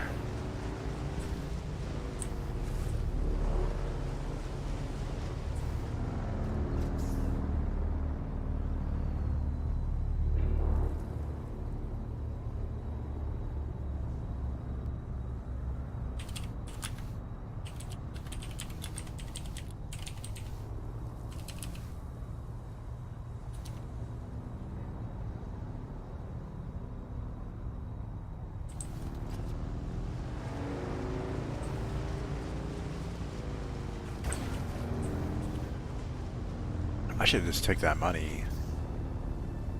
Get that money too. Because money don't weigh anything, right? Get my money. Turn that in.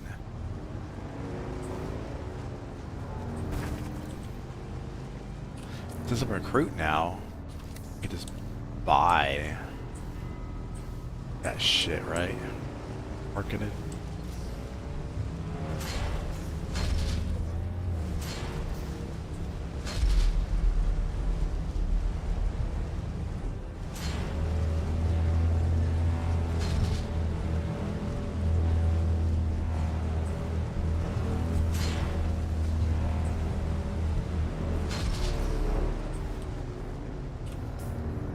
Let me go get that money.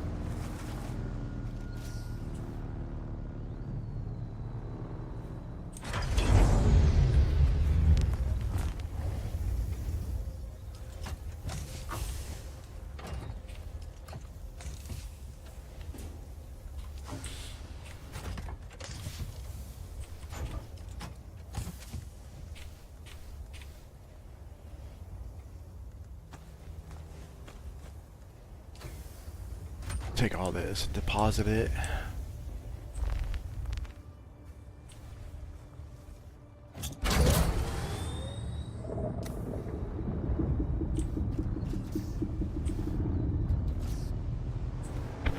Like that motherfucker. Smell it.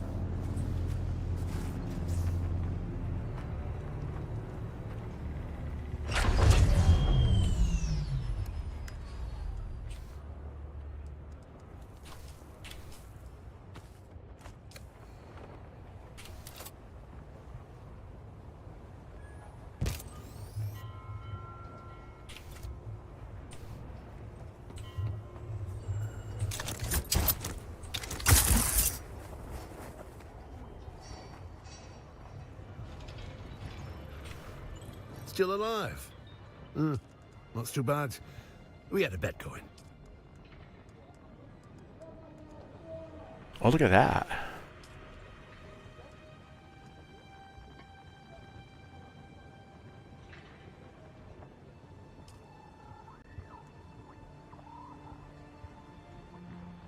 Interesting.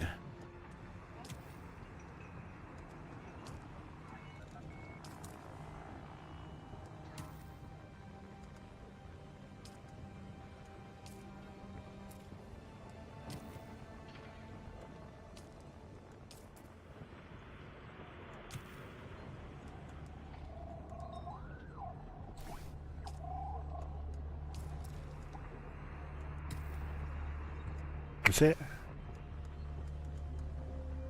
Wow. Wow.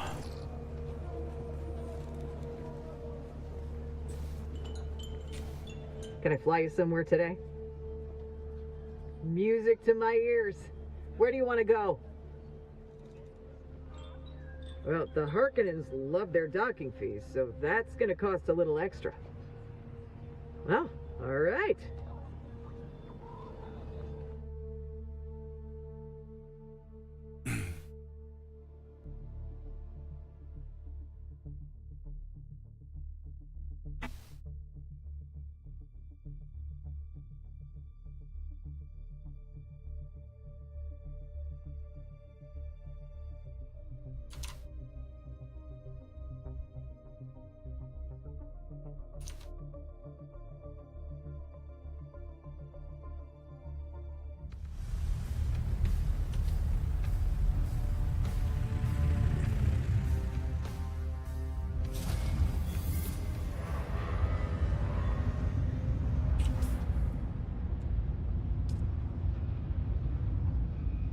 Spice Boys, House of Dewey, Minister Or Moist and Mysterious. Oh, look at all these fucking Atreides guys. Like 13. Oh, man.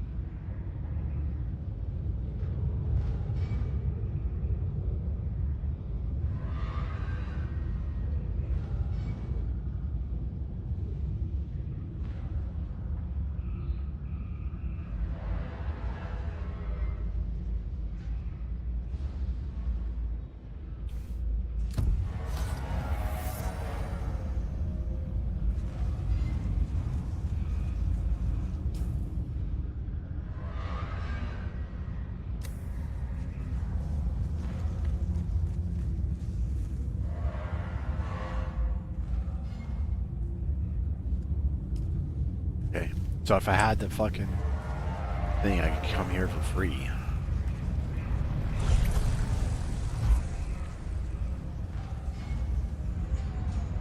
Well, well. It seems someone gave you the clearance to view my special wares.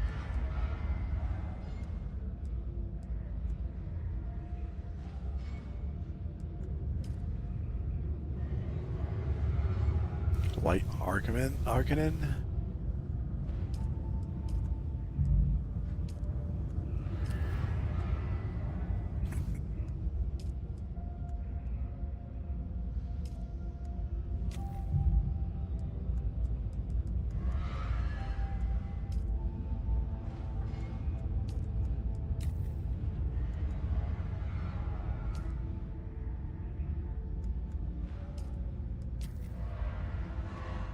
80,000.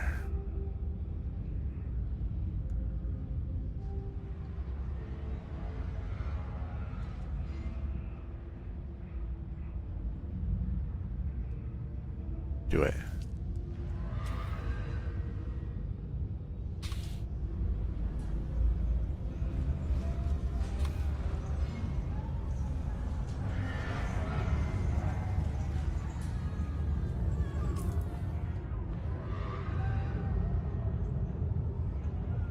There's a bank.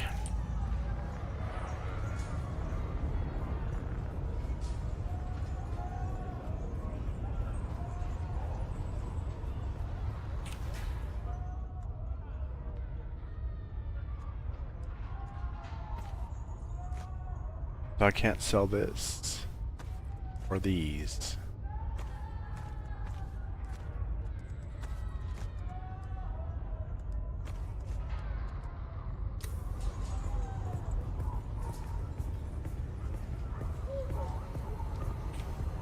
Ah, you're back.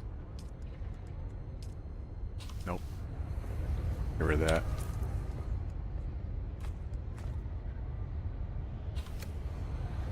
Actually, you know what? These in my power supply. Come on with the fucking freezing.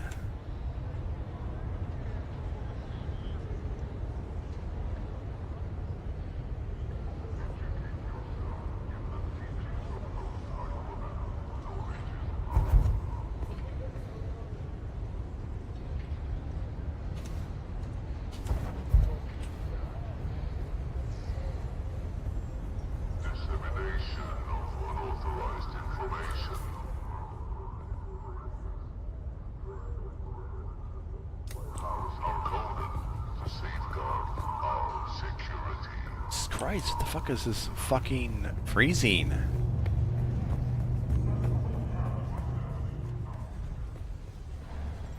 Welcome. Would you like to deposit or with how much Solaris would you like to deposit? All right. 557 all. Let's get out of here. How much these plans and shit sell for?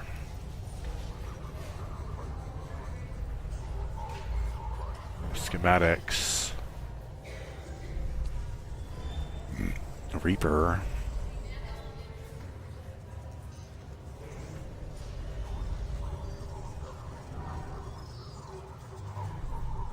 Is there a way to sort them?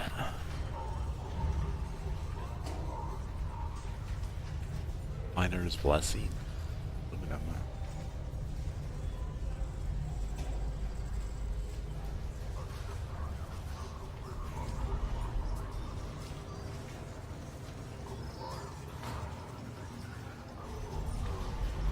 The Shredder.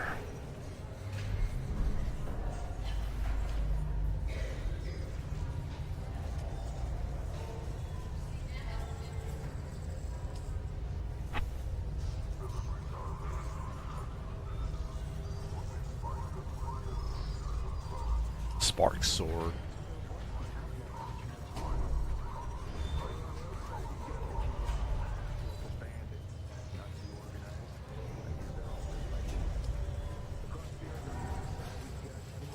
Way of the Wanderer.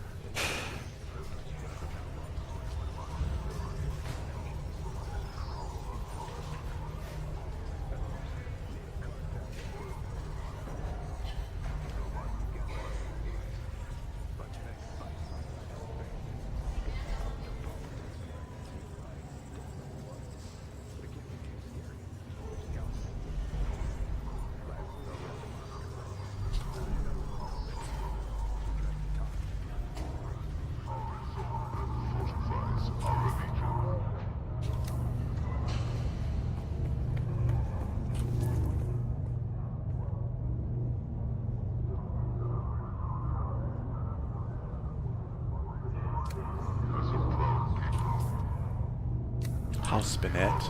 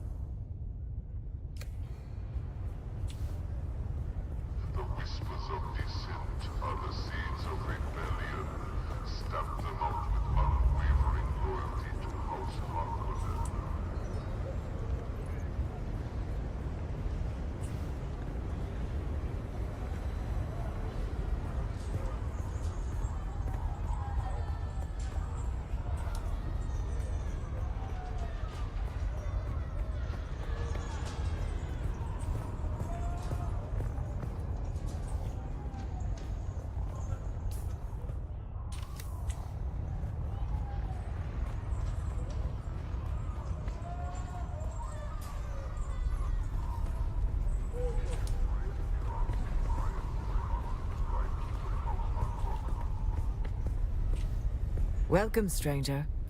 If you come seeking treatment, I have all manner of locally sourced natural remedies for whatever ails you. What is there to tell? I am a simple herbalist, plying my trade in a troubled world. Well, whoever told you that is mistaken. While I do offer healing services, they are of a simple naturopathic variety. Welcome, stranger. Do not underestimate the potency of ground Zithtrakian antlion eggs. An amount no greater than the head of a pin can instigate the regeneration of necrotized tissue at the cellular level. On more primitive worlds, they believe it is magic. Okay.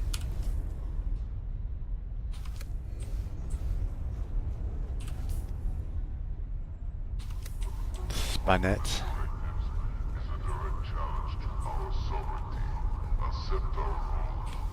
Greetings, stranger. What can I do for you? My name is Darina Danilo. I have the distinct privilege of serving the Landsraad representatives of House Spinette here on Arrakis.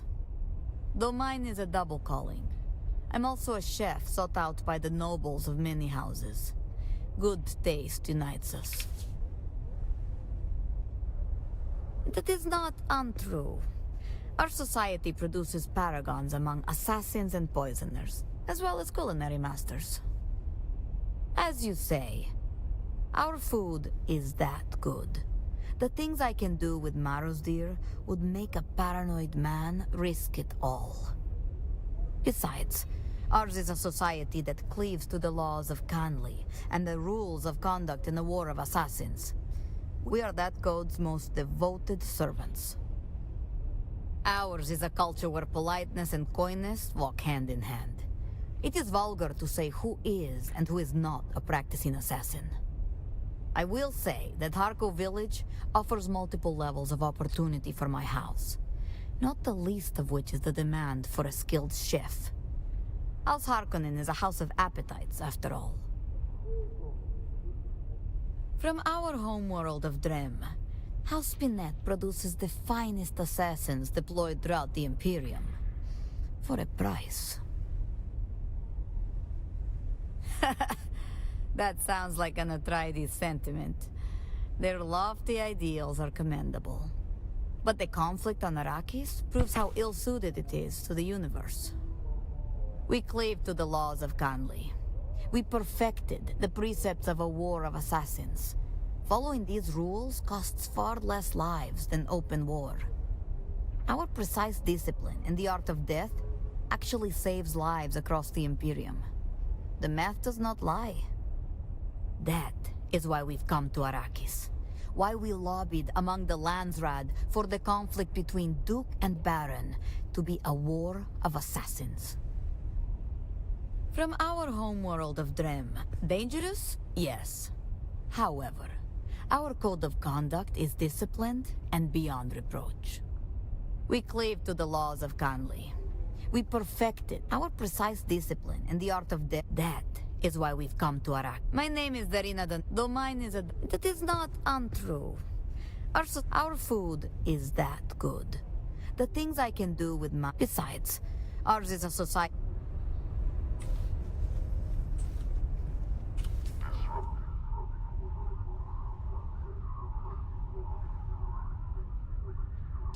Let's get out of here.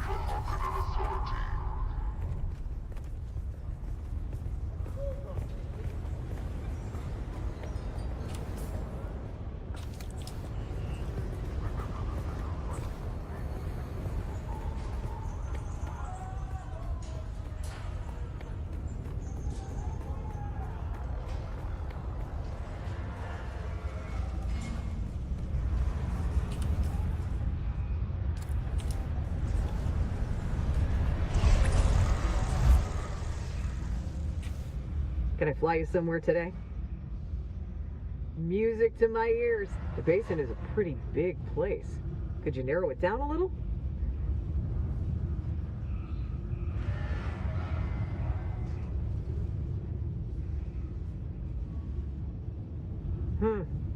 Most folks try to stay clear of slaver gangs, but if you're paying...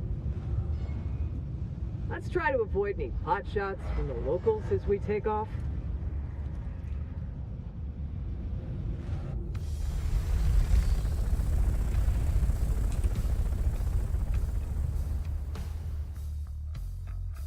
You're back. You get a drink.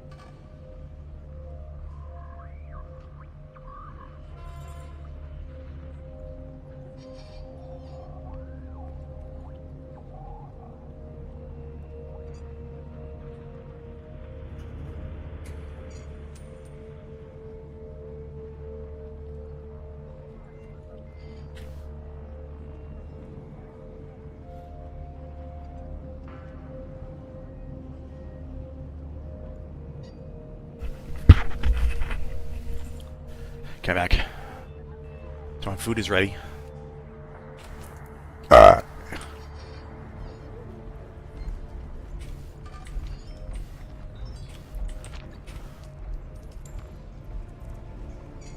you have business with me or House Sor? I have no time for idle chatter. House Sor commands respect in the Imperial, our homeworld. We aspire to ride that edge while still operating. Still alive, are you? I am. 32,000. Bigger buggy boot. More inventory. Just try not to snigger at the what? This, the Ripper.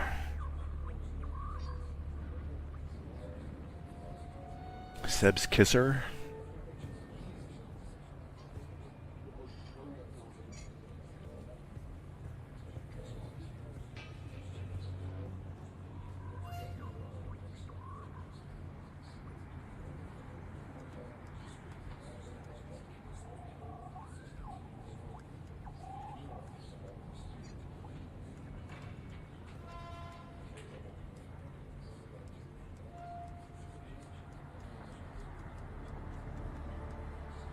What do you make these? 5,000, huh? No, I don't want that.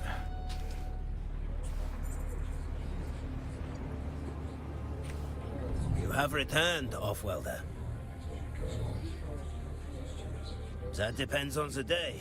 The proof of my... It means I could have... True may be pushing it. It's like any other... all kinds. Since we're talking... the new around verse. The true but... So where am I at right here? Oh.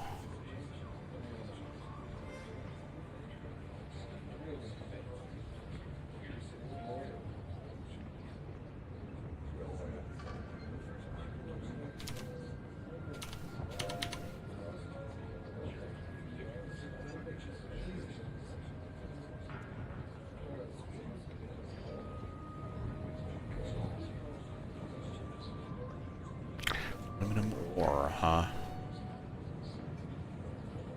Definitely I need a lot of aluminum ore.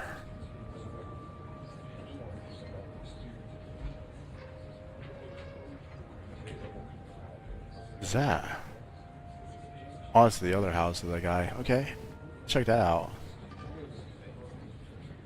Get a bunch of aluminum ore here. Go this way.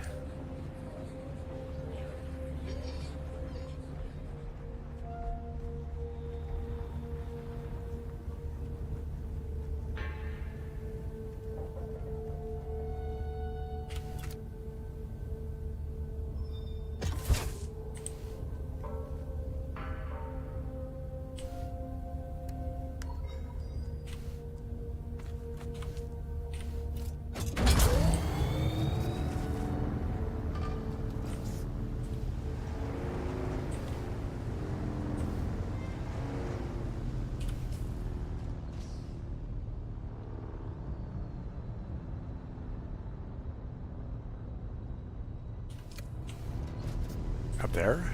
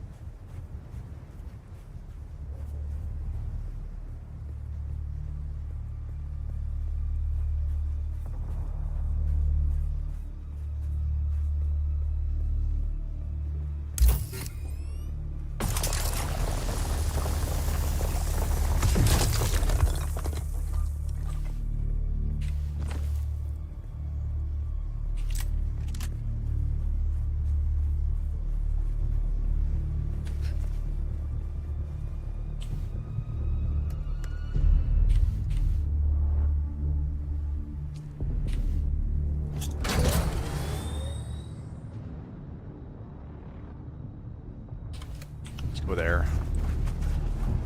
West. East.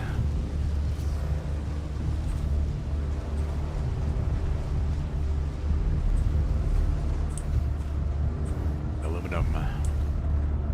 Aluminum.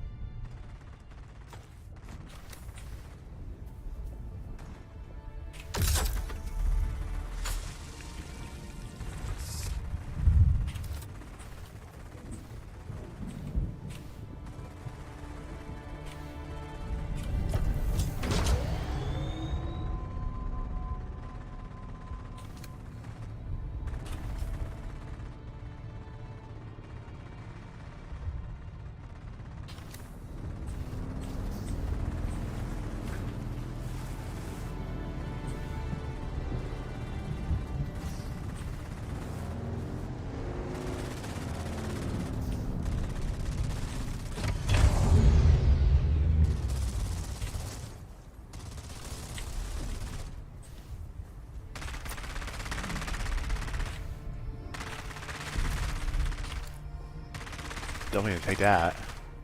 How about this? God damn it.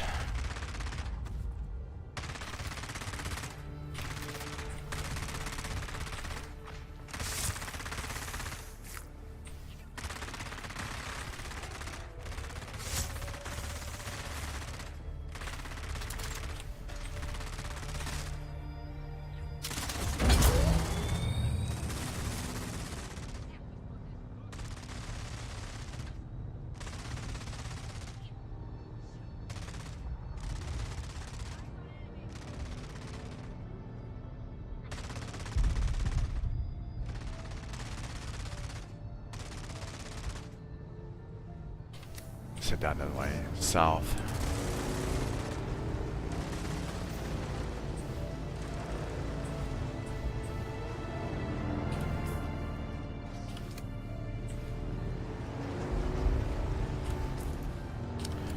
This has already surveyed this.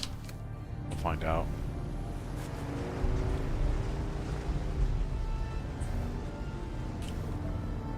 This is some Harken radio.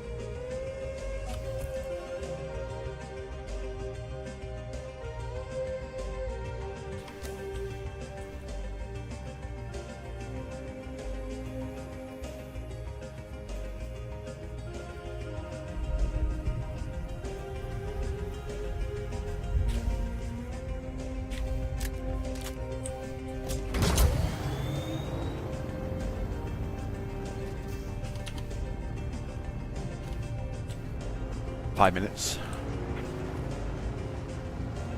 Then my food is ready.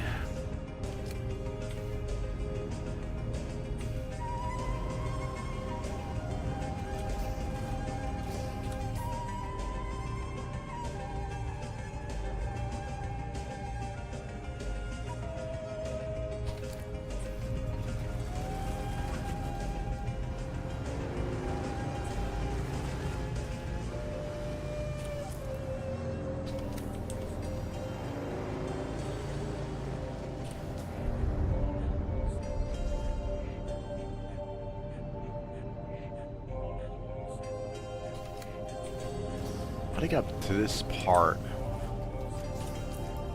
Feast like a All the way up Harkonnen there. with rations from Vladimir's provisions. Our specialty curated food supplies are designed to fuel your body and mind for the battles ahead.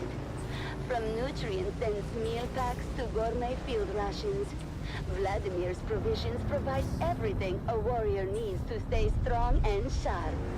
Order now and taste the power of Harkonnen sustenance. After a long day of battles and conquests, you deserve the best. Visit Imperial Luxuries, your home for the finest wines, the most exquisite delicacies, and the most enchanting companions. Our exclusive lounges on Giri Prime and in Harko Village offer pleasure beyond wildest. Treat yourself to the luxury of living like a true Harkonnen, because you deserve it. And now, loyal subjects, it's time to explore the wonders of the universe. Up next, our magnificent galaxy, where we delve into the marvels of distant worlds and kill the 50,000 millimeters.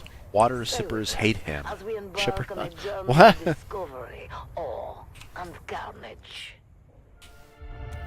Greetings, my loyal listeners. I am, as ever, your host, Lord Havoc of the Obsidian Plain, and I bid you welcome to another episode of Our Magnificent Galaxy, the premier nature program of the Harkonnen Network.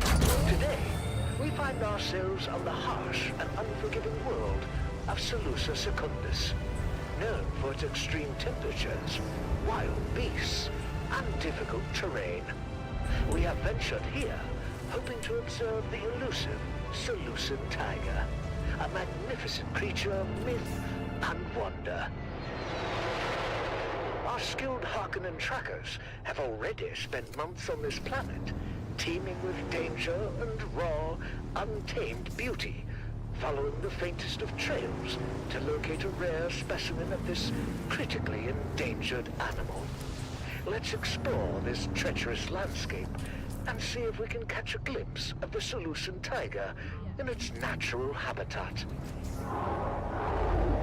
Listen closely, loyal subjects. The Salusan tiger, famed for its hypnotizing, kaleidoscopic eyes, is a master of stealth, blending seamlessly with its rugged surroundings. We must be very quiet to come close. There. Movement. Just beyond that ridge.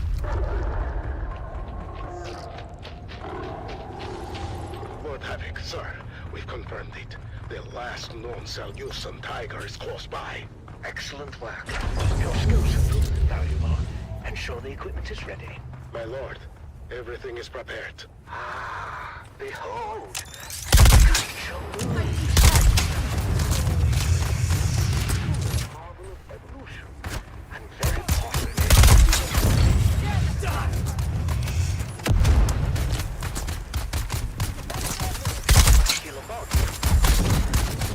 God damn it. Kaleidoscopic eyes, sharp and alert, ever watchful for prey. This is truly one of nature's most formidable creations.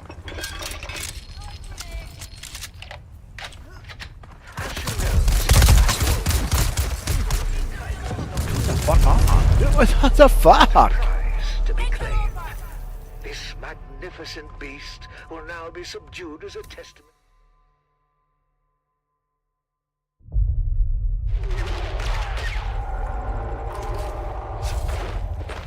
excellent shot. The beast is down. Secure up before it.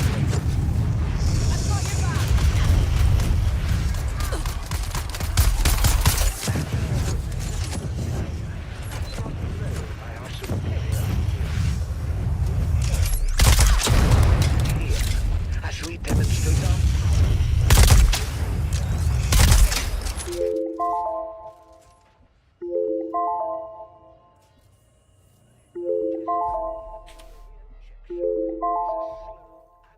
process necessary to assert our control and to deter any other creatures like this, if any indeed. What the fuck? That fucking flamethrower is way too fucking overpowered. Jesus fucking Christ.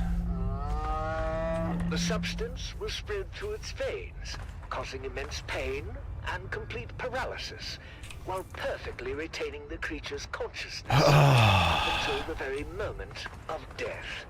A fitting end for such a fierce opponent.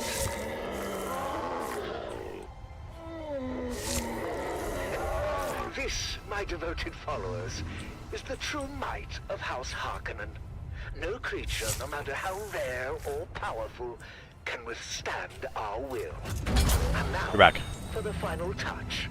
This creature's marvelously iridescent eyes, extraordinarily rare and valuable, can be preserved as trophies if they are carefully extracted from a still living specimen. And, oh, at last, the many-colored eyes of the Seleucid tiger, a reminder of Lord Havoc's, of Harkonnen's superiority and the power we wield. Remember this day, for it marks another victory in our relentless pursuit of dominance throughout our magnificent galaxy. Until next time, my loyal listeners, this is your host, Lord Havoc of the Obsidian Plain, signing off.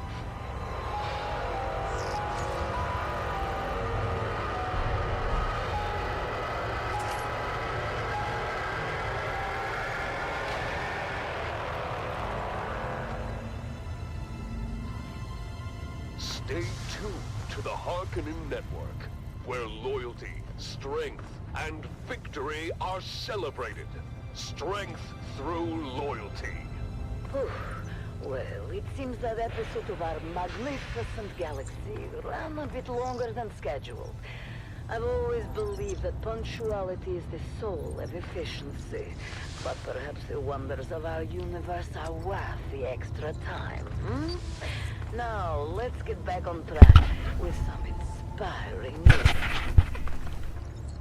Get back.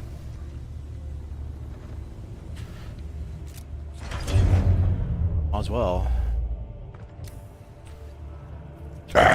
Hopefully.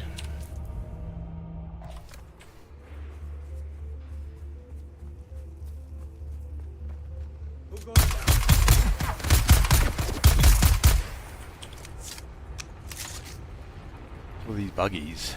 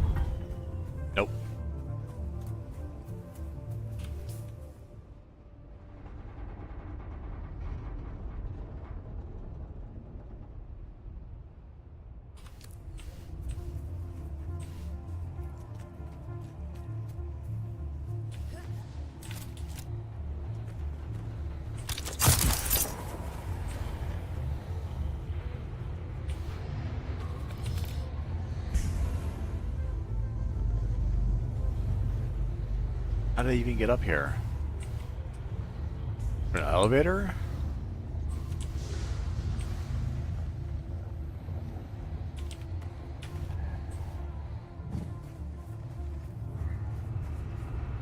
Guess we get in there.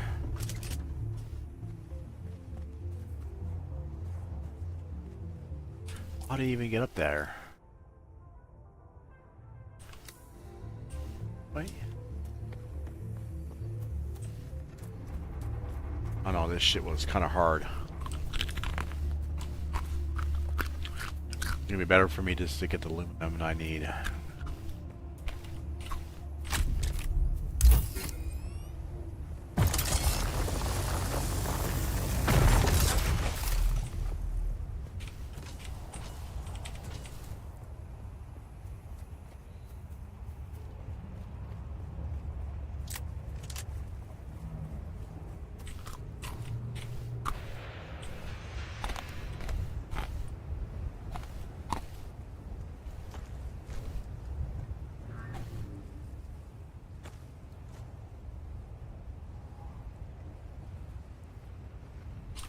Shit's already full.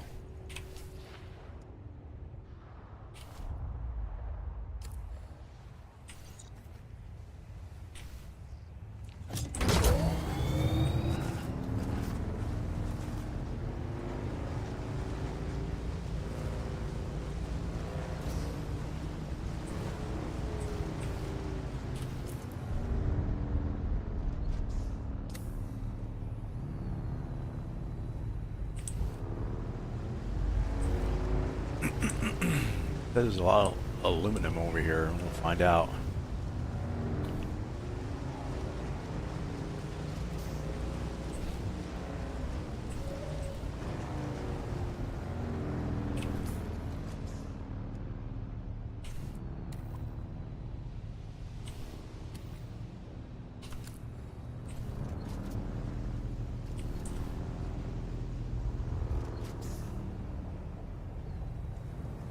Shield engaged. I need backup.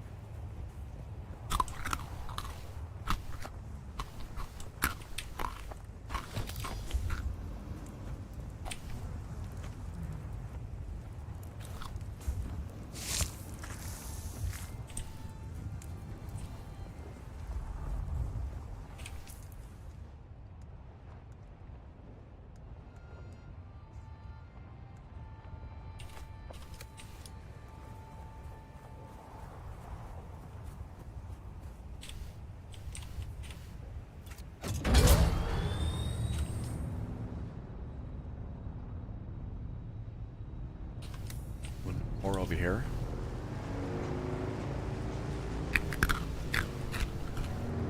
But where? Oh, below. Hang it right.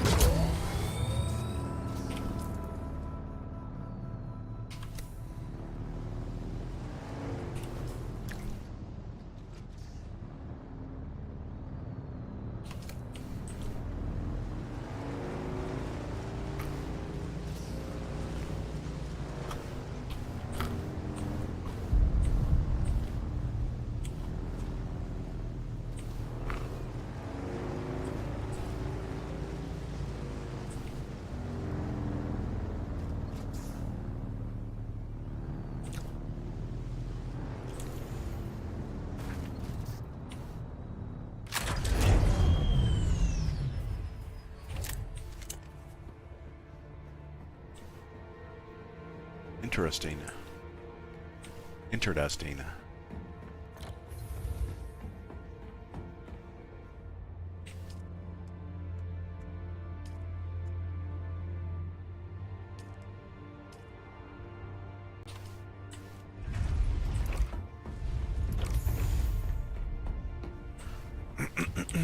That's it? Nothing.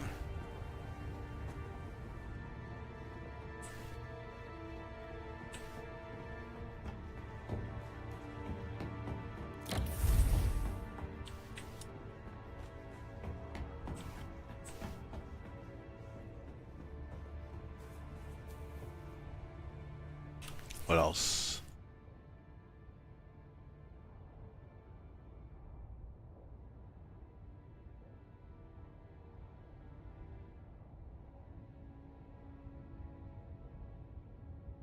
Over here.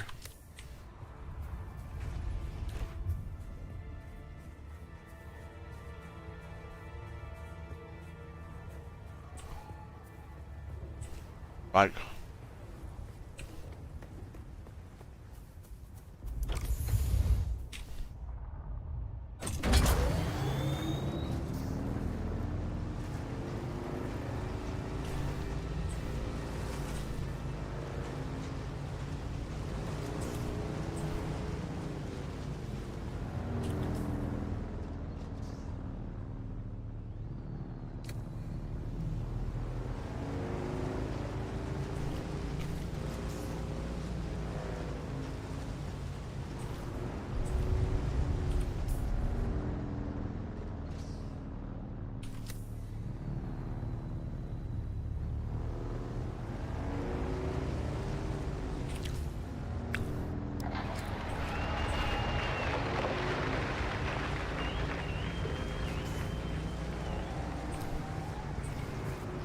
Do you hear them, Argus? All of that for you. Do not overfill my ears with honey, old dog. I hear the crowd well enough. I also hear the sound and fury of Luskan fire. The Battle of Windsack, I believe. You know how the Harkonnen love their reenactments. Bah! Never heard of any bloody Windsack. A local engagement of some import. The exact details elude me, but I gather it didn't end well for the Harkonnens. Why celebrate it then? I'm told there is some disagreement on the specifics of how the battle concluded, and who, in fact, was responsible for the rather costly destruction of a spice guild facility situated there. The Harkonnens, no doubt. I believe the Baron would claim otherwise. He would, wouldn't he? Where is my damned spice? The skin on my legs feel as if it's both swelling and tightening at the same time. The pressure's building. Oh, where's my damned spice? That Harkonnen bootlick should be here by now. There he is. Control yourself, Argus. And do keep in mind we are here at their sufferance. Now, enough of your prattling, page. You're beginning to sound like my sixth wife. Damn her eyes. Sixth wife? Oh, hello. You're not Vestari? No. Vestari had to attend a pressing matter. I am here in his stead. What could be more pressing than my bloody spice? My legs feel as if they're about to burst and shower the room with gore. I have your spice. As requested, a 7% solution of melange, elaka oil, and Karana brandy. Did you mix it yourself? Who the devil cares? Give it here!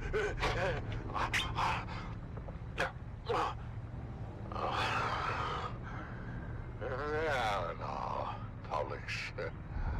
Go easy on the lad.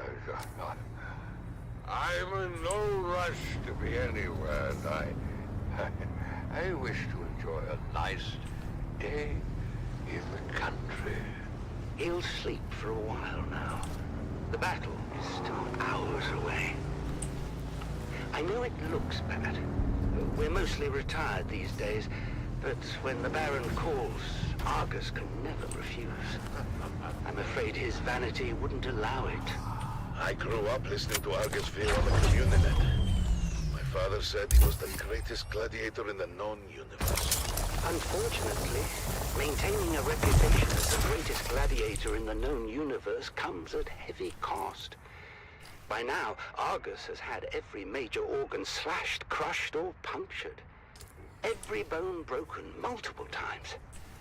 He's had so many parts rebuilt, replaced, or regrown completely over the years that many Tlilax will no longer guarantee their work. They say he shouldn't even be alive. I had no idea. No one does.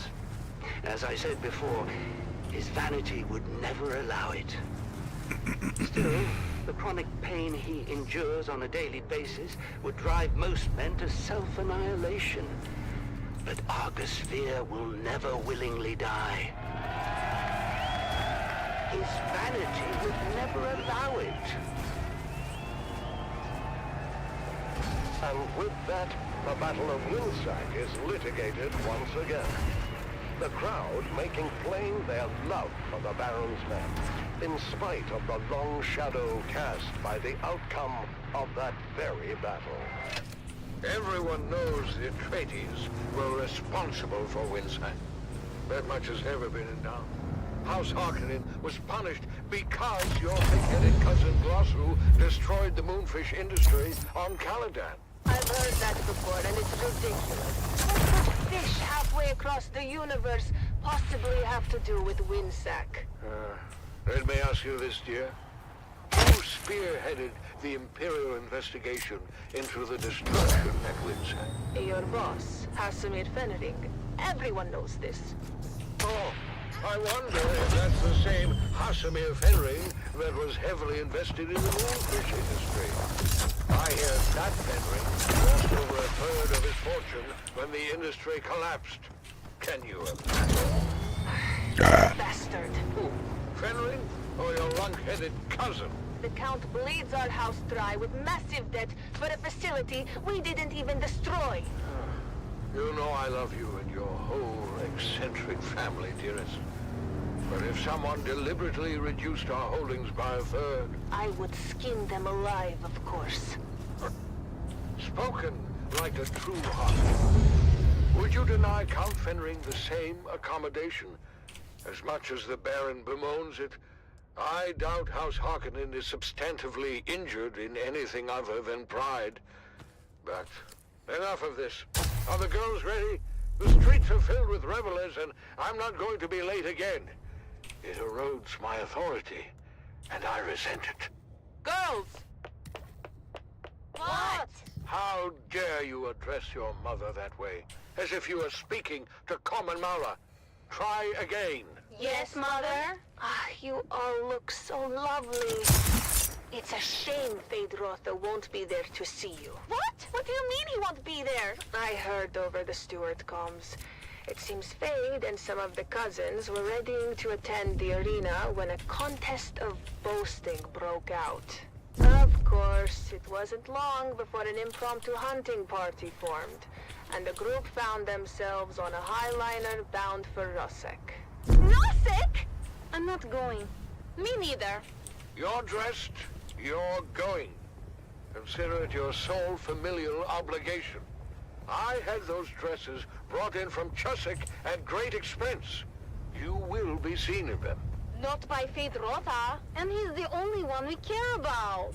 Feyd is the premier get as far as eligible bachelors are concerned, darling. Who puts that nonsense in their heads, hmm? It's true. Ever since the Atreides girl humiliated him at Arsent, Feyd has been actively receiving suitors. Whores, you mean? Oh, you're fooling yourselves, girls. All of you. You haven't the slightest chance with Feyd-Rautha. No. His mate will be selected for political advantage above all, and we offer none. Father! I know you think me cruel, but it's the truth. Saved by a knock at the door. Grim tidings, High Prefect. Girls, out. You stay, darling. Davros, report. We're getting calls from all wards, sir. Somehow, a sizable supply of alcohol has made it through the security zone and is being distributed throughout the city. Throughout the city? Drunken debauchery reported in all wards, sir. We're shutting down Paws as fast as we can, but we can't keep up. I told them this would happen. You can't drive the workers harder and harder and take away their outlets at the same time. The pressure can only build so much before it explodes. So what do we do, sir? What do? We do nothing. Perhaps the alcohol is a gift. Perhaps the crowds will have a riotous good time and wear themselves out before we see any proper unrest. What is your read on the crowd's temper, Davros? Happy, sir. Excited for the most part. Excited for Argus Veer, that is. If there's one clever move Lord Ravan has made in recent memory, darling, it's delivering the Great Gladiator. I thought the old hedgehog was retired. He is, but Glossu had nothing to do with it. Argus Veer is here at the Baron's request. Well, it doesn't matter who brought him. What matters is that he's here. I shudder to think about how the crowd might respond were they denied their spectacle. Well, we'll all be denied, sir, if we don't get going. Your ground car awaits. Vastari, what happened to Valentin? Oh, I know I'm late with your spice, but it's been insane up top. The crowd's worked up as I have never seen. Oh my. Argus. Yeah, well, better wake him already. He's up next. I think that might be a problem. I can get a bucket of water or something. We're going to need more than a bucket of water, I'm afraid. Argus Veer is dead.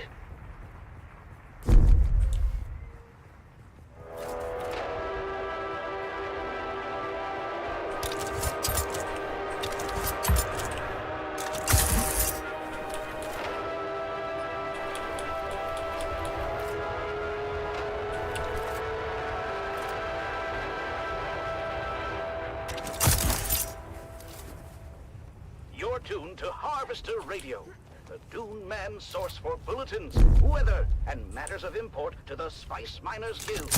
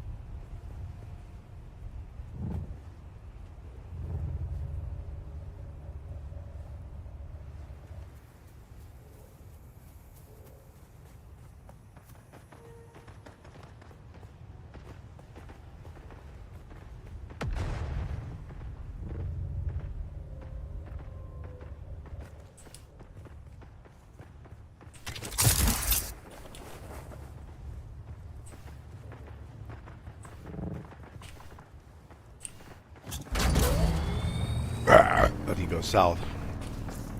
Remnants of glory. Echoes of valor. Whispers on the wind. calling the names of the fallen. Brave souls, now but shadows in the dunes. The remnants of glory. Desert silence, broken by memory. Sand beneath our feet, shifting with each sacrifice. Lives given to the cause. The remnants of glory. Era of valor, of gallant deeds, echoes in the annals of history.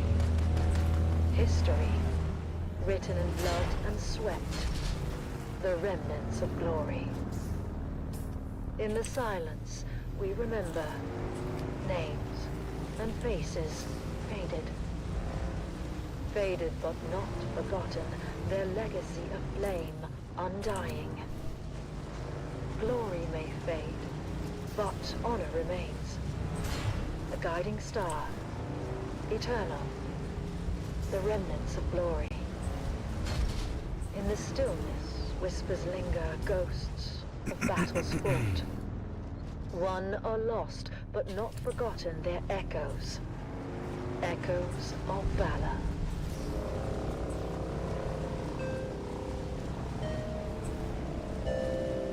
Level 4.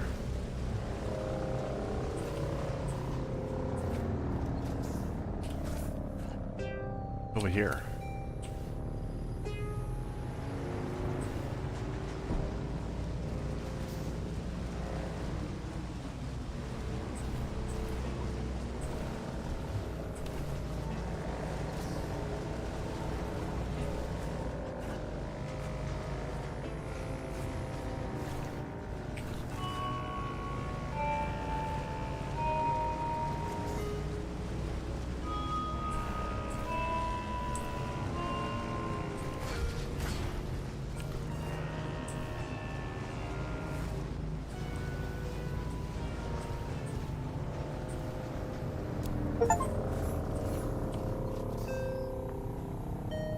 Crossroads.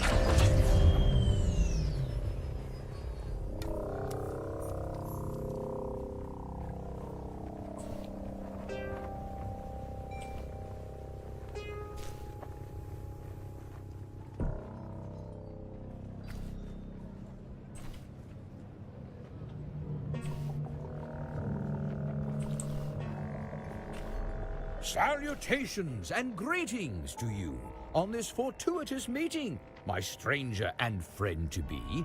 I've a premonition we shall be good friends.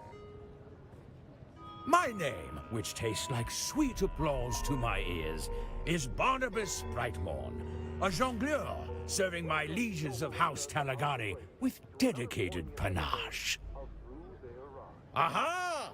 We are the Paragon entertainers and troubadours of the Imperium, singing and acting, performing plays and operas across the known universe.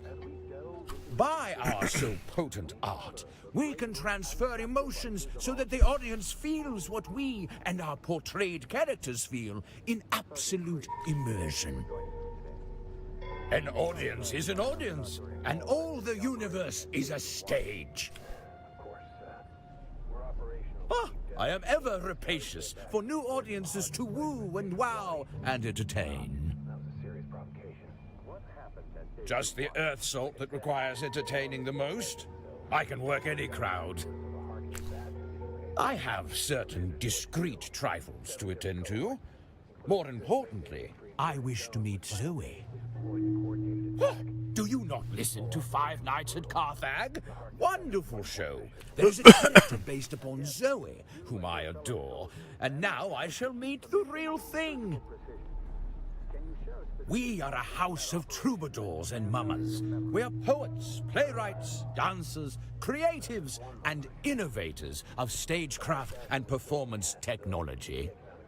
House Talagari practices the truest form of meritocracy, for artistic merit earns status and regard from our nobles and commoners alike. Allow me to transport your mind's eye to the unblemished beauty that is the planet of Artesia, a gorgeous vacation spot that rivals Kitane.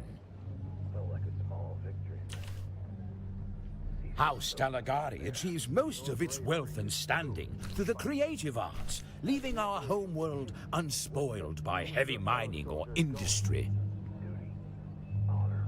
Our stage is set long ago, just after the Butlerian Jihad and the death of the thinking machines. Talagari is recognized as a house miner. At the time, we were known for creating anthems to inspire rulers and their soldiers to grand action. We were the soundscape of victory. We brewed creative art in our minds and hearts over the centuries.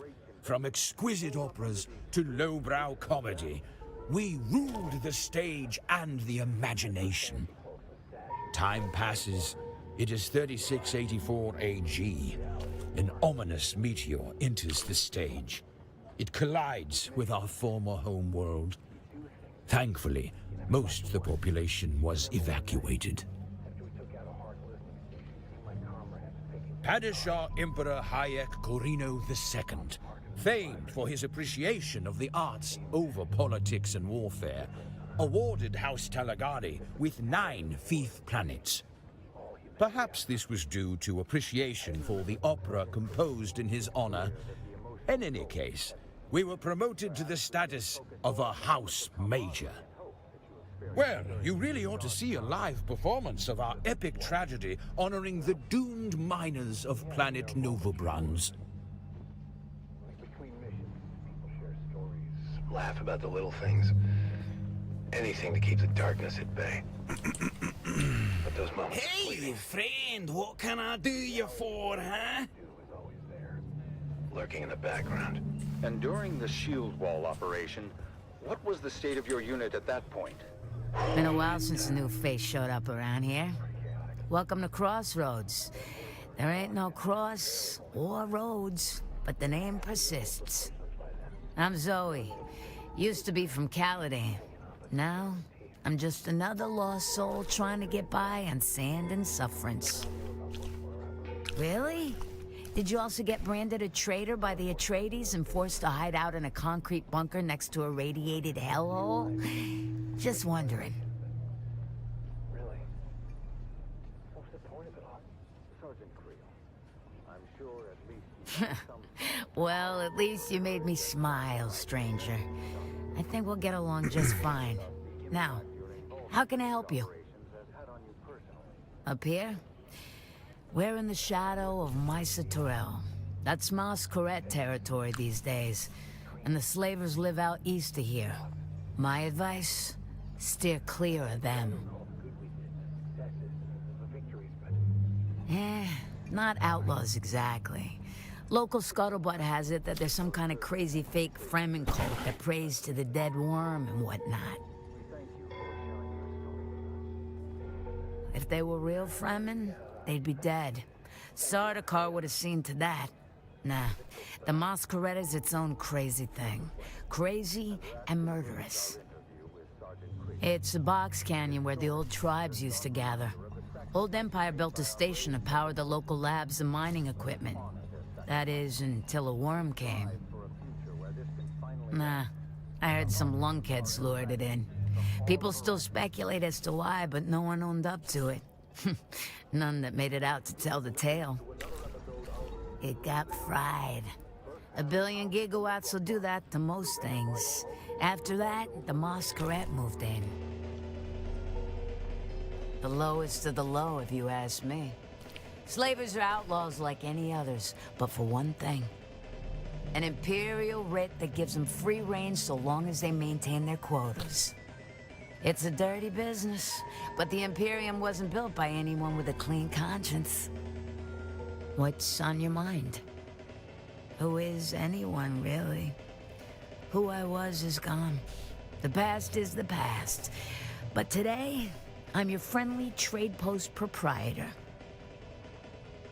That lump? Yep. Big Bear and me been co-pilots for a while now. But let me tell you, I'm the one doing the navigating.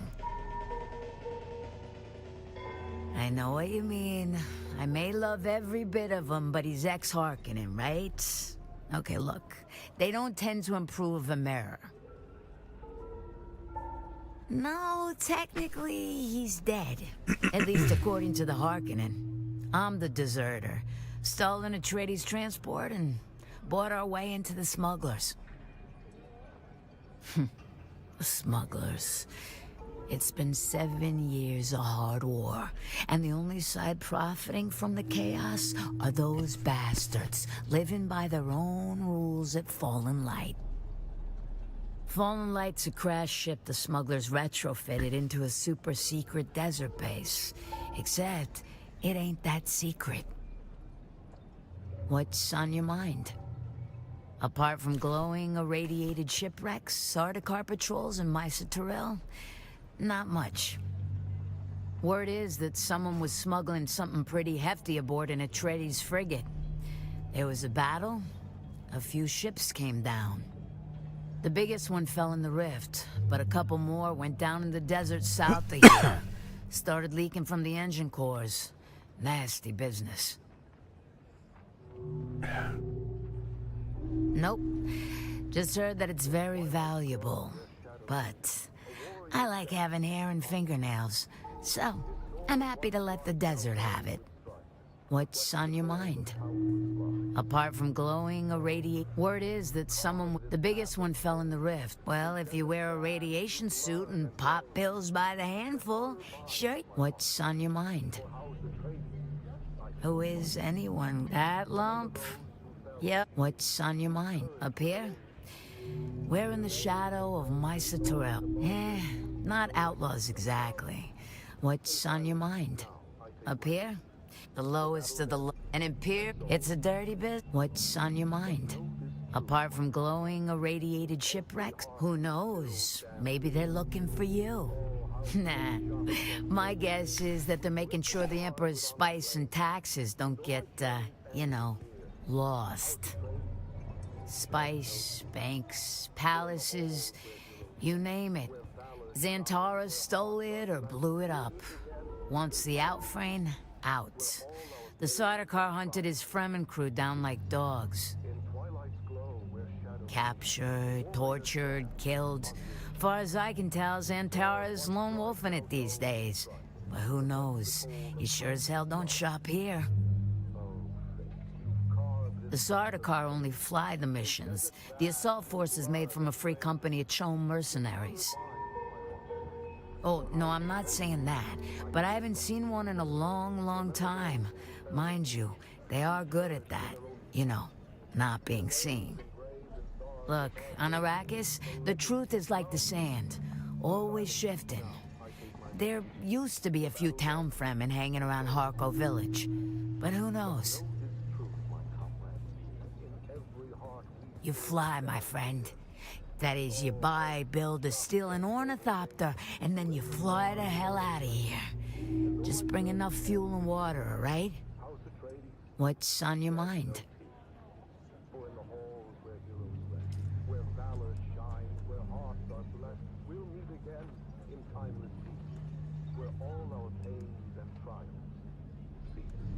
Powerful words that remind us of the courage and resolve that lives in every Atreides heart.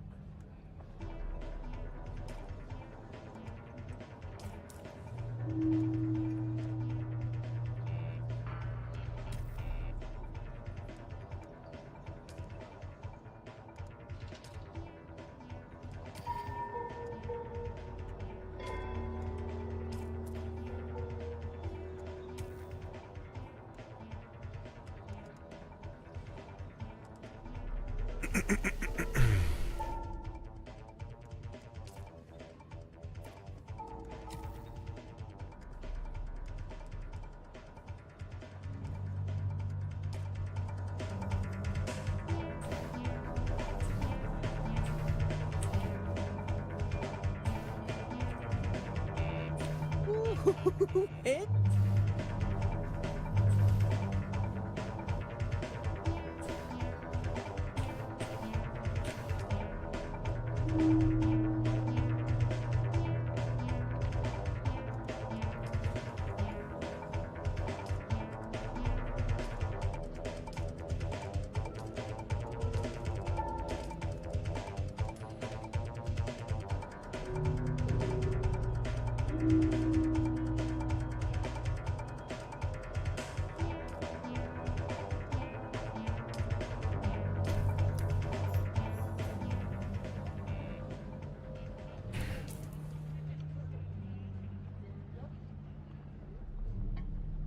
The heart of Rendavo.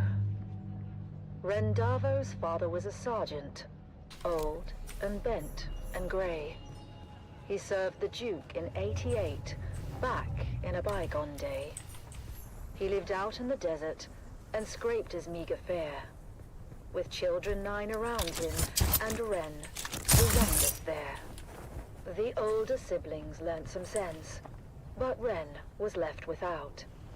He was tall, but short on wisdom, and grew up broad and stout. Pious, cheerful, willing, yet he seldom did things right. "What will become of you, poor boy?" his father asked each night. And finally, Ren answered, "A soldier, sword in hand. If all else fails, at least I can still die for Duke and land." Listen closely, devoted followers.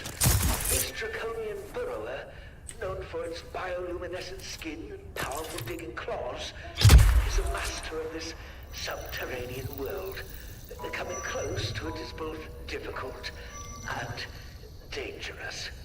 Lord Haber, we've detected fresh claw marks on the walls. We must be near its latest burrow. Ah, excellent, Varric. The glow ahead confirms it. Look at how the creature's bioluminescence lights up the darkness. Truly a marvel of nature. Behold the intricate patterns of its markings, each one unique and mesmerizing. This creature is perfectly attuned to its environment, its claws capable of carving through solid rock with ease.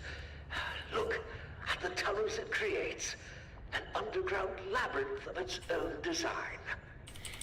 Indeed, my lord. It is fascinating how it can navigate these complex networks with such precision. Yes, fascinating. But Get his head down south. Oh shit. Bit.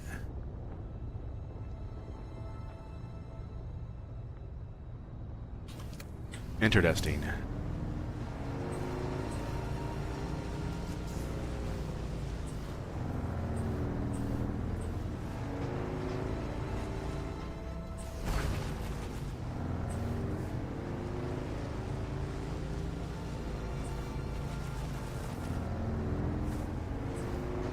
This way.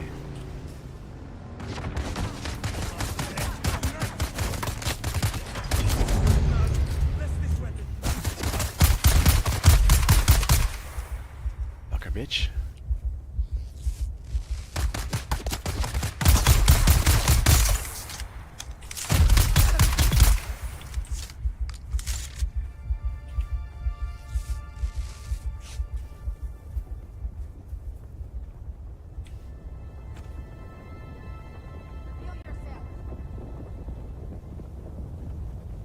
Reveal these.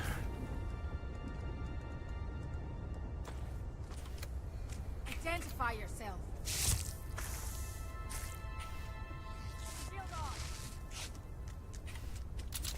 Yeah.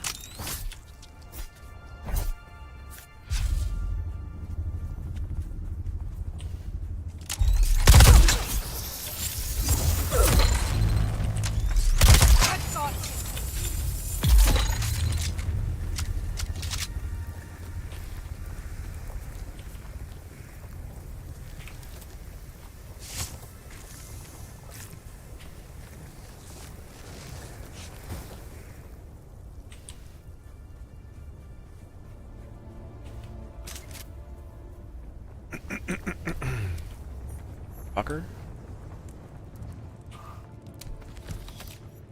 Oh, I can't get the aluminum. Drop that. Add that aluminum. God damn it. 2. Fucking darts. And these bushes. There.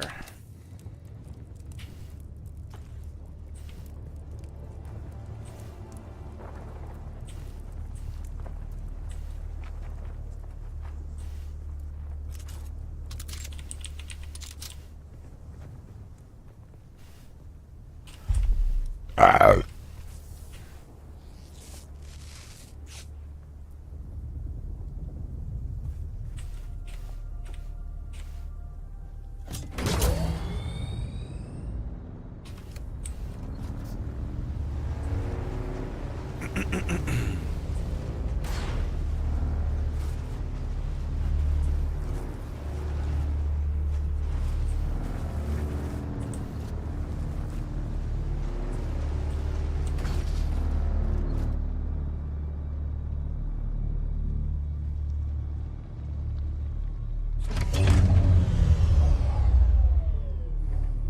back. Let me get a drink.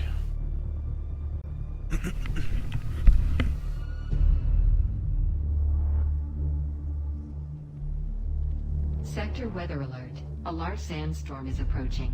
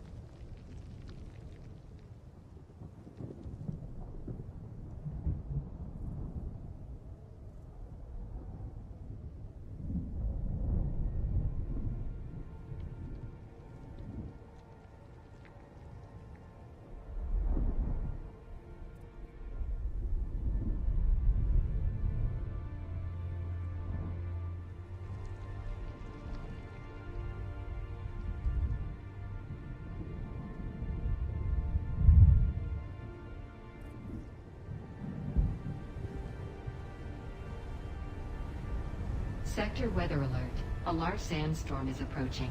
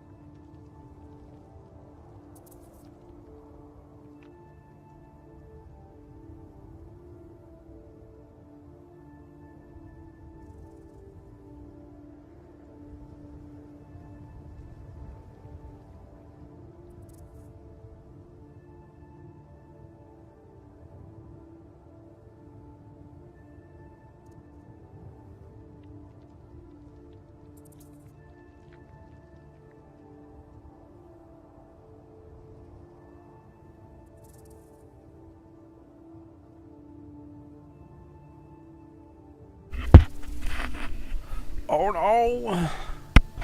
Back. Lord. Yeah, dude. Two fields over here.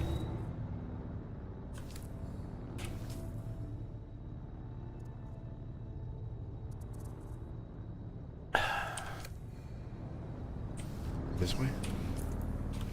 Yeah.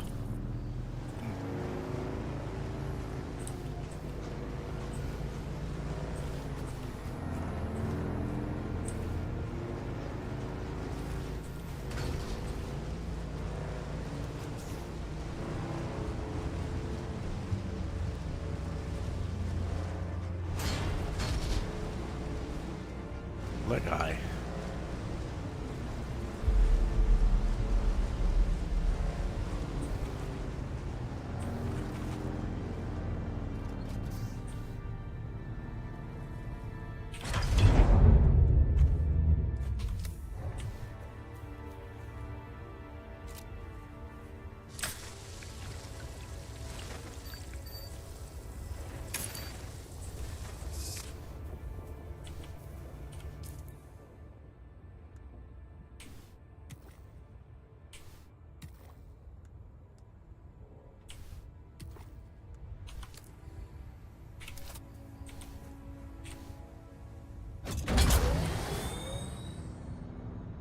Okay, so I can head all ass there. Make it all bang.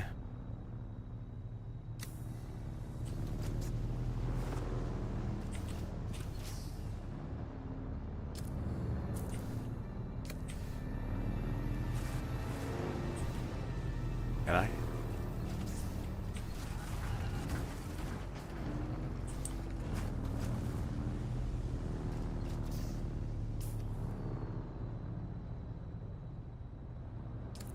Yeah, let's do it.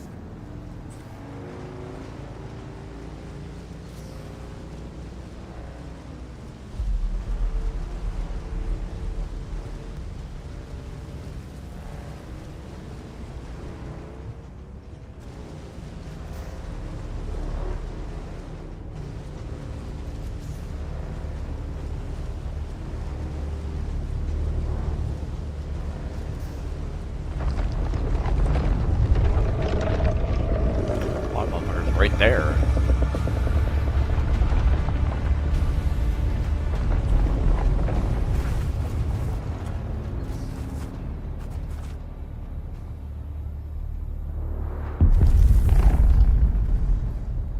Bitch.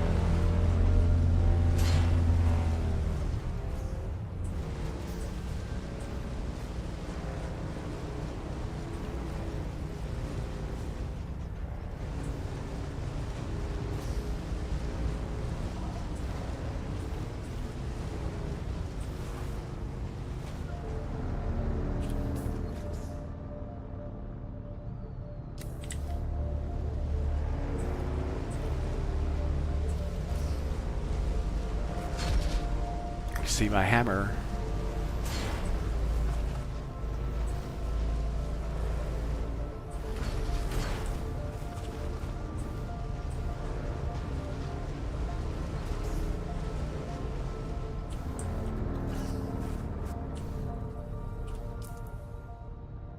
Yeah, just right there.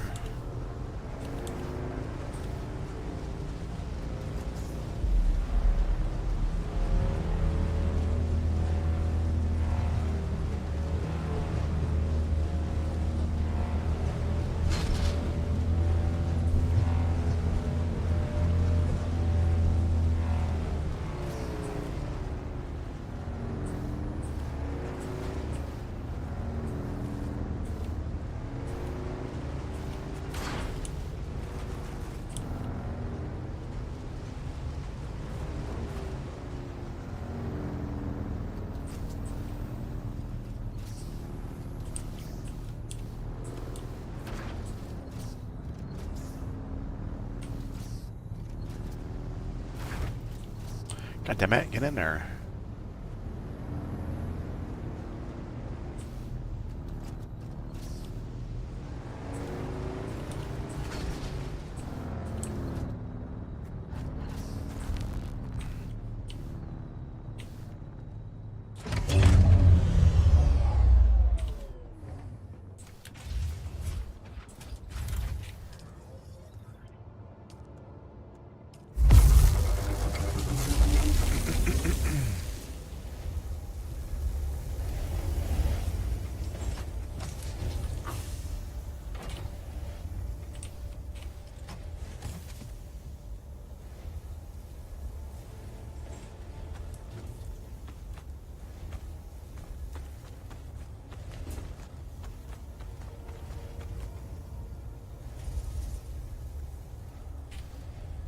Tubes.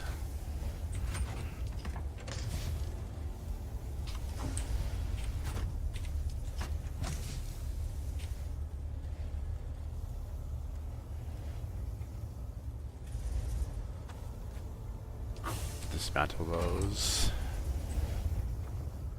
Good.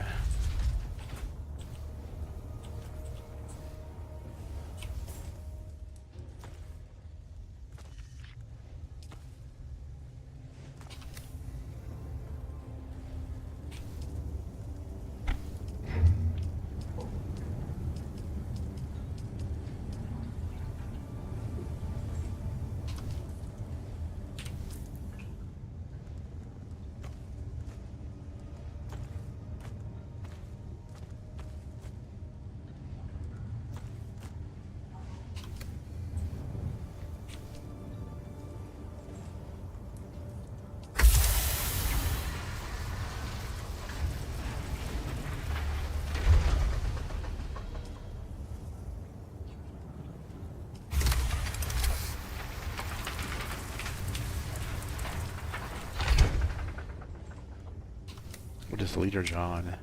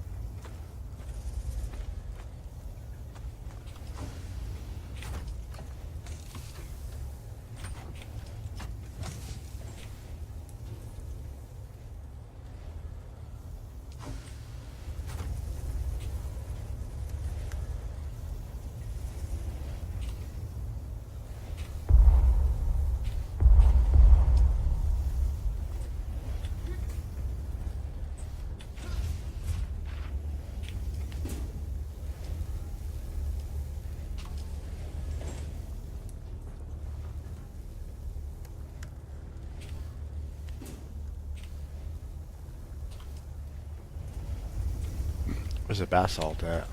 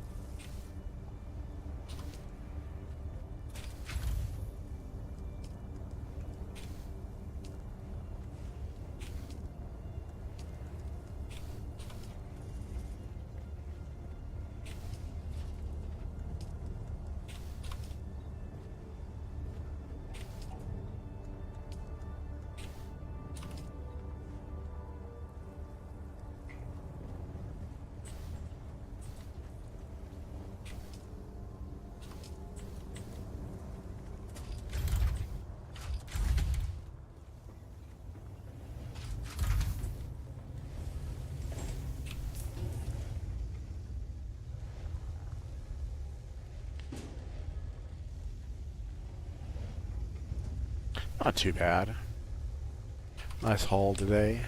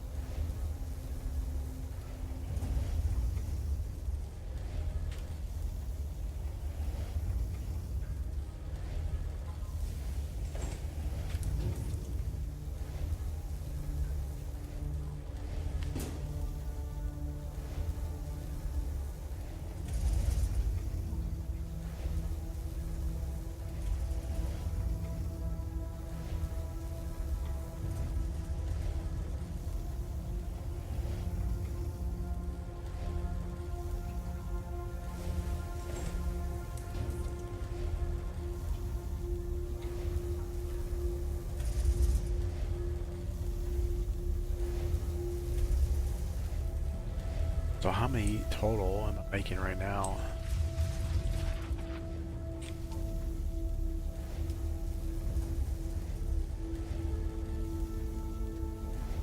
How many?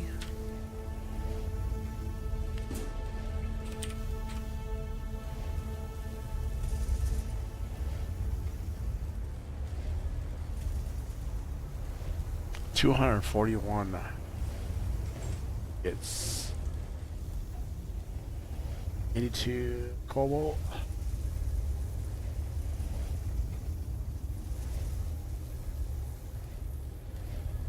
I need carbide scraps. I need to go to that place to get that dust and scraps. I pretty much have everything else. 82 cobalt.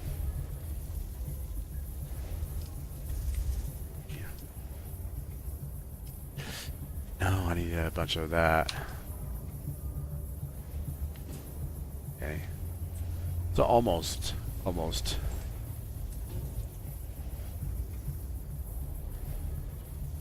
Pretty much getting there.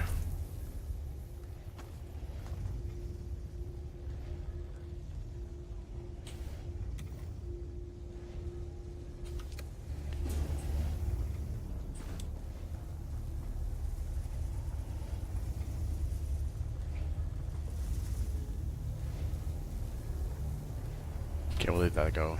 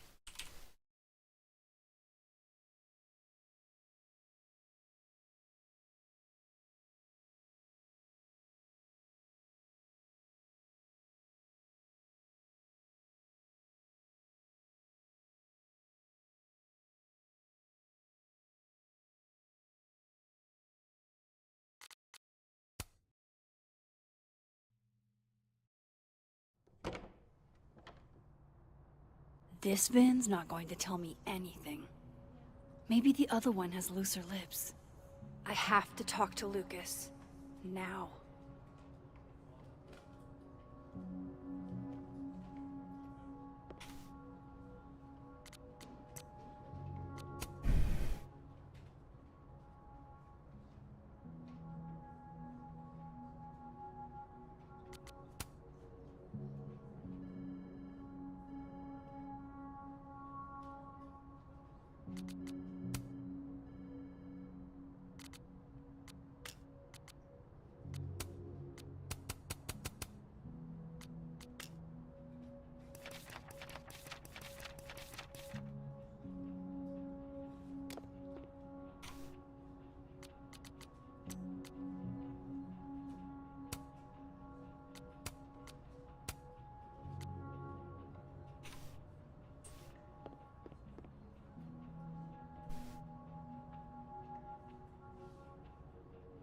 Speak to Lucas in his office.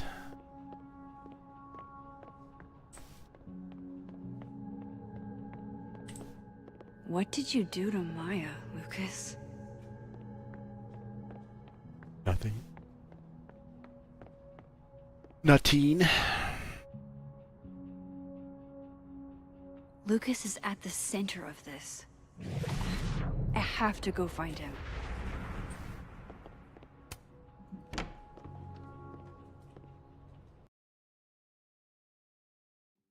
What is this, living world? Max, don't need to knock. My door's always open. Come on in. I want to show you something.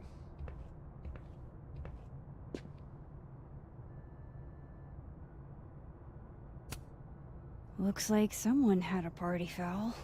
What? Oh, it's just coffee. I'm a little preoccupied. Aw, cute.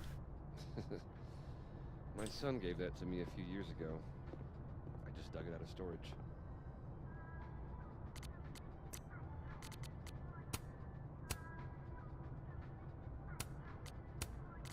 Wasn't me, but man, I wish it could have been.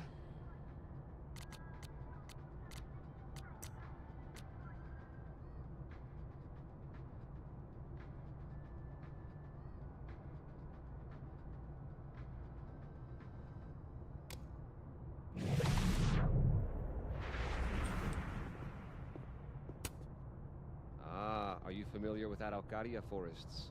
They're all over southern Chile. I'm not. They look beautiful, though. Well, next time the Wanderlust hits you. I don't recognize the name. Oh, that. A fan sent it to me.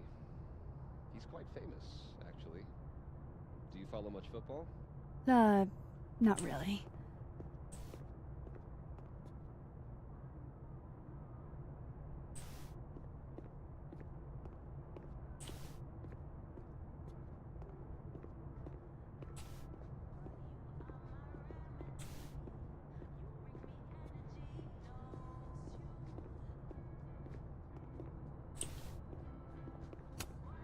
What can I get you to tell me about Maya?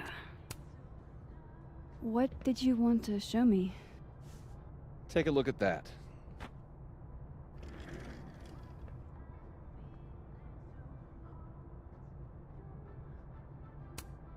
This is actually a really cool shot. I hope Robbie's doing okay. Hey. What's up, man? A pen so fancy I'd be nervous to write with it.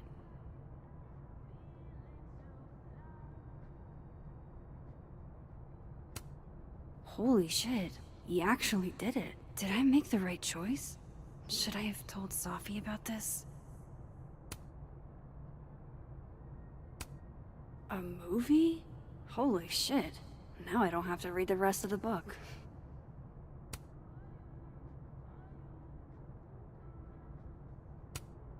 Looks like Lucas has been having some late nights.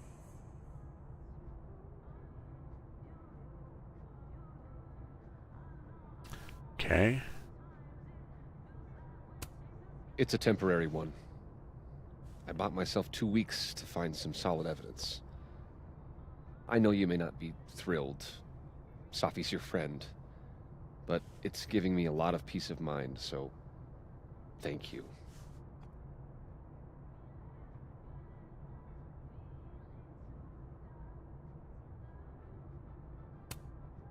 You don't have to thank me. It was none of my business.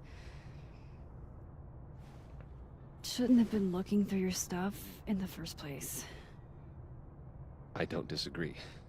But no harm done. But I'm sure that's not why you came to my office. How can I help you, Max? I don't mean to pry, but I couldn't help seeing that email from your agent. Oh, no worries. It's an incredible feeling. Getting chosen for the big screen. About time, right? Just don't tell people yet. Okay, Max? These sorts of things, they have to be announced properly. I'm thinking at Krampus. Krampus? Probably. I have a call with my agent later. I'll get the details then. How's Robbie doing?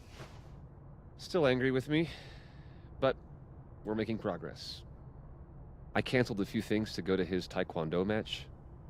I think it made him happy.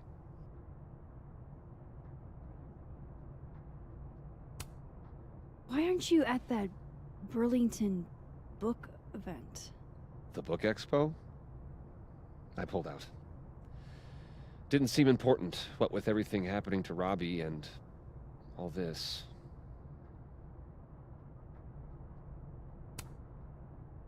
I was wondering, what can you tell me about Maya Okada?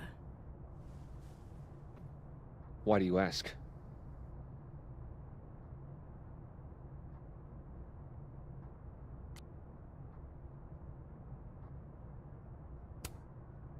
Surely you know why I'm asking.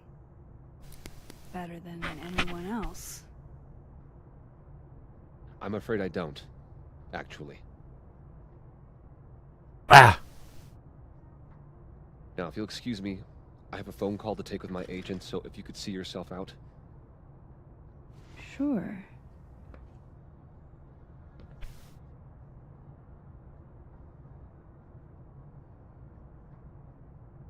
Damn it. Maybe I should have did the other thing.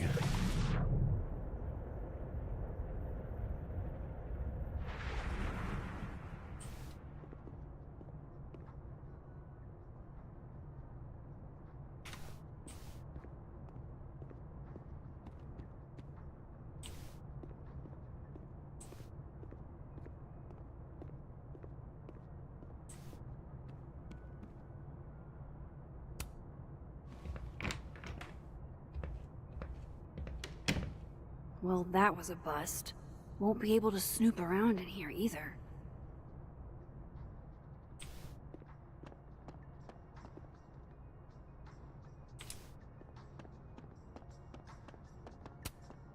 Loretta's a hard worker. I'll give her that. I just wish she'd use her powers for good.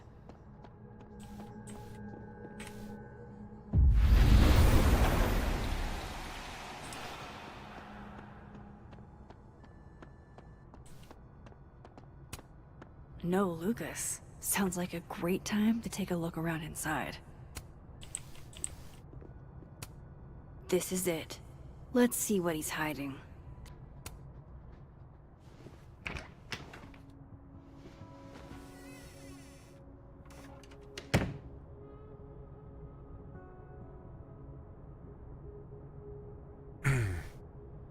Alright, let's see what I can find about Maya.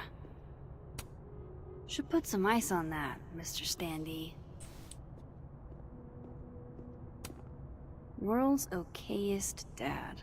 Might be the first time Lucas didn't oversell himself. That's probably his ex-wife. Hey, would Alderman's mother know what happened to her son?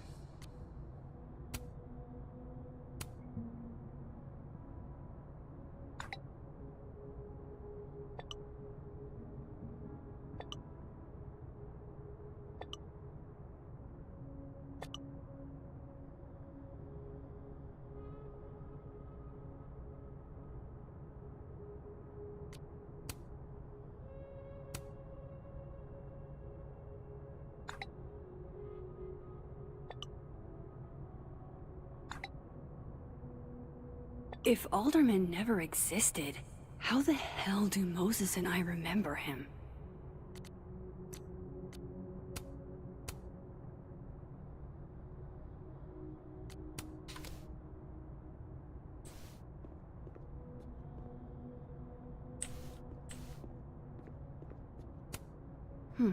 Seems like at least one student remembers Lucas fondly. Surely there's something good in here.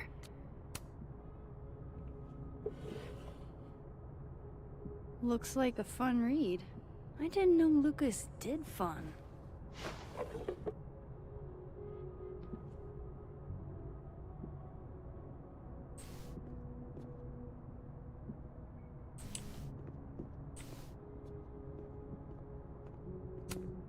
Guess normal drip just doesn't cut it for Professor Colmenero.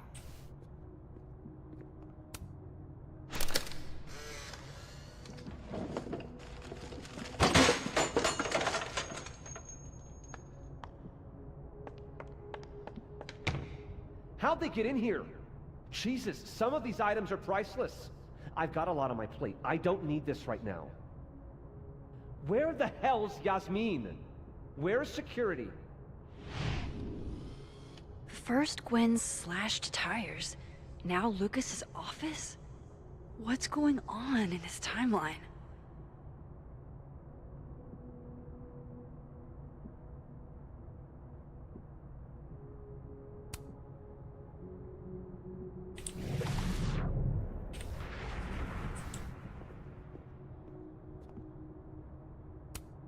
The Shoals Award for Literary Excellence. They're handing out typewriters now for writing books? Pretentious, shiny, and probably hasn't typed a word in years. Kinda like Lucas.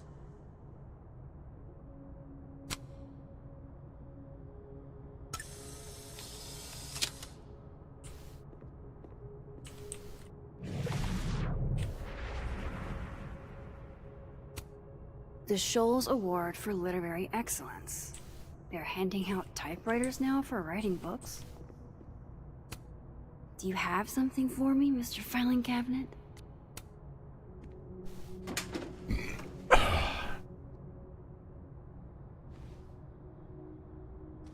These folders are all from this year. I doubt I'll find anything about Maya.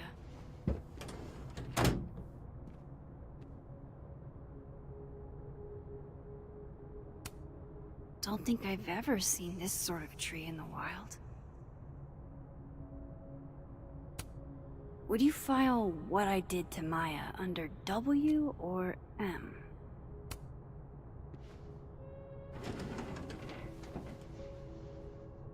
That's a lot of junk, but maybe what I need is somewhere in there.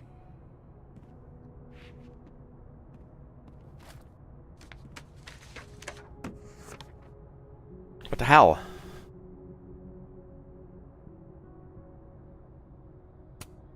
Whoa, why were Lucas and Maya meeting so much? This can't be a repeat of what happened at my high school.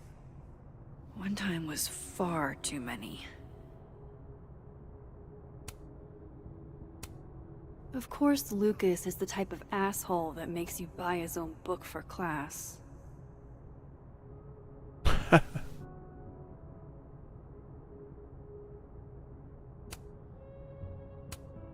Well, this at least confirms Maya took his class.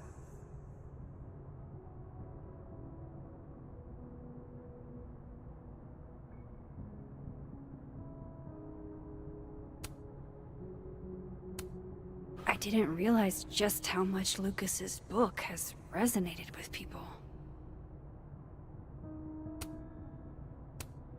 Yasmin did one of these? Maybe he reads it for the articles.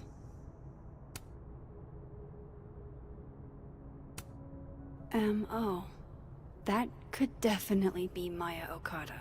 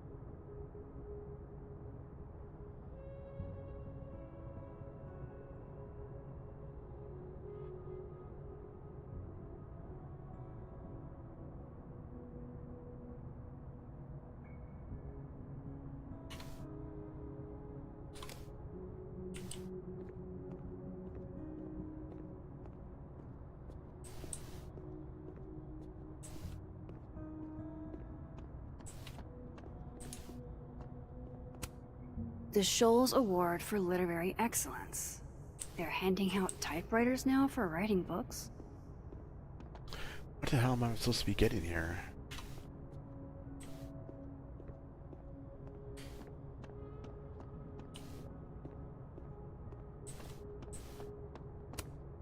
Don't think I've ever seen this sort of tree in the wild.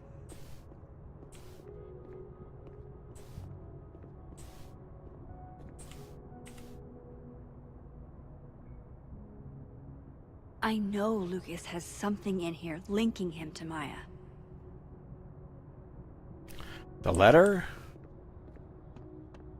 This?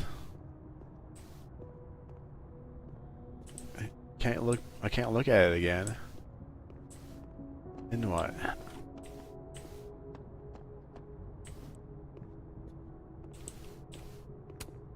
Don't think I've ever seen this sort of tree in...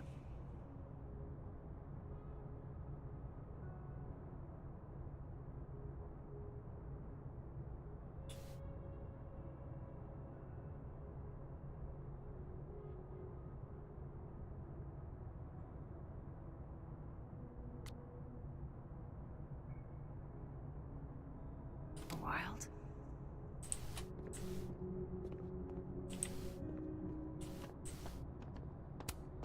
The Shoals Award for Literary Excellence. They're handing out typewriters now for writing books.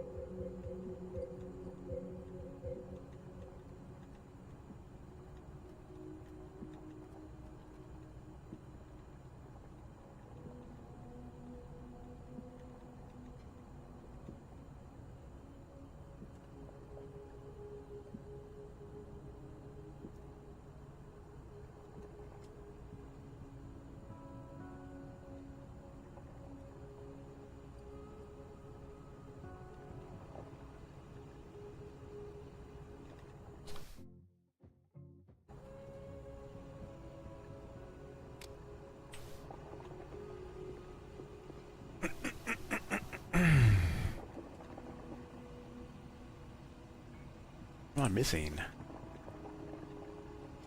Dead Diamond. Dead World Lucas office. Ooh, let's talk to Diamond. Where's she at?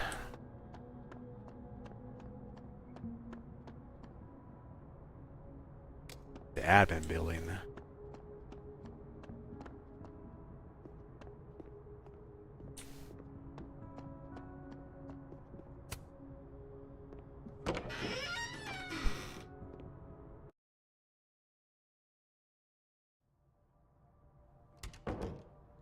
Ugh.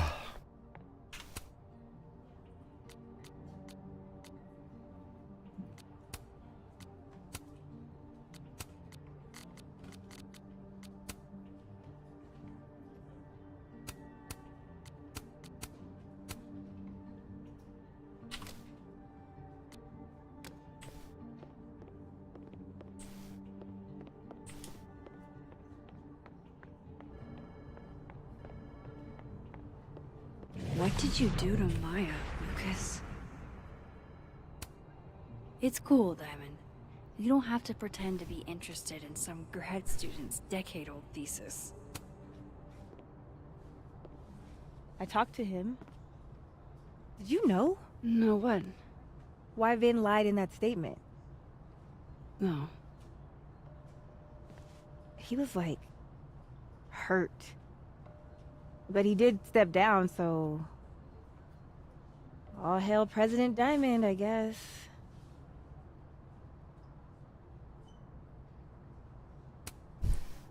I'm sorry.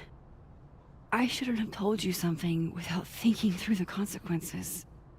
I mean, I wasn't trying to stop you. First act as president of a breakfast? Breaking the news to the Vinians, I guess. Ugh. There's gonna be tears. See you around, Max.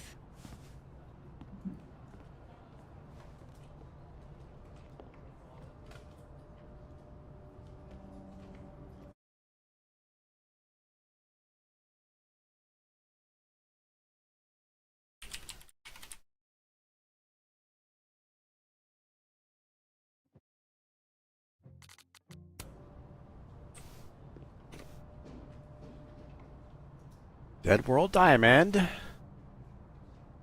This Dead World or Live World? Yeah, it's Dead World. Lucas is at the center of this. I have to go find him.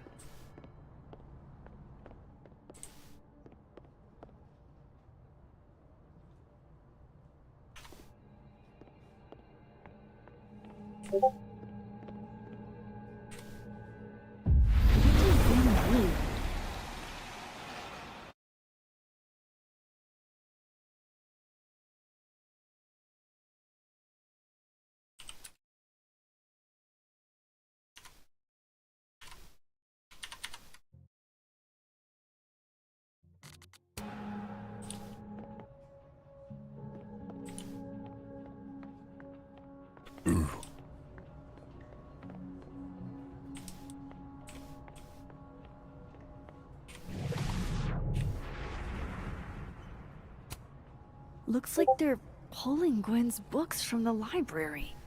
This is such bullshit.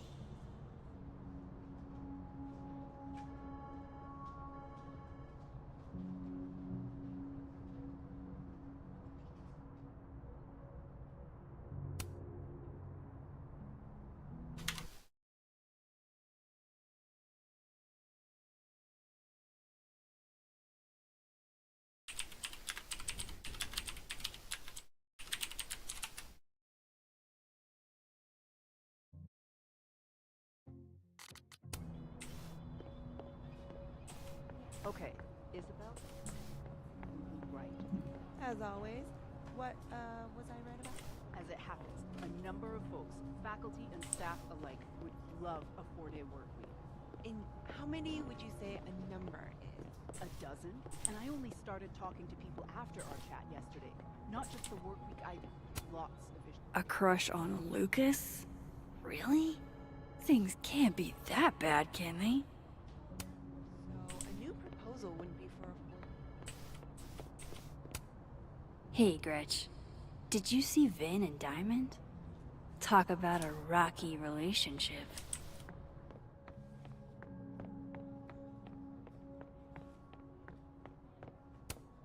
He looks so composed. Let's hope what I've learned is enough to crack him.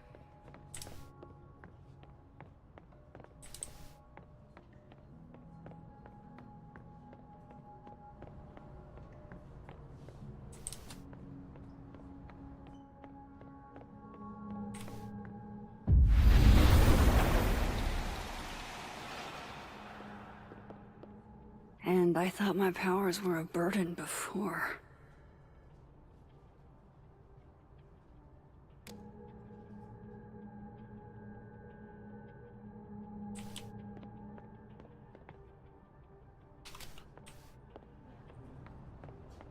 Potter? But where the hell did she go?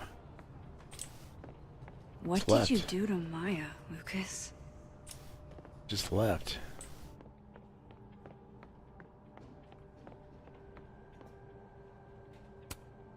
It's that security guy who's been lurking all over campus. Is he looking at classes?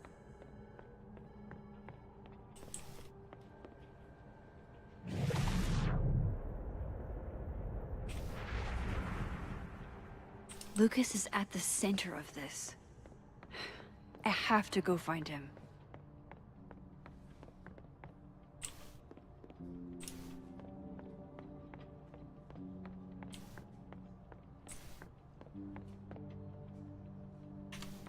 What did Vin mean? It all started in Lucas's class.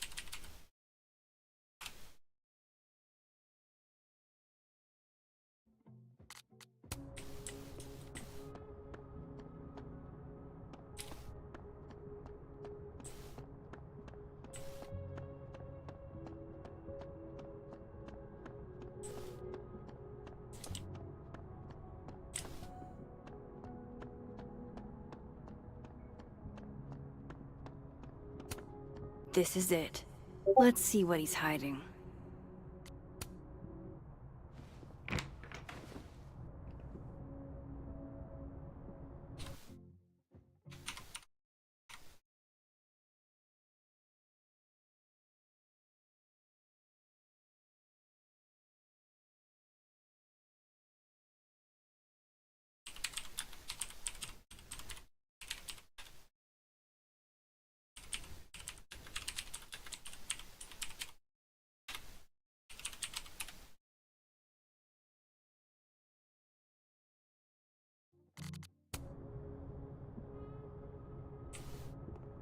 I'm missing something in here. The Shoals Award for Literary Excellence. They're handing out typewriters now for writing books?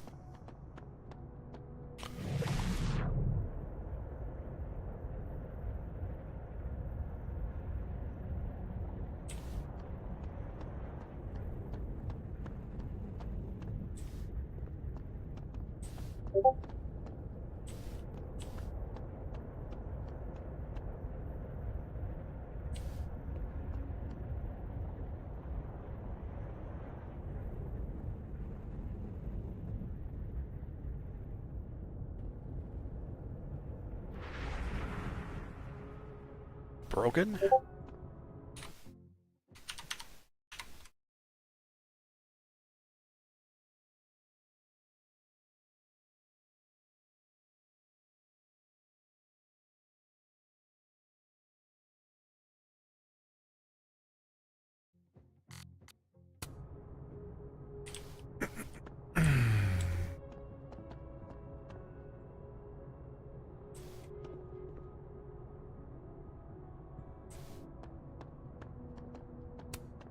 World's okayest dad.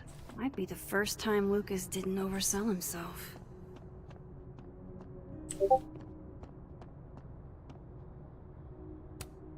Guess normal drip just doesn't cut it for Professor Colmenero.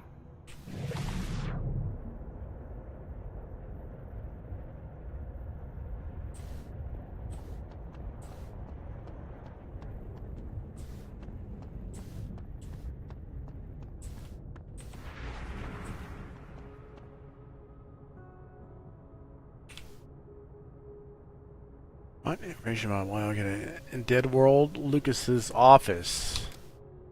Okay, I'm here. The Shoals Award for Literary Excellence. They're handing out typewriters now for writing books?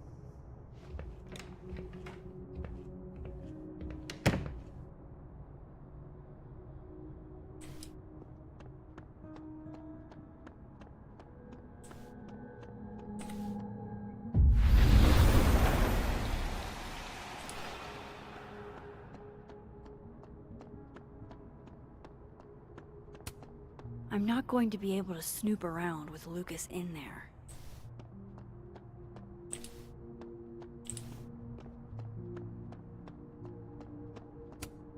Wonder what message is waiting for me now.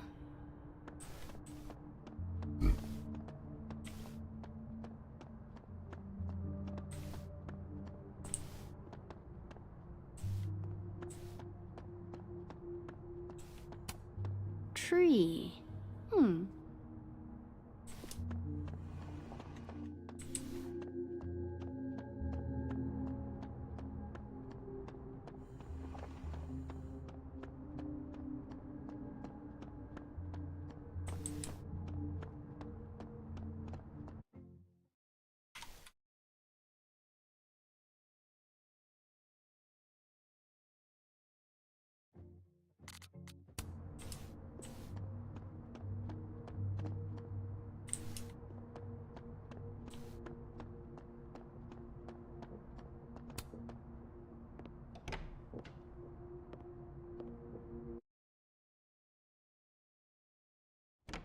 It's in here. I have to probably go to bed here soon. Oh no. I think I broke it. What did you do to Maya, Lucas?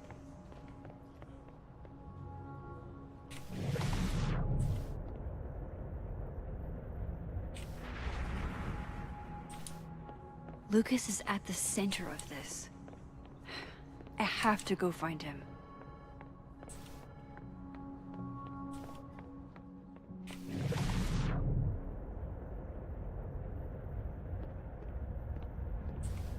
What did Vin mean? It all started in Lucas's class.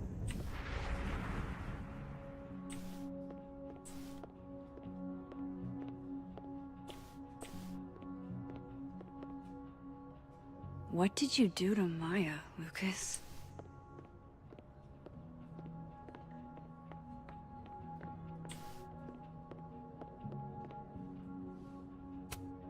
He looks so composed. Let's hope what I've learned is enough to crack him.